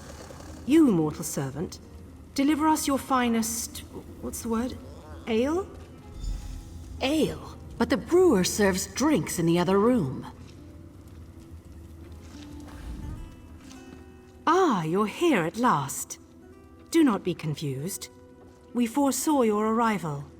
The one who has walked across the plains and faced down gods. Or do we speak of things still to come? Time is much more fluid among the stars.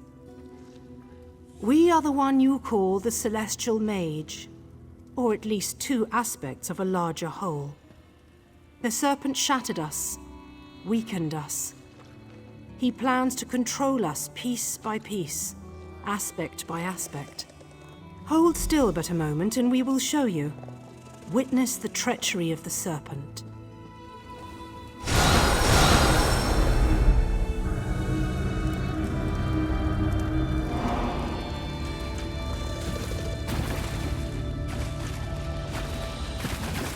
You won't win, Malazar. I am too strong for you. You underestimate me, Vala. I have more tricks at my disposal than you could ever imagine. I have drawn you out of your apex stone and made you vulnerable. I know the power you wield. I am not fool enough to try to swallow you whole, but a piece at a time. I will not let you do this. I will stop you. Protest as you will, but I have already won.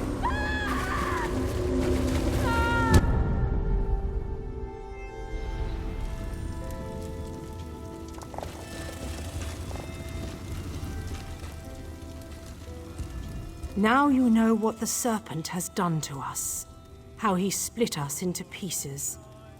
He intends to locate our weakened aspects and forge them into a being he can control, one poisoned by his corruption. You must find our aspects before the serpent does. Take this relic, the Seeker's Sight. It is a compass of sorts, one that is connected to all aspects of the mage. But like the mage, the relic is broken. When you repair it, it will recognize our other aspects and lead you to them. When we fell from the sky, the 3 gems that power the Seeker's Sight were lost. You will need to retrieve these gems to make use of the relic. Thank you. With the Seeker's Sight restored, we can locate our other aspects before the serpent takes control of them. When you finish mending the Seeker's Sight, meet us at the winery outside of Belkarth. We will wait for you there.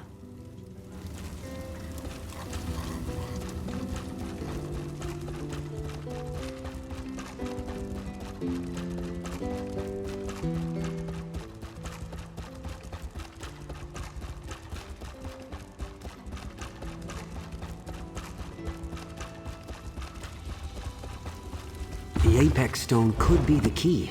If only I could get my hands on the tools those ancient priests possessed.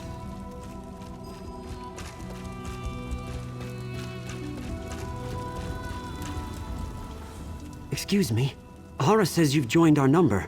That's very exciting, because I believed I've discovered something that could help us understand who or what the Celestials really are. I've learned from certain ancient writings that this may not be the first time the Celestials have appeared in Craglorn. These legends describe a link between Mundus and the stars, right here in Craglorn. Apex stones, they call them. I know where to find one of these stones, a great Mundus stone dedicated to the Celestial Warrior. But it's locked deep in the ruins of Kardala. Only a Skystone amulet, the kind worn by ancient Nedic priests, can open the way. Many Dwarven religious texts refer to a Dwemer site called Mitharnaz. A high priest named Arnming wrote that he wished to be buried there, among the Masters of the Heavenly Stone. His burial site is our best chance of finding a Skystone amulet. Nedic writings suggest that the Needs may have been slaves at sites like Mitharnaz, and they may have adopted some Dwarven practices, but the dwarves are such a mystery, it's impossible to guess what those practices might have been.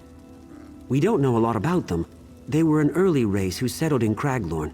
What history we do know tells a tale of enslavement and invasion.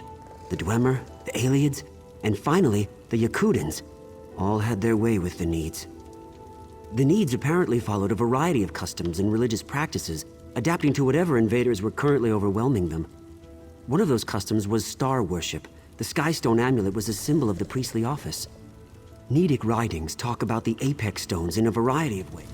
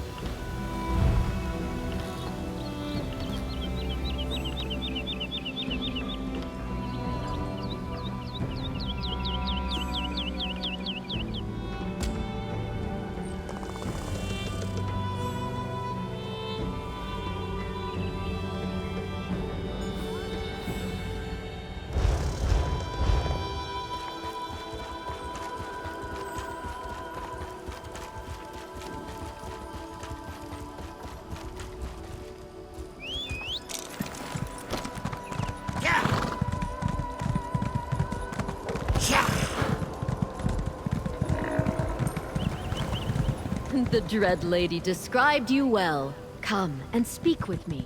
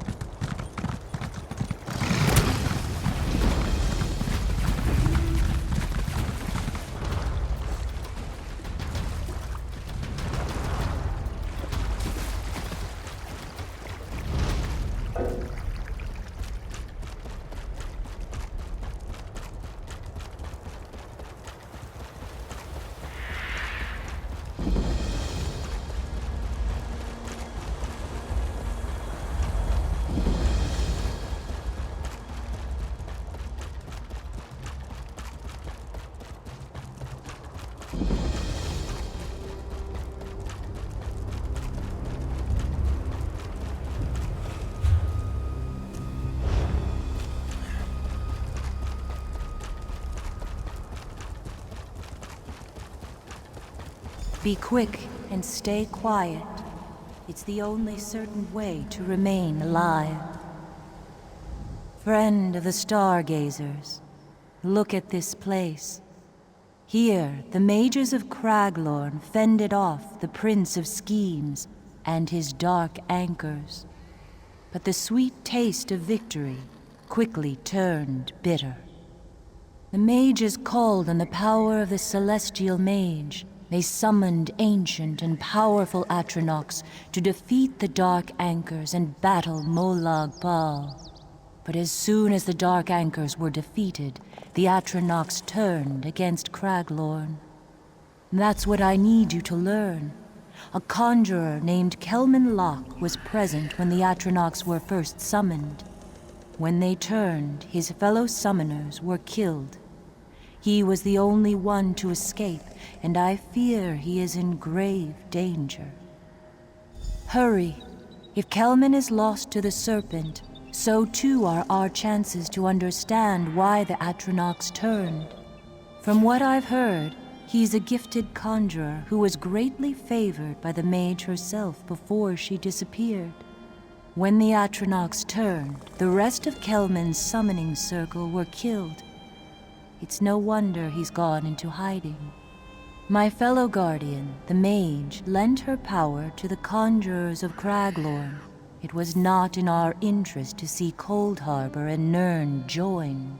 She spoke to them in dreams. Not directly, of course. We prefer to watch from above rather than appear below. Only in times of great crisis do the Guardians awaken and manifest. The Serpent's attack on Craglorn was just such a crisis.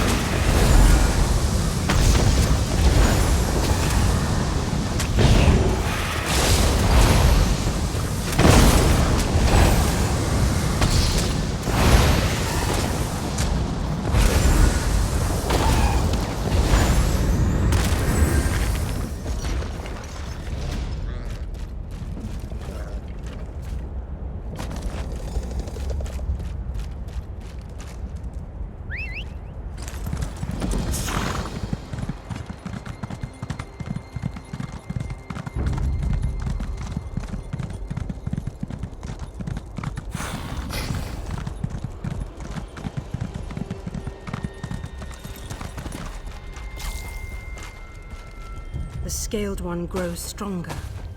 Another part of us has been lost. The snake eats and never grows full. His hunger is endless. Our time grows short, but the mortal has returned with the Seeker's sight. Then converse with our helper.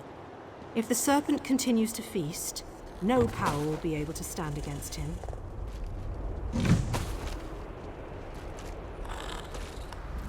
You have restored the gems to the Seeker's sight. Good. But we are running out of time. The Scaled One has found another of our aspects. We felt her turn. He is creating a corrupted version of ourselves, and this lost one grows ever stronger.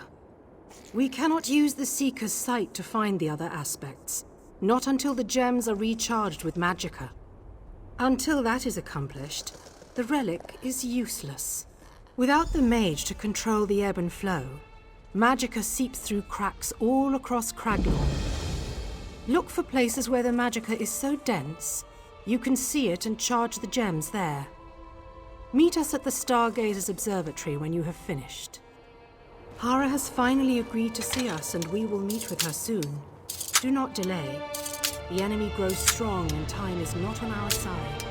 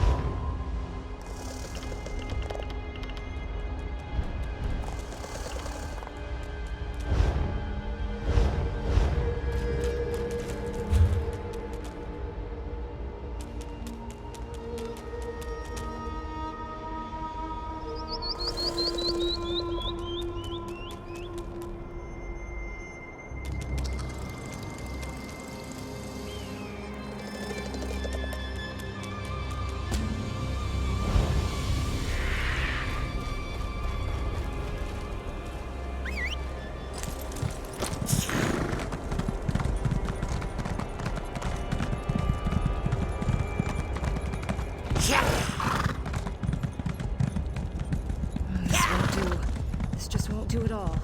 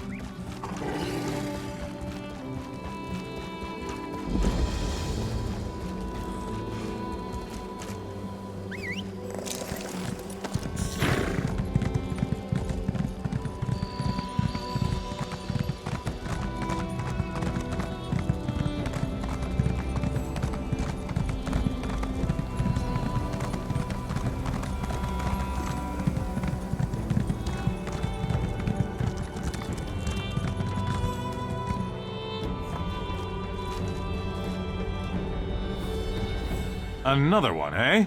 Come to gawk at Titus the Mad? Well, I'm not insane, no matter what you may have heard. And I might be your only hope to defeat the Ankara. The Ankara, the cursed Yokudan army that has invaded Craglorn. They serve the Celestial Warrior, but their true master is their general, a man of unmatched cruelty named Tarash Z. I can help defeat him and the Ankara if you'll only listen. Call me Titus. It's a long story, but I'm familiar with Tarash Z and his army of Ankara. Centuries ago, they were part of the Ragada, the Yokudan invasion force that subdued and conquered Craglorn. But Tarash Z and his army were among the worst.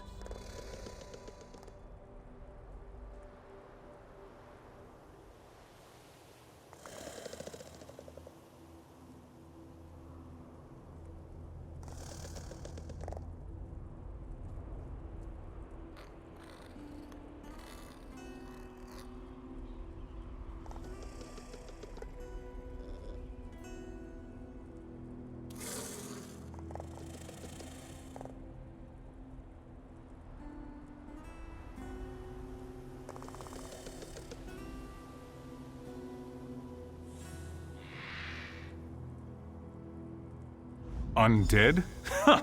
These are no rotting Draugr or mindless skeletons. But it's true. They can't hardly be called living either. Untie these bonds and help me stop them. I'll tell you what I can when I'm free. It'd be an amusing story if the situation weren't so dire. An unseen force pulled me from my time into yours and dropped me in the midst of Dragonstar's grand melee, stark naked. I won, naturally. Then the soldiers arrested me, just as naturally. We're all from the past. I'm just from farther past. I can explain better what's going on if you free me and help me stop Tarash Z and the Ankara. And maybe find me some clothes as well? Thank you. You are a noble soul. Perhaps you'll actually believe my extraordinary tale when there is time to tell it. But first, meet me at the cave called Buried Sands. If my suspicions are correct, we'll find something we need there. Ah, that'll be sore tomorrow. Let's get away from here before we're seen. I'll try to grab some proper clothes and a weapon. Meet me at the cave known as Buried Sands. There's something I have to retrieve there. I'll explain more when you arrive.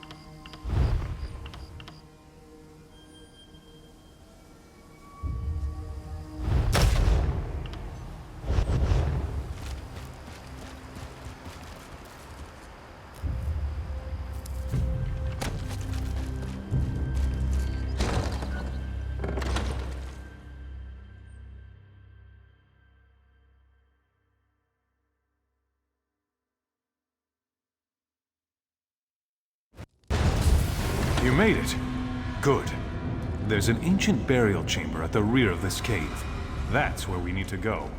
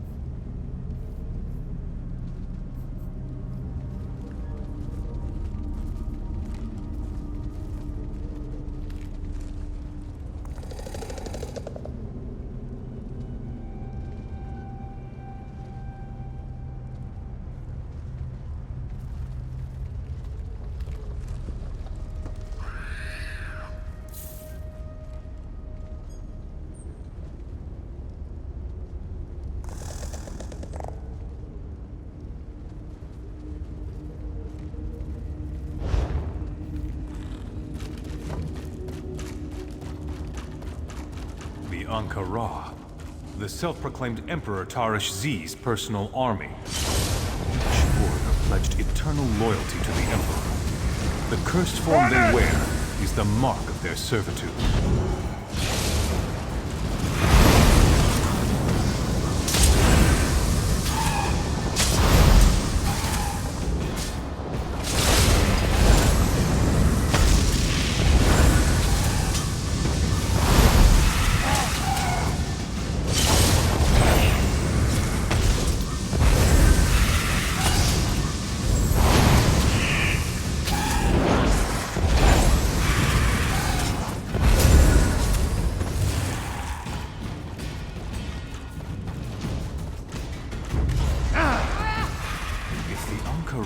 Risen from beneath the sands, it can only mean that Tarash Z has returned as well. They are bound. The Royal Guard gave up their lives when the Emperor died, each buried in separate hidden tombs. With them are the Royal Seals, the keys to the Royal Crypt. One such tomb is here. If I'm right, one of the seals.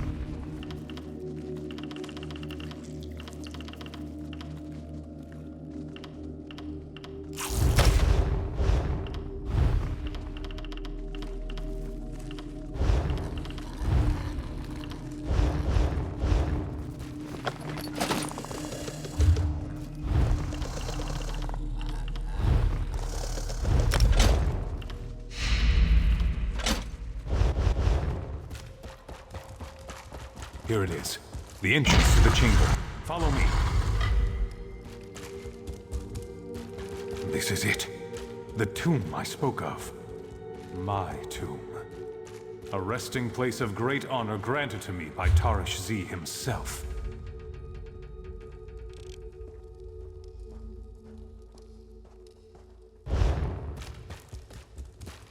You see, I am not of this time.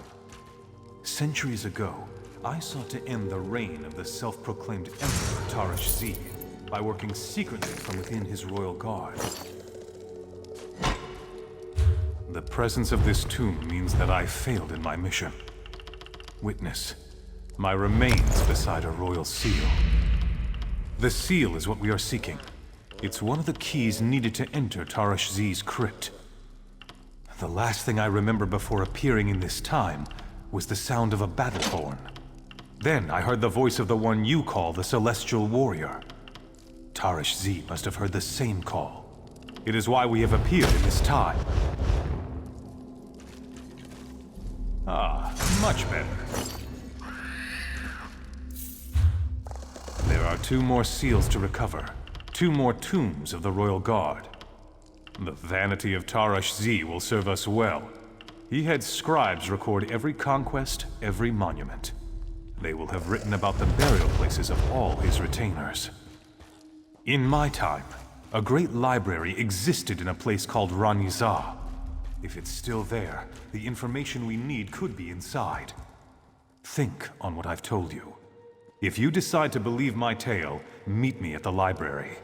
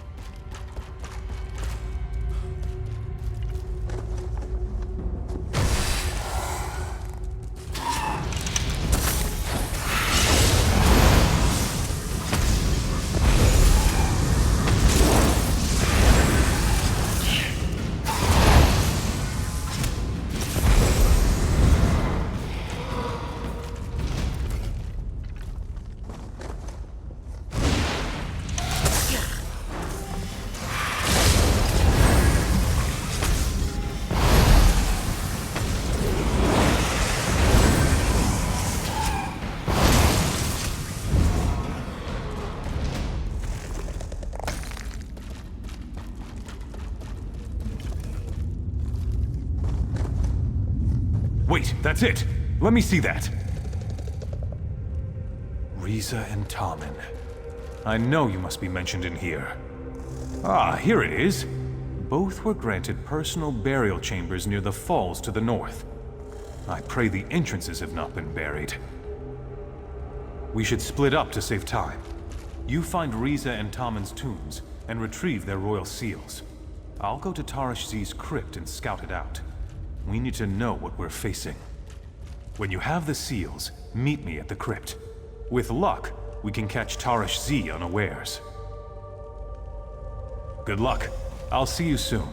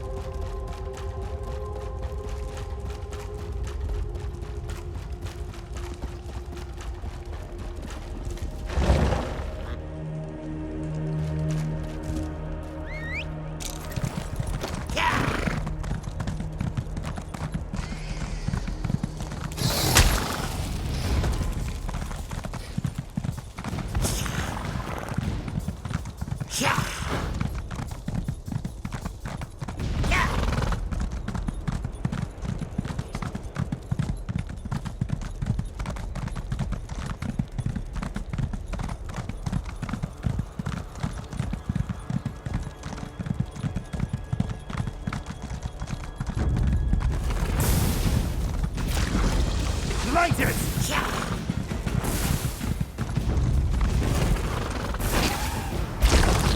Torch it!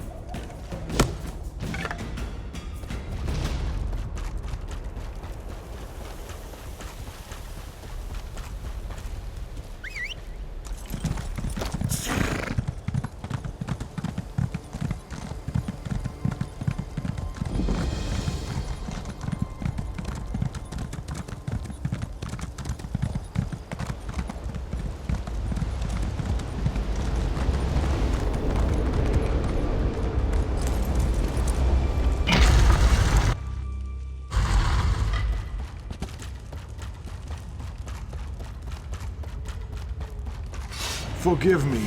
Forgive us all. We are slaves to a vile serpent.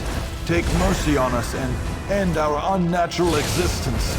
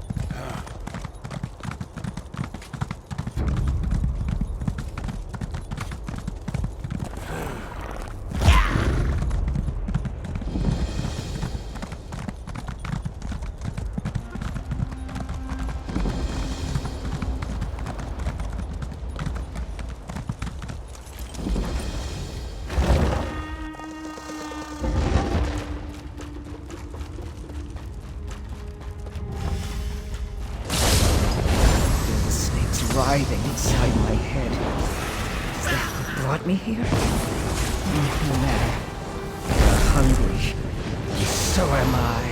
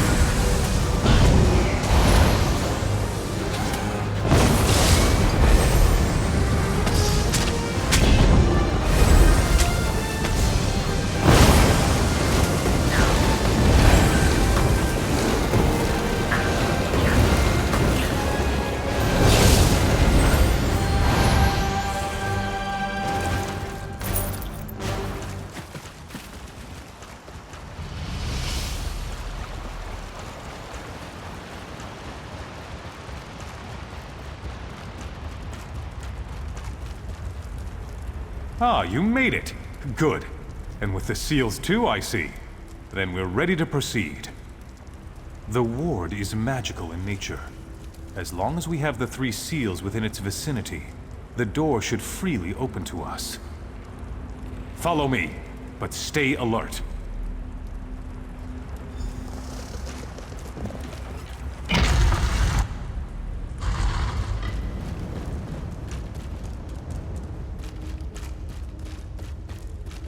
Did you think you could escape this fate, false Emperor? Even across the eons, I will find you. And my blade is as sharp as ever. Praise Akatosh!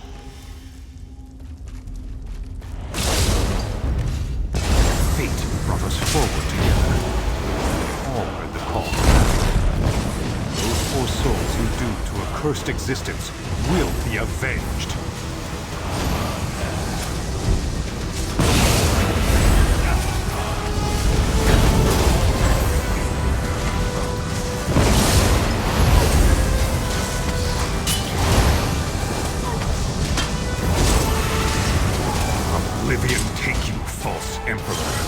Belkarth is as good a place as any to take respite after our victory.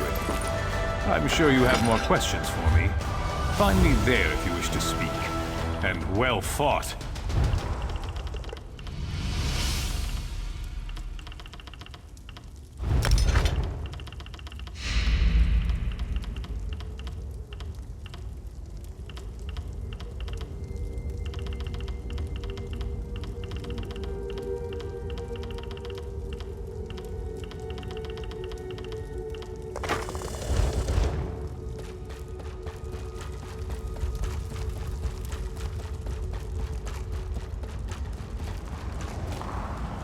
Listen closely.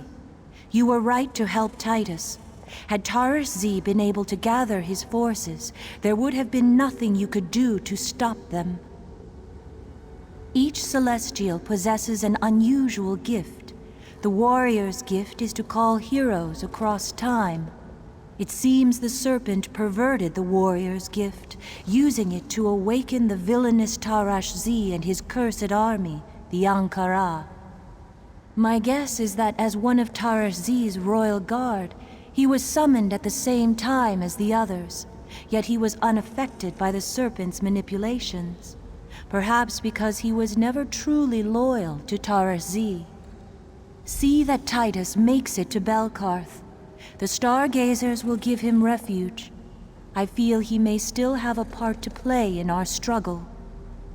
Continue to work with Hara of the Stargazers. I will reach out to you again when it is safe to do so.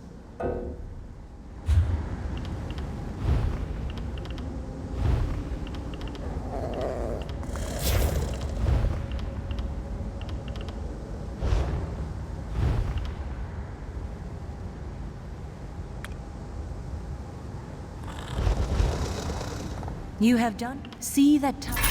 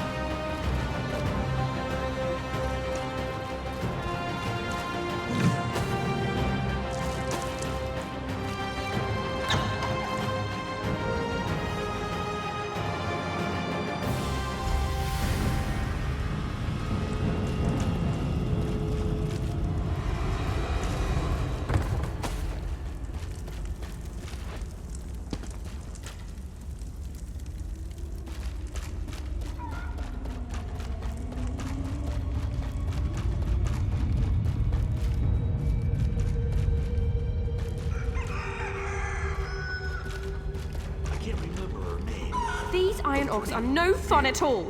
I had such high hopes for the diplomatic method.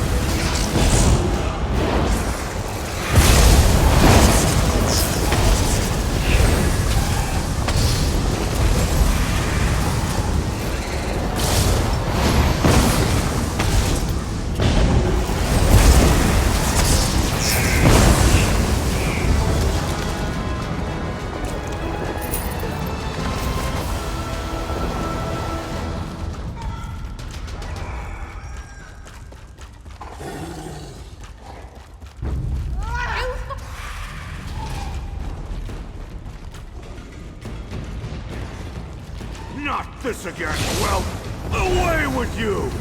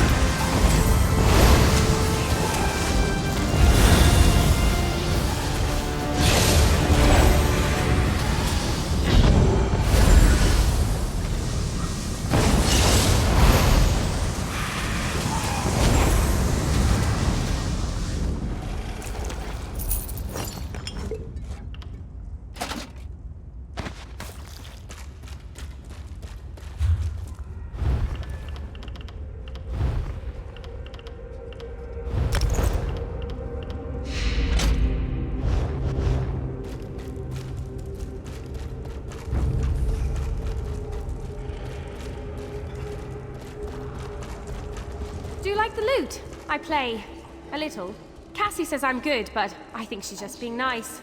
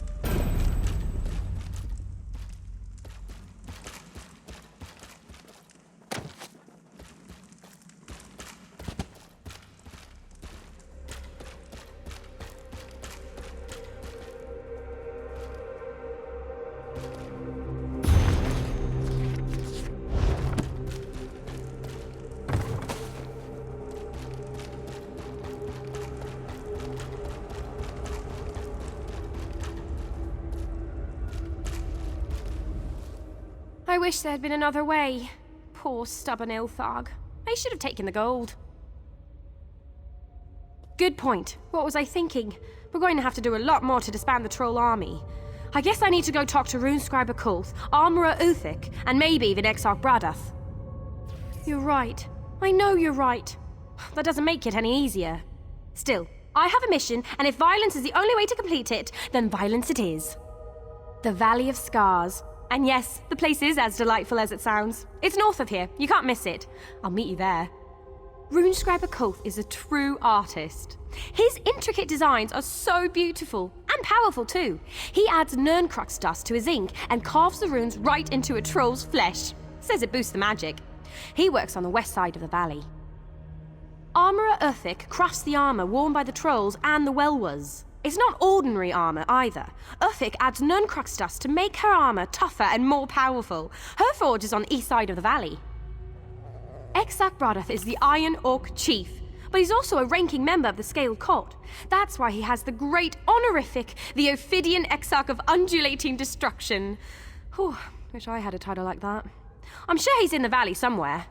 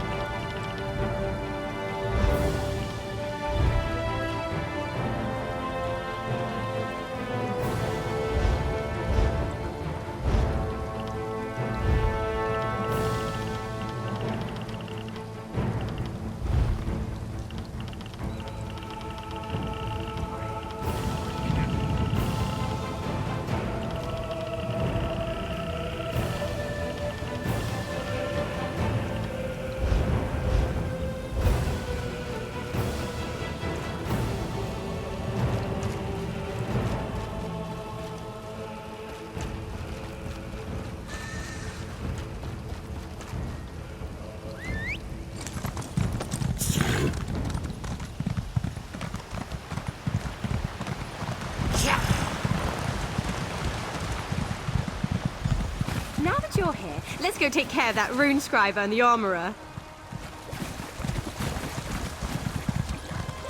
You're nice. I know, because I'm a remarkable judge of character.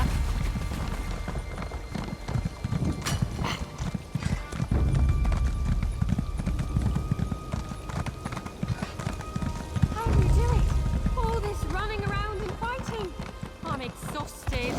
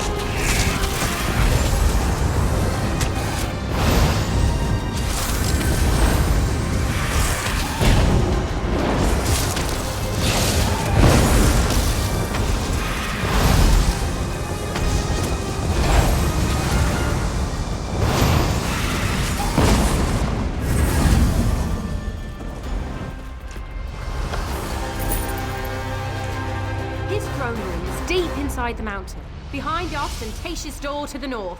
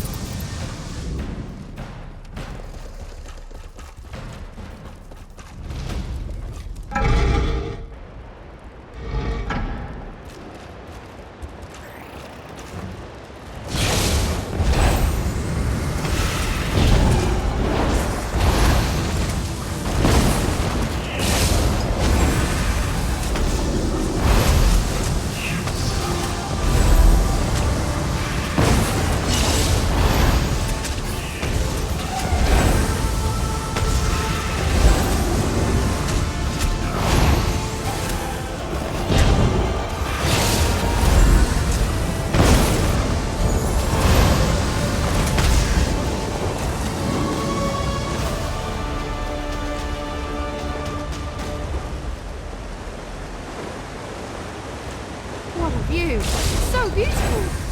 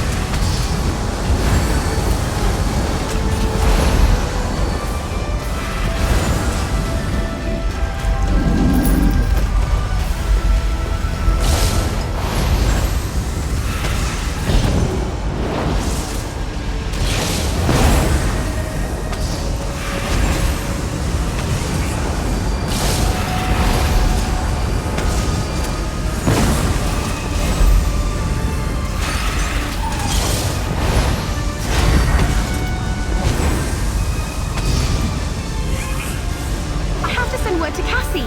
I'll meet you at the Valley of Scars.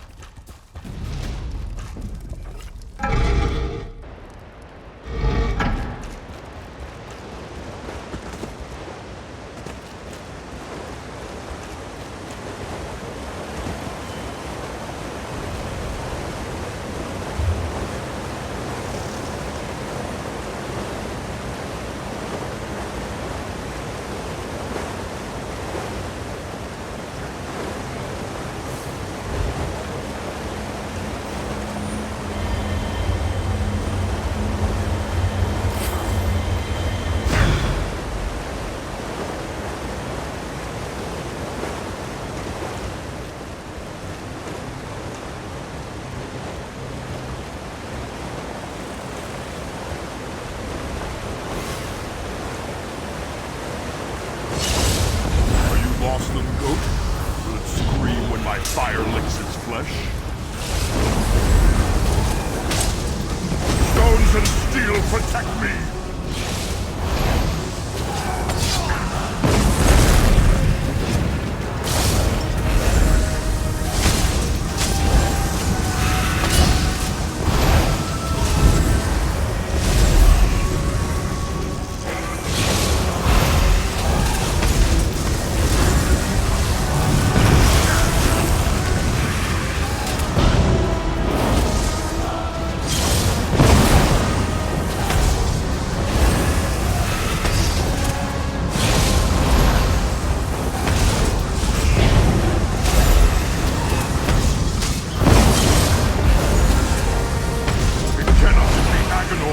The stones will not allow it.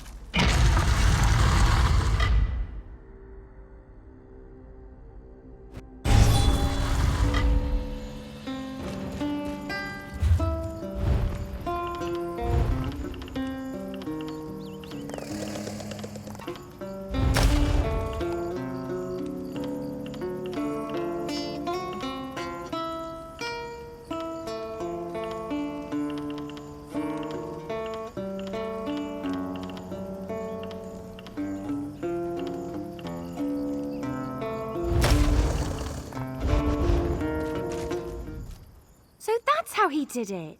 He was imbuing the trolls with pure Nuncrux, fusing the armor and the runes into a powerful whole.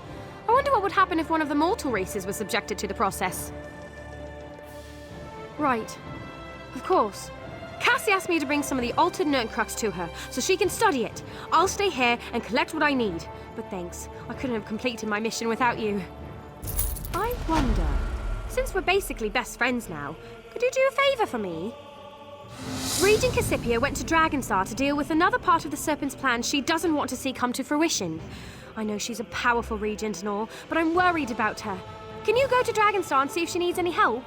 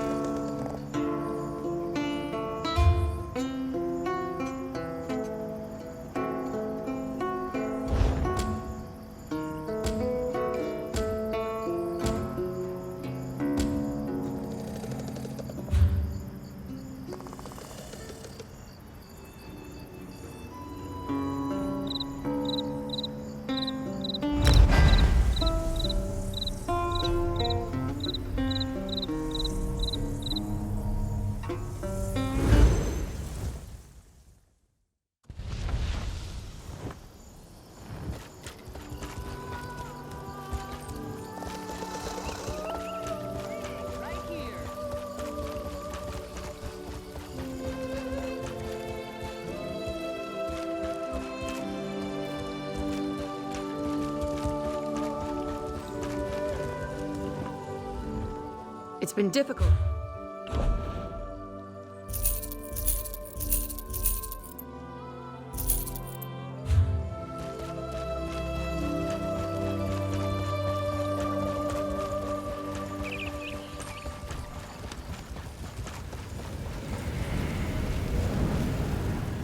Ah, adventurer, this is your lucky day. Where once the Dread Lady sent my pitiful brother to convey her words to you, this time Lyrinth has sent her true prophet, me. I bear a message from my lovely and powerful mistress. Listen and be enlightened. The Dread Lady requires a mortal's perspective. She finds the situation merely curious, but says it has apocalyptic consequences for our plane of existence. Congratulations, mortal. She has chosen you, and she promises compensation if you survive. Calm, I suppose, but I have faith in Lyrinth, and she seems to have faith in you. I'll mark the destination on your map. Plus, I secured transportation. The regal, sweet daffodil. Oh, and take this pendant. You'll need it when you get there. Sweet Daffodil will whisk you directly to the location. Once there, you must get past the creatures that roam the place to find Lyrinth's hidden lair. The pendant will alert you when the time comes to use it. Then, just follow the trail of energy. Isn't it obvious? The pendant contains an Epiphany blood ruby. It tingles when it senses residual portal magic. Use it, and it will lead you to Lyrinth's lair. How ironic. She chose you to assist her. Not her prophet, but you. A heathen adventurer. Please, I am nothing like my insipid older brother. Nothing at all. I am the Dread Lady's true prophet, her voice resounding in the mortal realm, her herald on the plane of Nirn. My dim-witted brother claims to be many things. The Dread Lady and I allow him his delusions. Makes it easier to get him to accomplish the few tasks that aren't beyond his limited skill set. You should feel honored that this time my mistress sent me. Speaking the words of some higher power is the standard definition of a prophet. And there is no higher power than my mistress, no matter what the other temples or shrines may tell you. I do whatever the Dread Lady asks, and am honored to do so. Yes, I am aware of your relationship with my mistress. It may not be as intimate as mine, but she does seem to have a certain fondness for you. Still, we must not use her name so casually. Enemies abound, and mortals become skittish so easily. Oh, not in any romantic or mortal interpretation of the word. Not even in the way a child is fond of a puppy or kitten. Dremora aren't like us. You must have realized that by now. But my mistress finds you interesting. Yes, that's the word. A group of Dagonists, known as the Order of the Waking Flame, has been interfering in my mistress's activities of late. They are of no real concern to her, but I don't want to attract their attention. I suggest you take similar precautions. That she is. Although gender isn't what you imagine when it comes to classifying Daedric entities. It took a lot of effort to summon her to this plane, just to provide you with convenient transportation.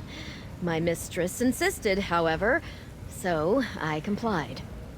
Sweet Daffodil would never harm a flesh fly, let alone a favored curiosity of the Dread Lady. But just to be on the safe side, I suggest not getting too close to her fiery bits.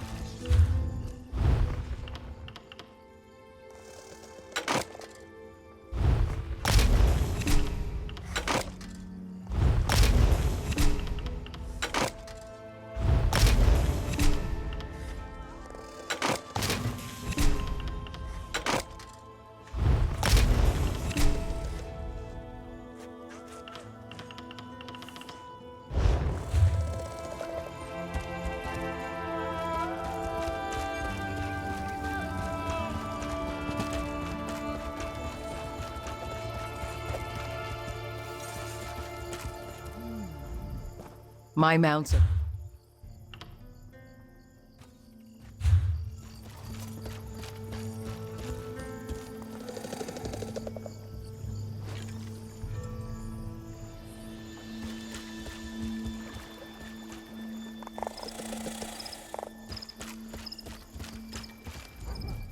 My mounts are...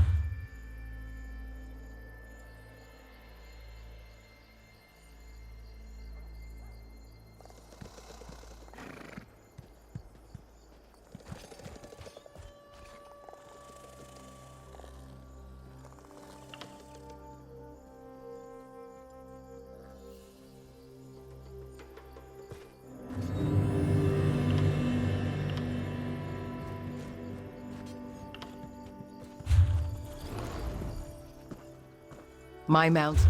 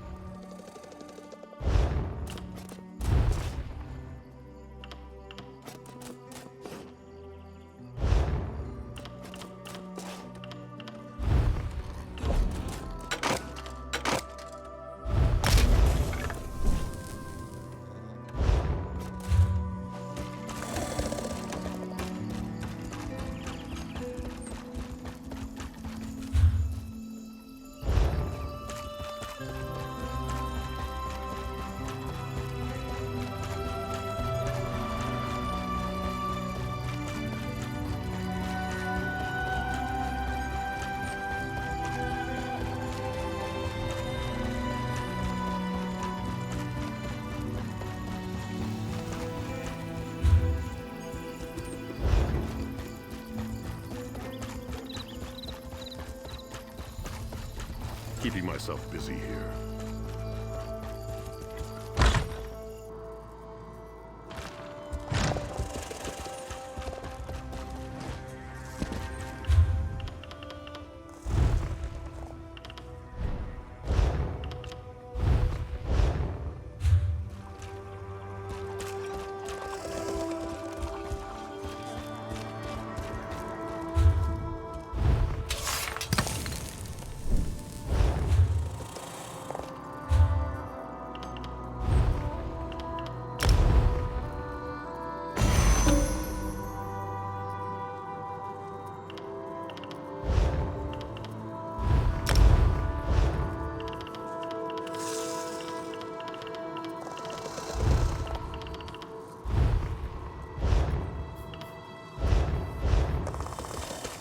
Heard what you did at the At-Tura estate. Tava...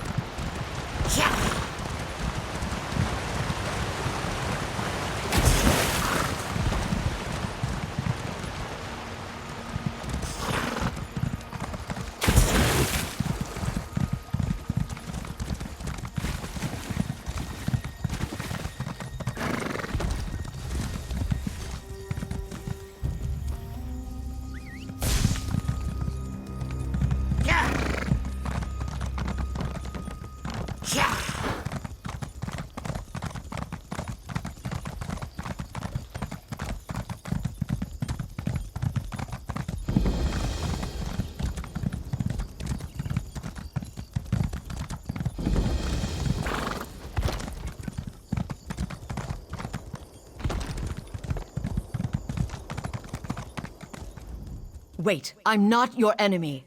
I need your help. If we work together, we can put an end to the Serpent's threat once and for all. Should I continue? Little Leaf sent you. Then I assume all is well with my dearest companion? Since you did as my Little Leaf asked, I can only hope you shall grant me the same courtesy. Despite my position in the Scaled Court, I've grown wary of the Serpent. I realize now that we don't have the same goals. I want to make the world better.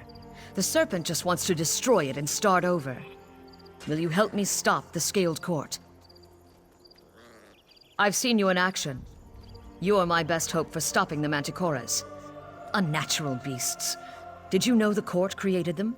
The creation process starts in Fearfang's cavern. There, we must destroy the Scorpion Matron and her nests. I'll accompany you to the Scorpion Matron's den and help you destroy the creature and its nests. Hopefully, my disguise will hide my identity. I prefer not to kill any more of the Scaled Court than absolutely necessary. The court create the horrible beasts in special spawning pools. They use an alchemical process to combine the traits of various predators, including the Scorpion Matron and her brood. The Manticoras are fearsome beasts, an alchemical melding of various predators. They are large, powerful, and exceptionally intelligent, and that makes them extremely dangerous. The Serpent ordered the Scaled Court to build an army. The Manticoras are the first recruits in his growing legion, but they are perverse creatures, abominations against the natural order. I can't stand by and let this atrocity come to pass. Besides the Scorpions, the court alchemists utilize the traits of numerous predators. There are 2 other primary contributors, especially bred Warmasu, and one other I hesitate to mention. We'll talk more after we deal with the Scorpions. Yes, Little Leaf mentioned that you helped her end the threat of the Troll army. Thank you for keeping my dear friend safe. The Serpent lied to me. The Scaled Court is no longer working toward the changes that first attracted me to its ranks. And the more I learn of the Serpent's true plans, the more I feel betrayed. You want specifics? Very well.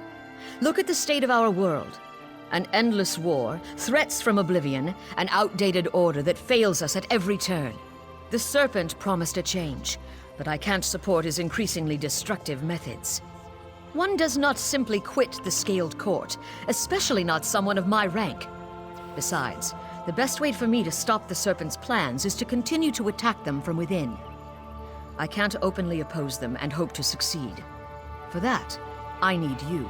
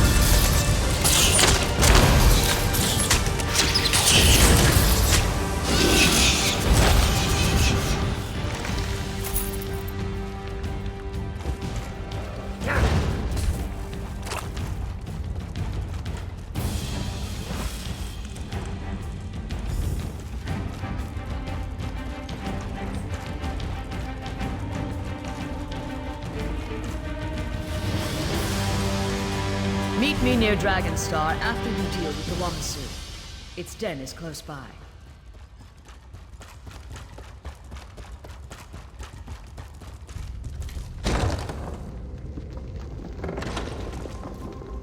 These scorpions were specifically selected for their compatibility with the Manticoras. With the matron slain and her nests destroyed, this portion of the process can't be duplicated. I wouldn't have been able to do this without your help. Isn't there always? The next component in the creation of the Manticoras comes from a specially bred Wamasu. Find the Wamasu cave and kill the egg bearer, then destroy its eggs. That will further hamper the process. I'll wait for you near Dragonstar.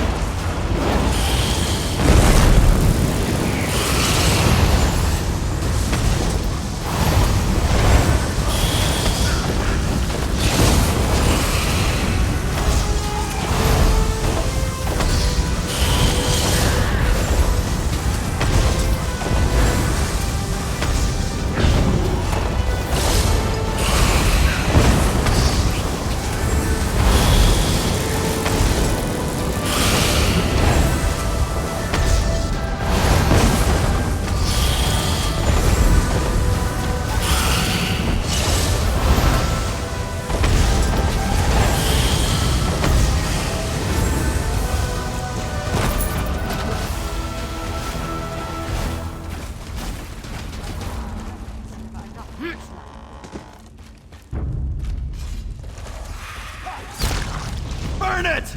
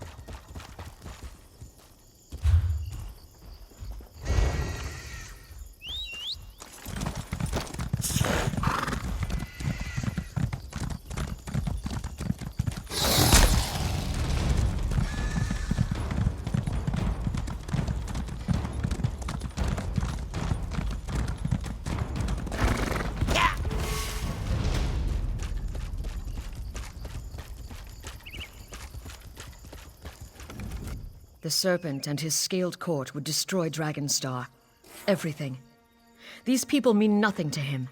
And if they discover my betrayal, they will dispatch me without hesitation.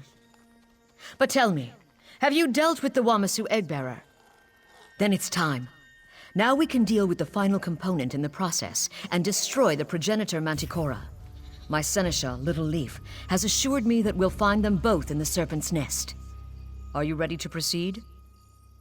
The court alchemists created the progenitor Manticora to breed true, without the need for further alchemical manipulation. Be warned, it's a fearsome creature. It won't surrender willingly to spell or blade. Haven't you guessed? The court uses the most deadly predators to create the Manticoras, and there are few predators more dangerous than men and myrrh.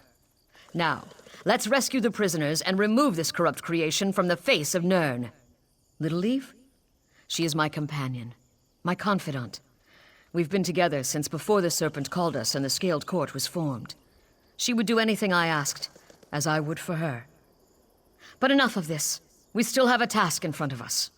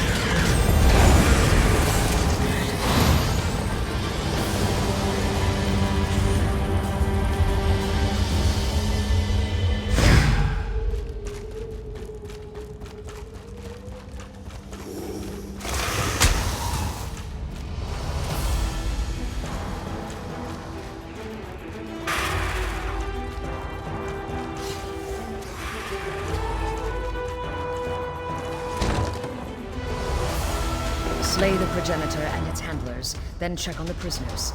If any remain alive, release them.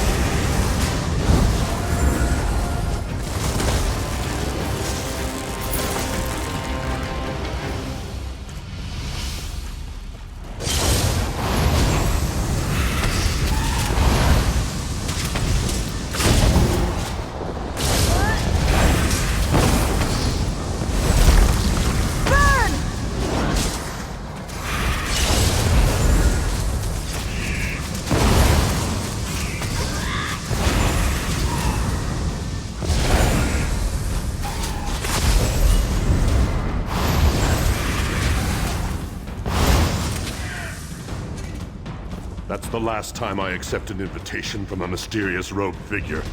Thanks for setting us free.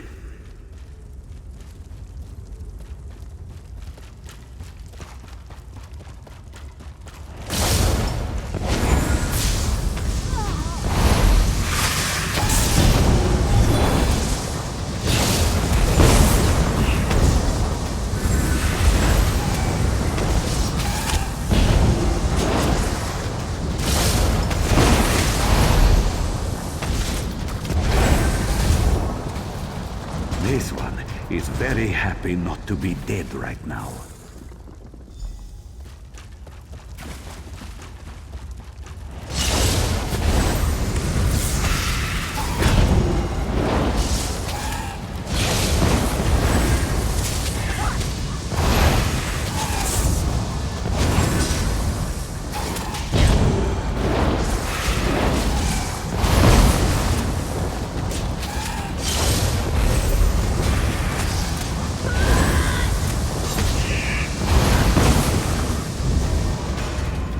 By the three, I thought I was done for.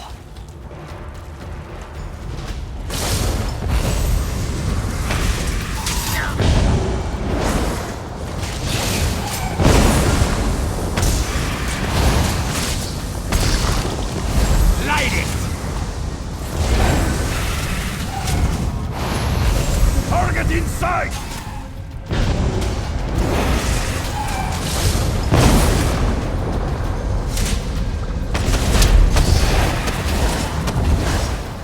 They were going to toss us in that disgusting pool with that horrible beast. Thank you for rescuing us.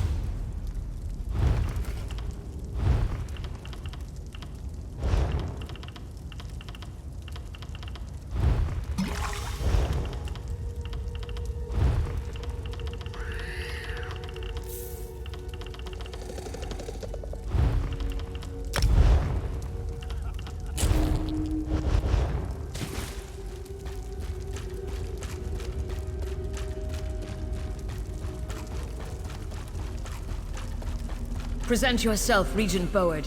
The Manticora project is at an end. Regent Cassipia? What is the meaning of this? Watch your tone, Regent.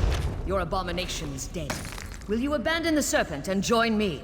Abandon the Serpent? I would never do that. Very well, Boward. Join your abomination in oblivion. Boward gave me no choice. My actions must remain secret. Come talk to me after you free the prisoners.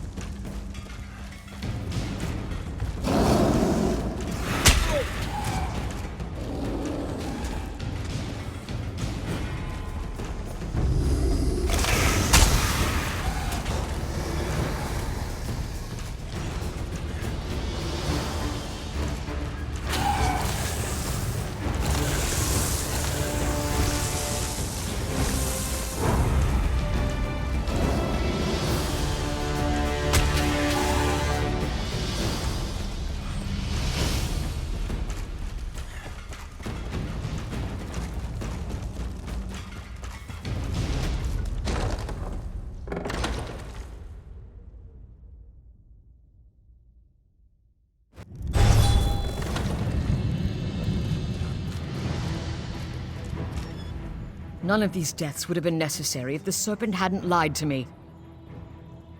Thank you for helping me in this matter. Now, I need to make sure these spawning pools can't be used again. And I should collect a few of the Manticora remains. I need to study them so I can continue to oppose the serpent's horrid plans.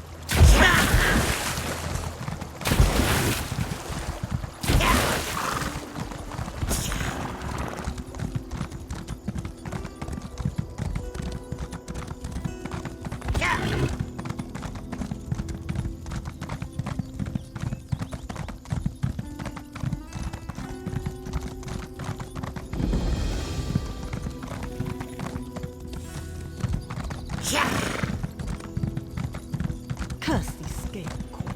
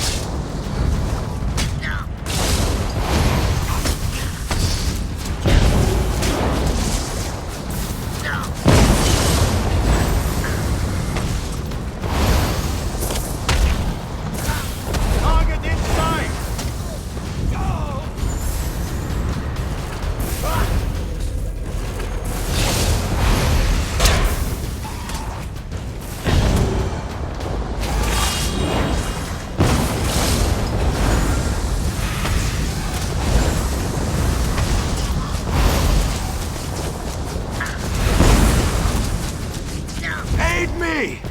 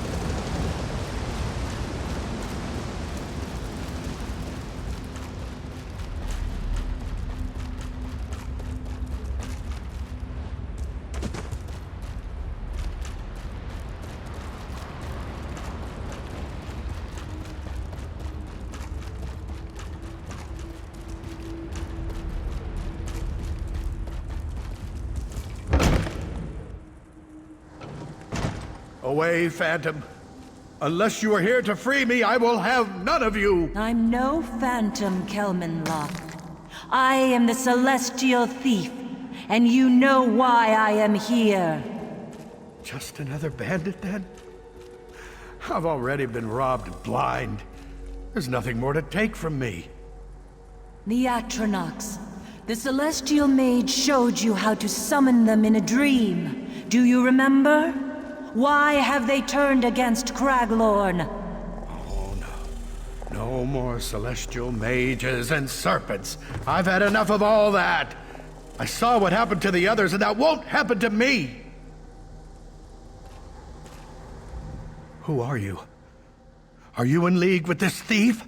I demand that you free me immediately! The Atronachs? I don't care to think about those creatures. One moment we were summoning them and destroying the dark anchors, and the next they turned on us like ungrateful dogs. It was terrible. A giant spectral serpent appeared at the summoning site. We sent the Atronachs against it, but they refused to obey us. They killed the others. Coward that I am, I fled. But then I was captured by these common rogues. I don't know, but I think I know how to find out. We need to talk to the Atronachs directly and ask them what happened. The first Atronachs we summoned were ancient. They could communicate to some extent. They didn't speak, but we heard them in our minds. They commanded the others and we controlled them, with a gem we saw in a dream. The gem of celestial command. Well, as it happens, that's the one thing the bandits didn't get their hands on. I was able to keep it hidden. Don't ask. Take it. Find the storm, fire, and frost monarchs, and use the gem to bind them. You'll probably have to fight them first. Go to the summoning site, and use the gem to call on the monarchs. I'll meet you there. They might be more favorable to me, or maybe not. But now I've helped you. Will you release me?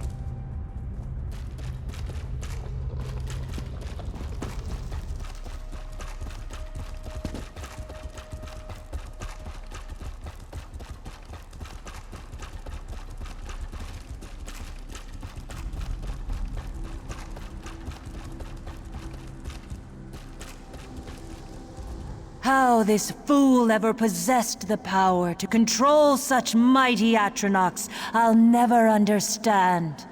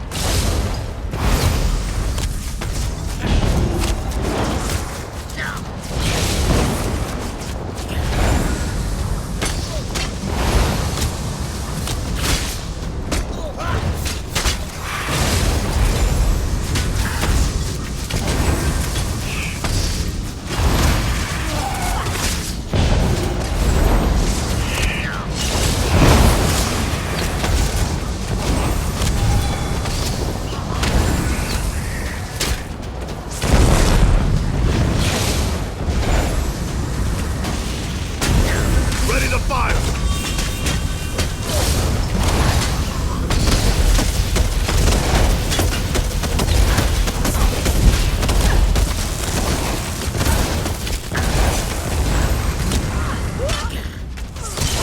Taking aim!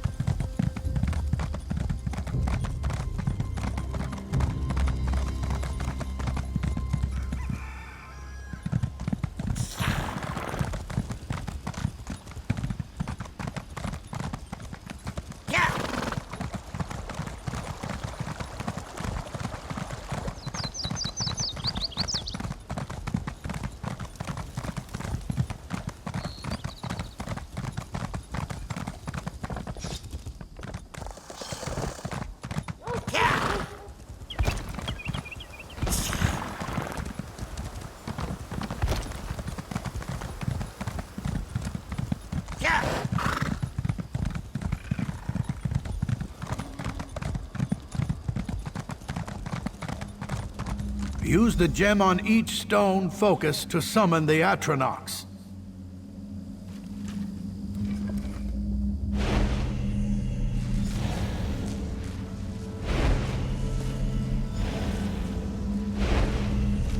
You are not our master. We do not serve mortal flesh. Who do you serve? The mage. She created us, imbued us with thought. But she has fallen. corrupted by the serpent who crawls on his belly. You mean the Celestial Mage? The serpent controls the mage? How is that possible? Trickery, deceit, and once he controlled her, he turned her power against us and enslaved us. Why go to all this trouble? Because that is what the serpent does. He has used the mage to create a new monarch, one with all of our powers. One made of pure air. Where can we find this new monarch? We do not know. All we remember is a name. Balamath. Balamath? I know that place. It's an alien ruin. Thank you. You are dismissed. Defeat the serpent's abomination. Defeat the monarch of air. And we will tell our master of your kindness.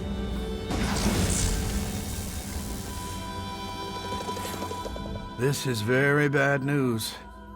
The serpent used the monarchs and their power to create a new Atronach. One with the ability to take on the elements of other Atronachs. Well, I'm not one to speculate on the powers of the Celestials, but it seems he manipulated the mage somehow. That's not in our power to correct at the moment, but we can try to find this new Atronach, an air Atronach, the monarchs called it. No, binding won't work. The air monarch was created from the power of 3 monarchs. It's too powerful, it must be destroyed. The monarch said that it could be found at a place called Balamath. I recognize the name. It's an alien ruin. Well, good luck with that. As for me, I think I'll keep my distance. I've had more than enough excitement in recent weeks, thank you very much.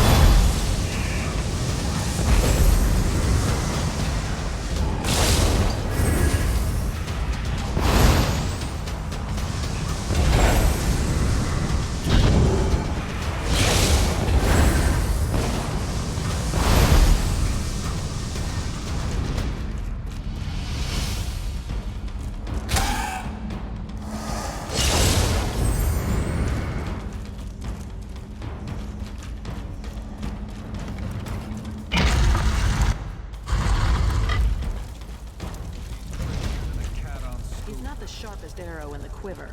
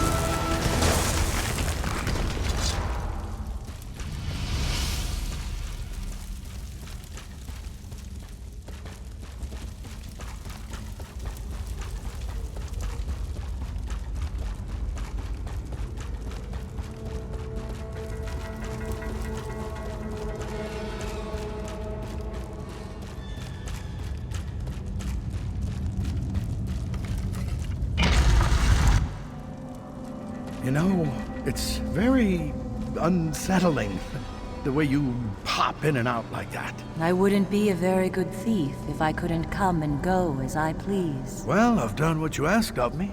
Are you satisfied? You have done well, and I appreciate your efforts. Thanks to you, the Stargazers now understand the nature of the Atronach threat and how to stop it.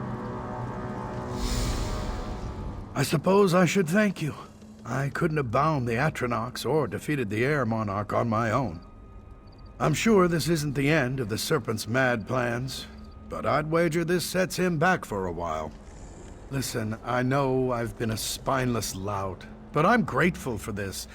When we summoned those Atronachs, we never imagined they'd be turned against Craglorn. If I can ever repay the favor, let me know.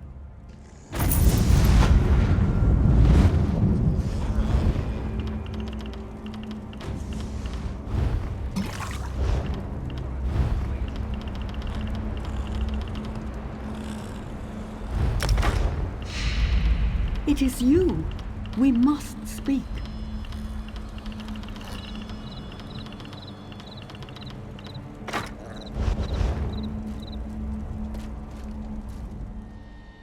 At last I found you. You're needed in Belkarth at once. Hara entered her chambers at the temple with that Locke fellow and the Imperial from the distant past. They haven't emerged since. I think it has something to do with the thief. Please, hurry to Belkarth. Nasdura can explain.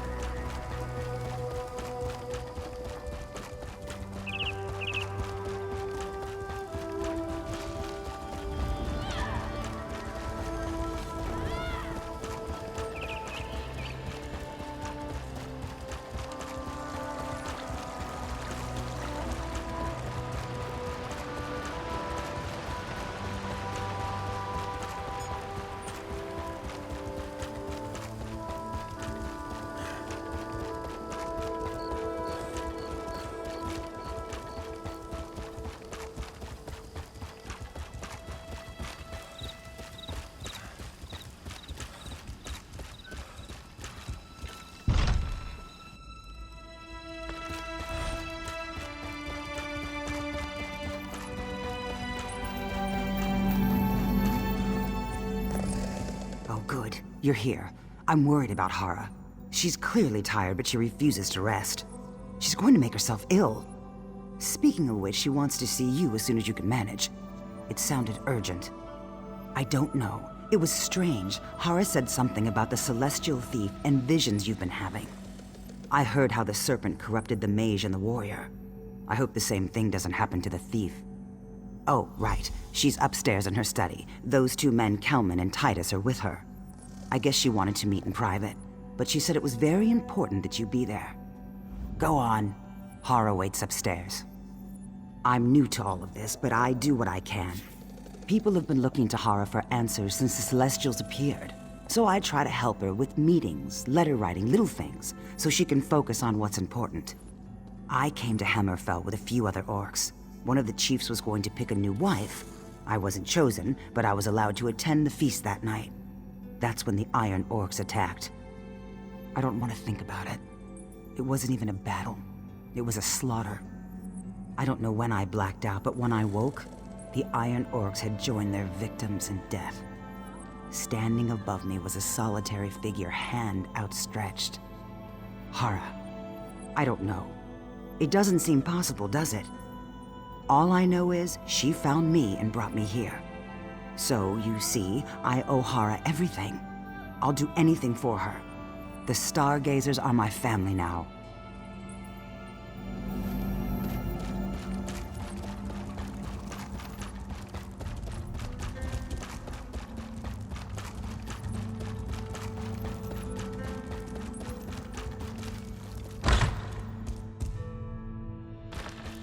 Time is not on our... Hara, what's wrong?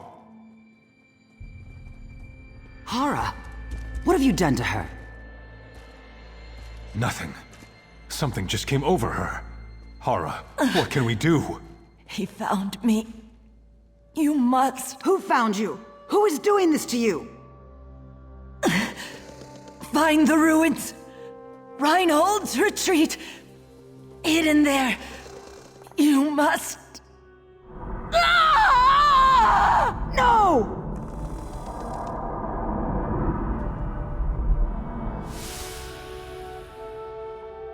She's gone. Just gone. A word, if you will, my friend. I believe I can... Reinhold's retreat. Is that truly what she said? I thought my ears had conspired to fill my mind with the foulest lies. But if you heard the same, perhaps I was meant to be here for reasons other than just stopping Tarash Z. Another of Tarash Z's vainglorious projects. He desperately sought the place and the treasure it was rumored to contain. It surprises me that one as young as Hara would know of it. Even in my time, it was barely more than myth. We did. It didn't contain what Tarash Z hoped for, so he ordered it buried out of spite. It should be directly below us if memory serves. I noted some Nedic remnants jutting from a nearby lake. I'm certain they're part of Reinhold's retreat. I'm not sure. Tarash Z had the place sealed and buried. The original entrance is unreachable. Kelman may be of some assistance to us there, if his courage holds. Let's regroup at the lake and see what we can discern. I'll find Kelman and meet you at the lake. Nazdura come. There's nothing more we can do for Hara here.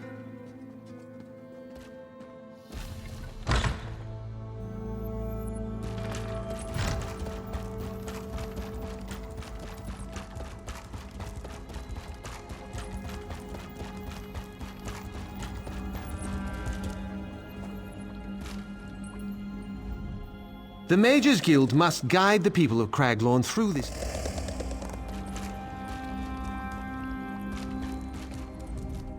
I first came here.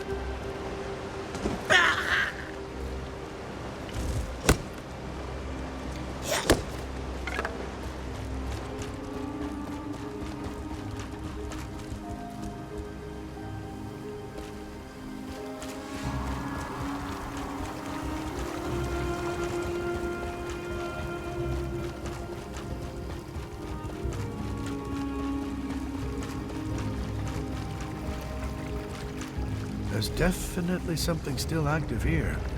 I can feel the magicka pulsing in these stones. Strange. I've seen these ruins jutting from the waters before. They always seemed so ordinary. But now they're practically humming with energy, and I sense... What is that? My gods, yes! It's some kind of entrance! There's only one explanation I can think of, and it's not exactly reassuring. If someone found the entrance before us and activated it, the residual energy would continue to emanate for a while after. If we go inside, we won't be alone.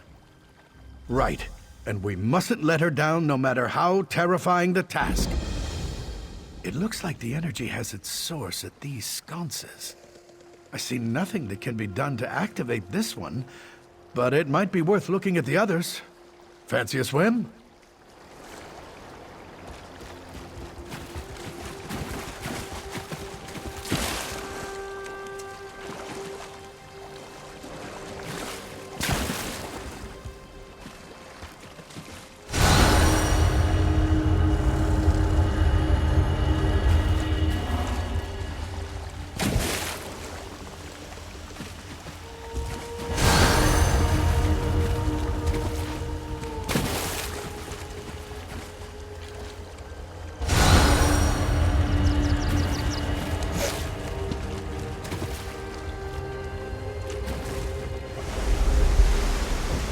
There, in the center.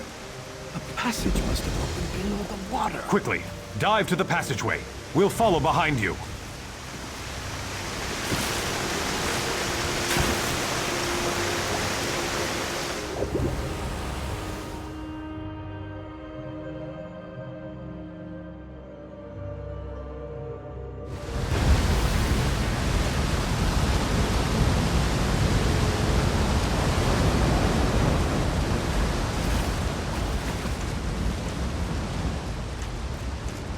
On your guard, friends. Enemies lie in wait ahead. Scaled court by the looks of them.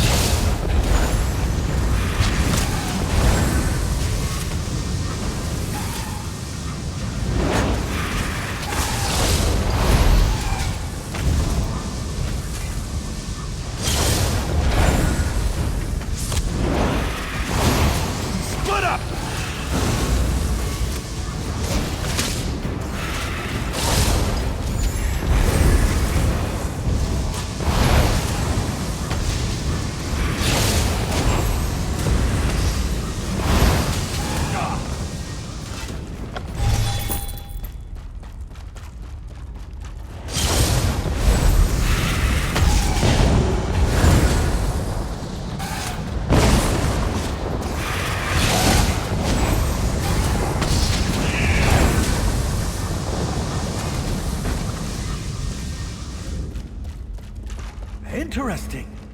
These stones seem to be designed as magical defenses, though they lay dormant now.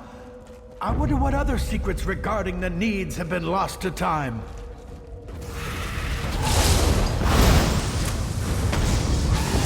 Move now!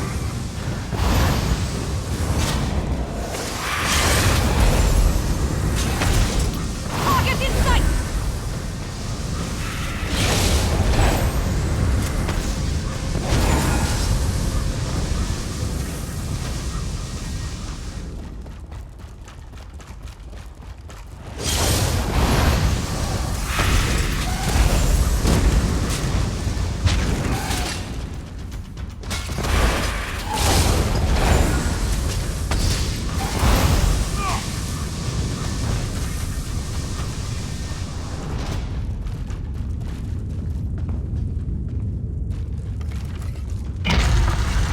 The stench of corruption pervades the air.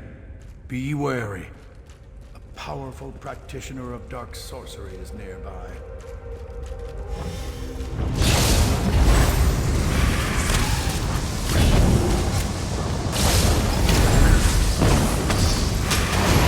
Ready to fire?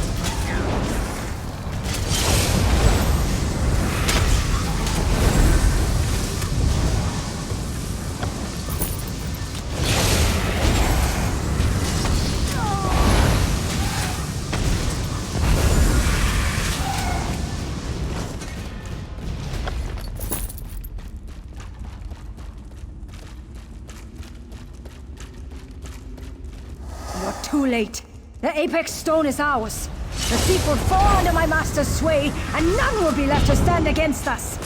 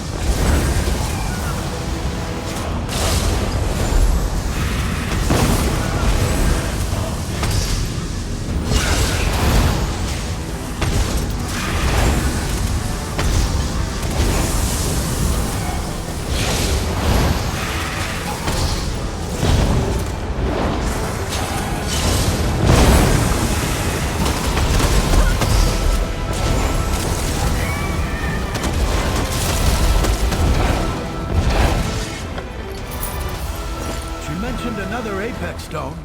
Could it be that the Thief's Stone has been hidden here all along?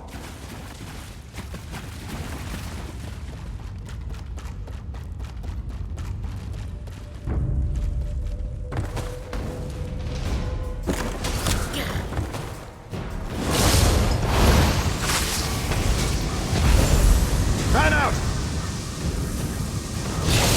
Taking aim!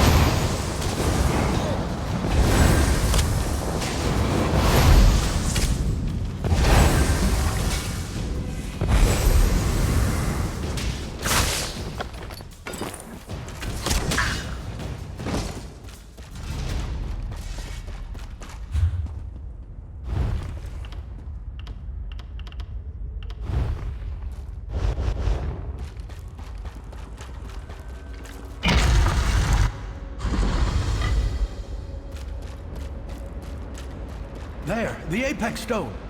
What are they doing to it?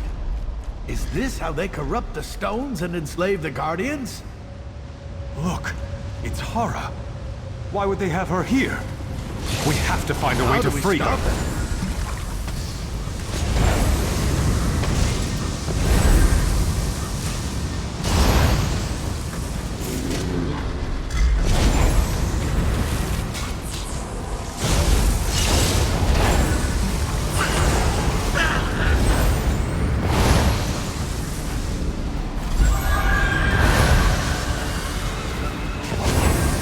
These ethereal stones are linked. I see now. Split off and use them both before their power fades. Before more arrive.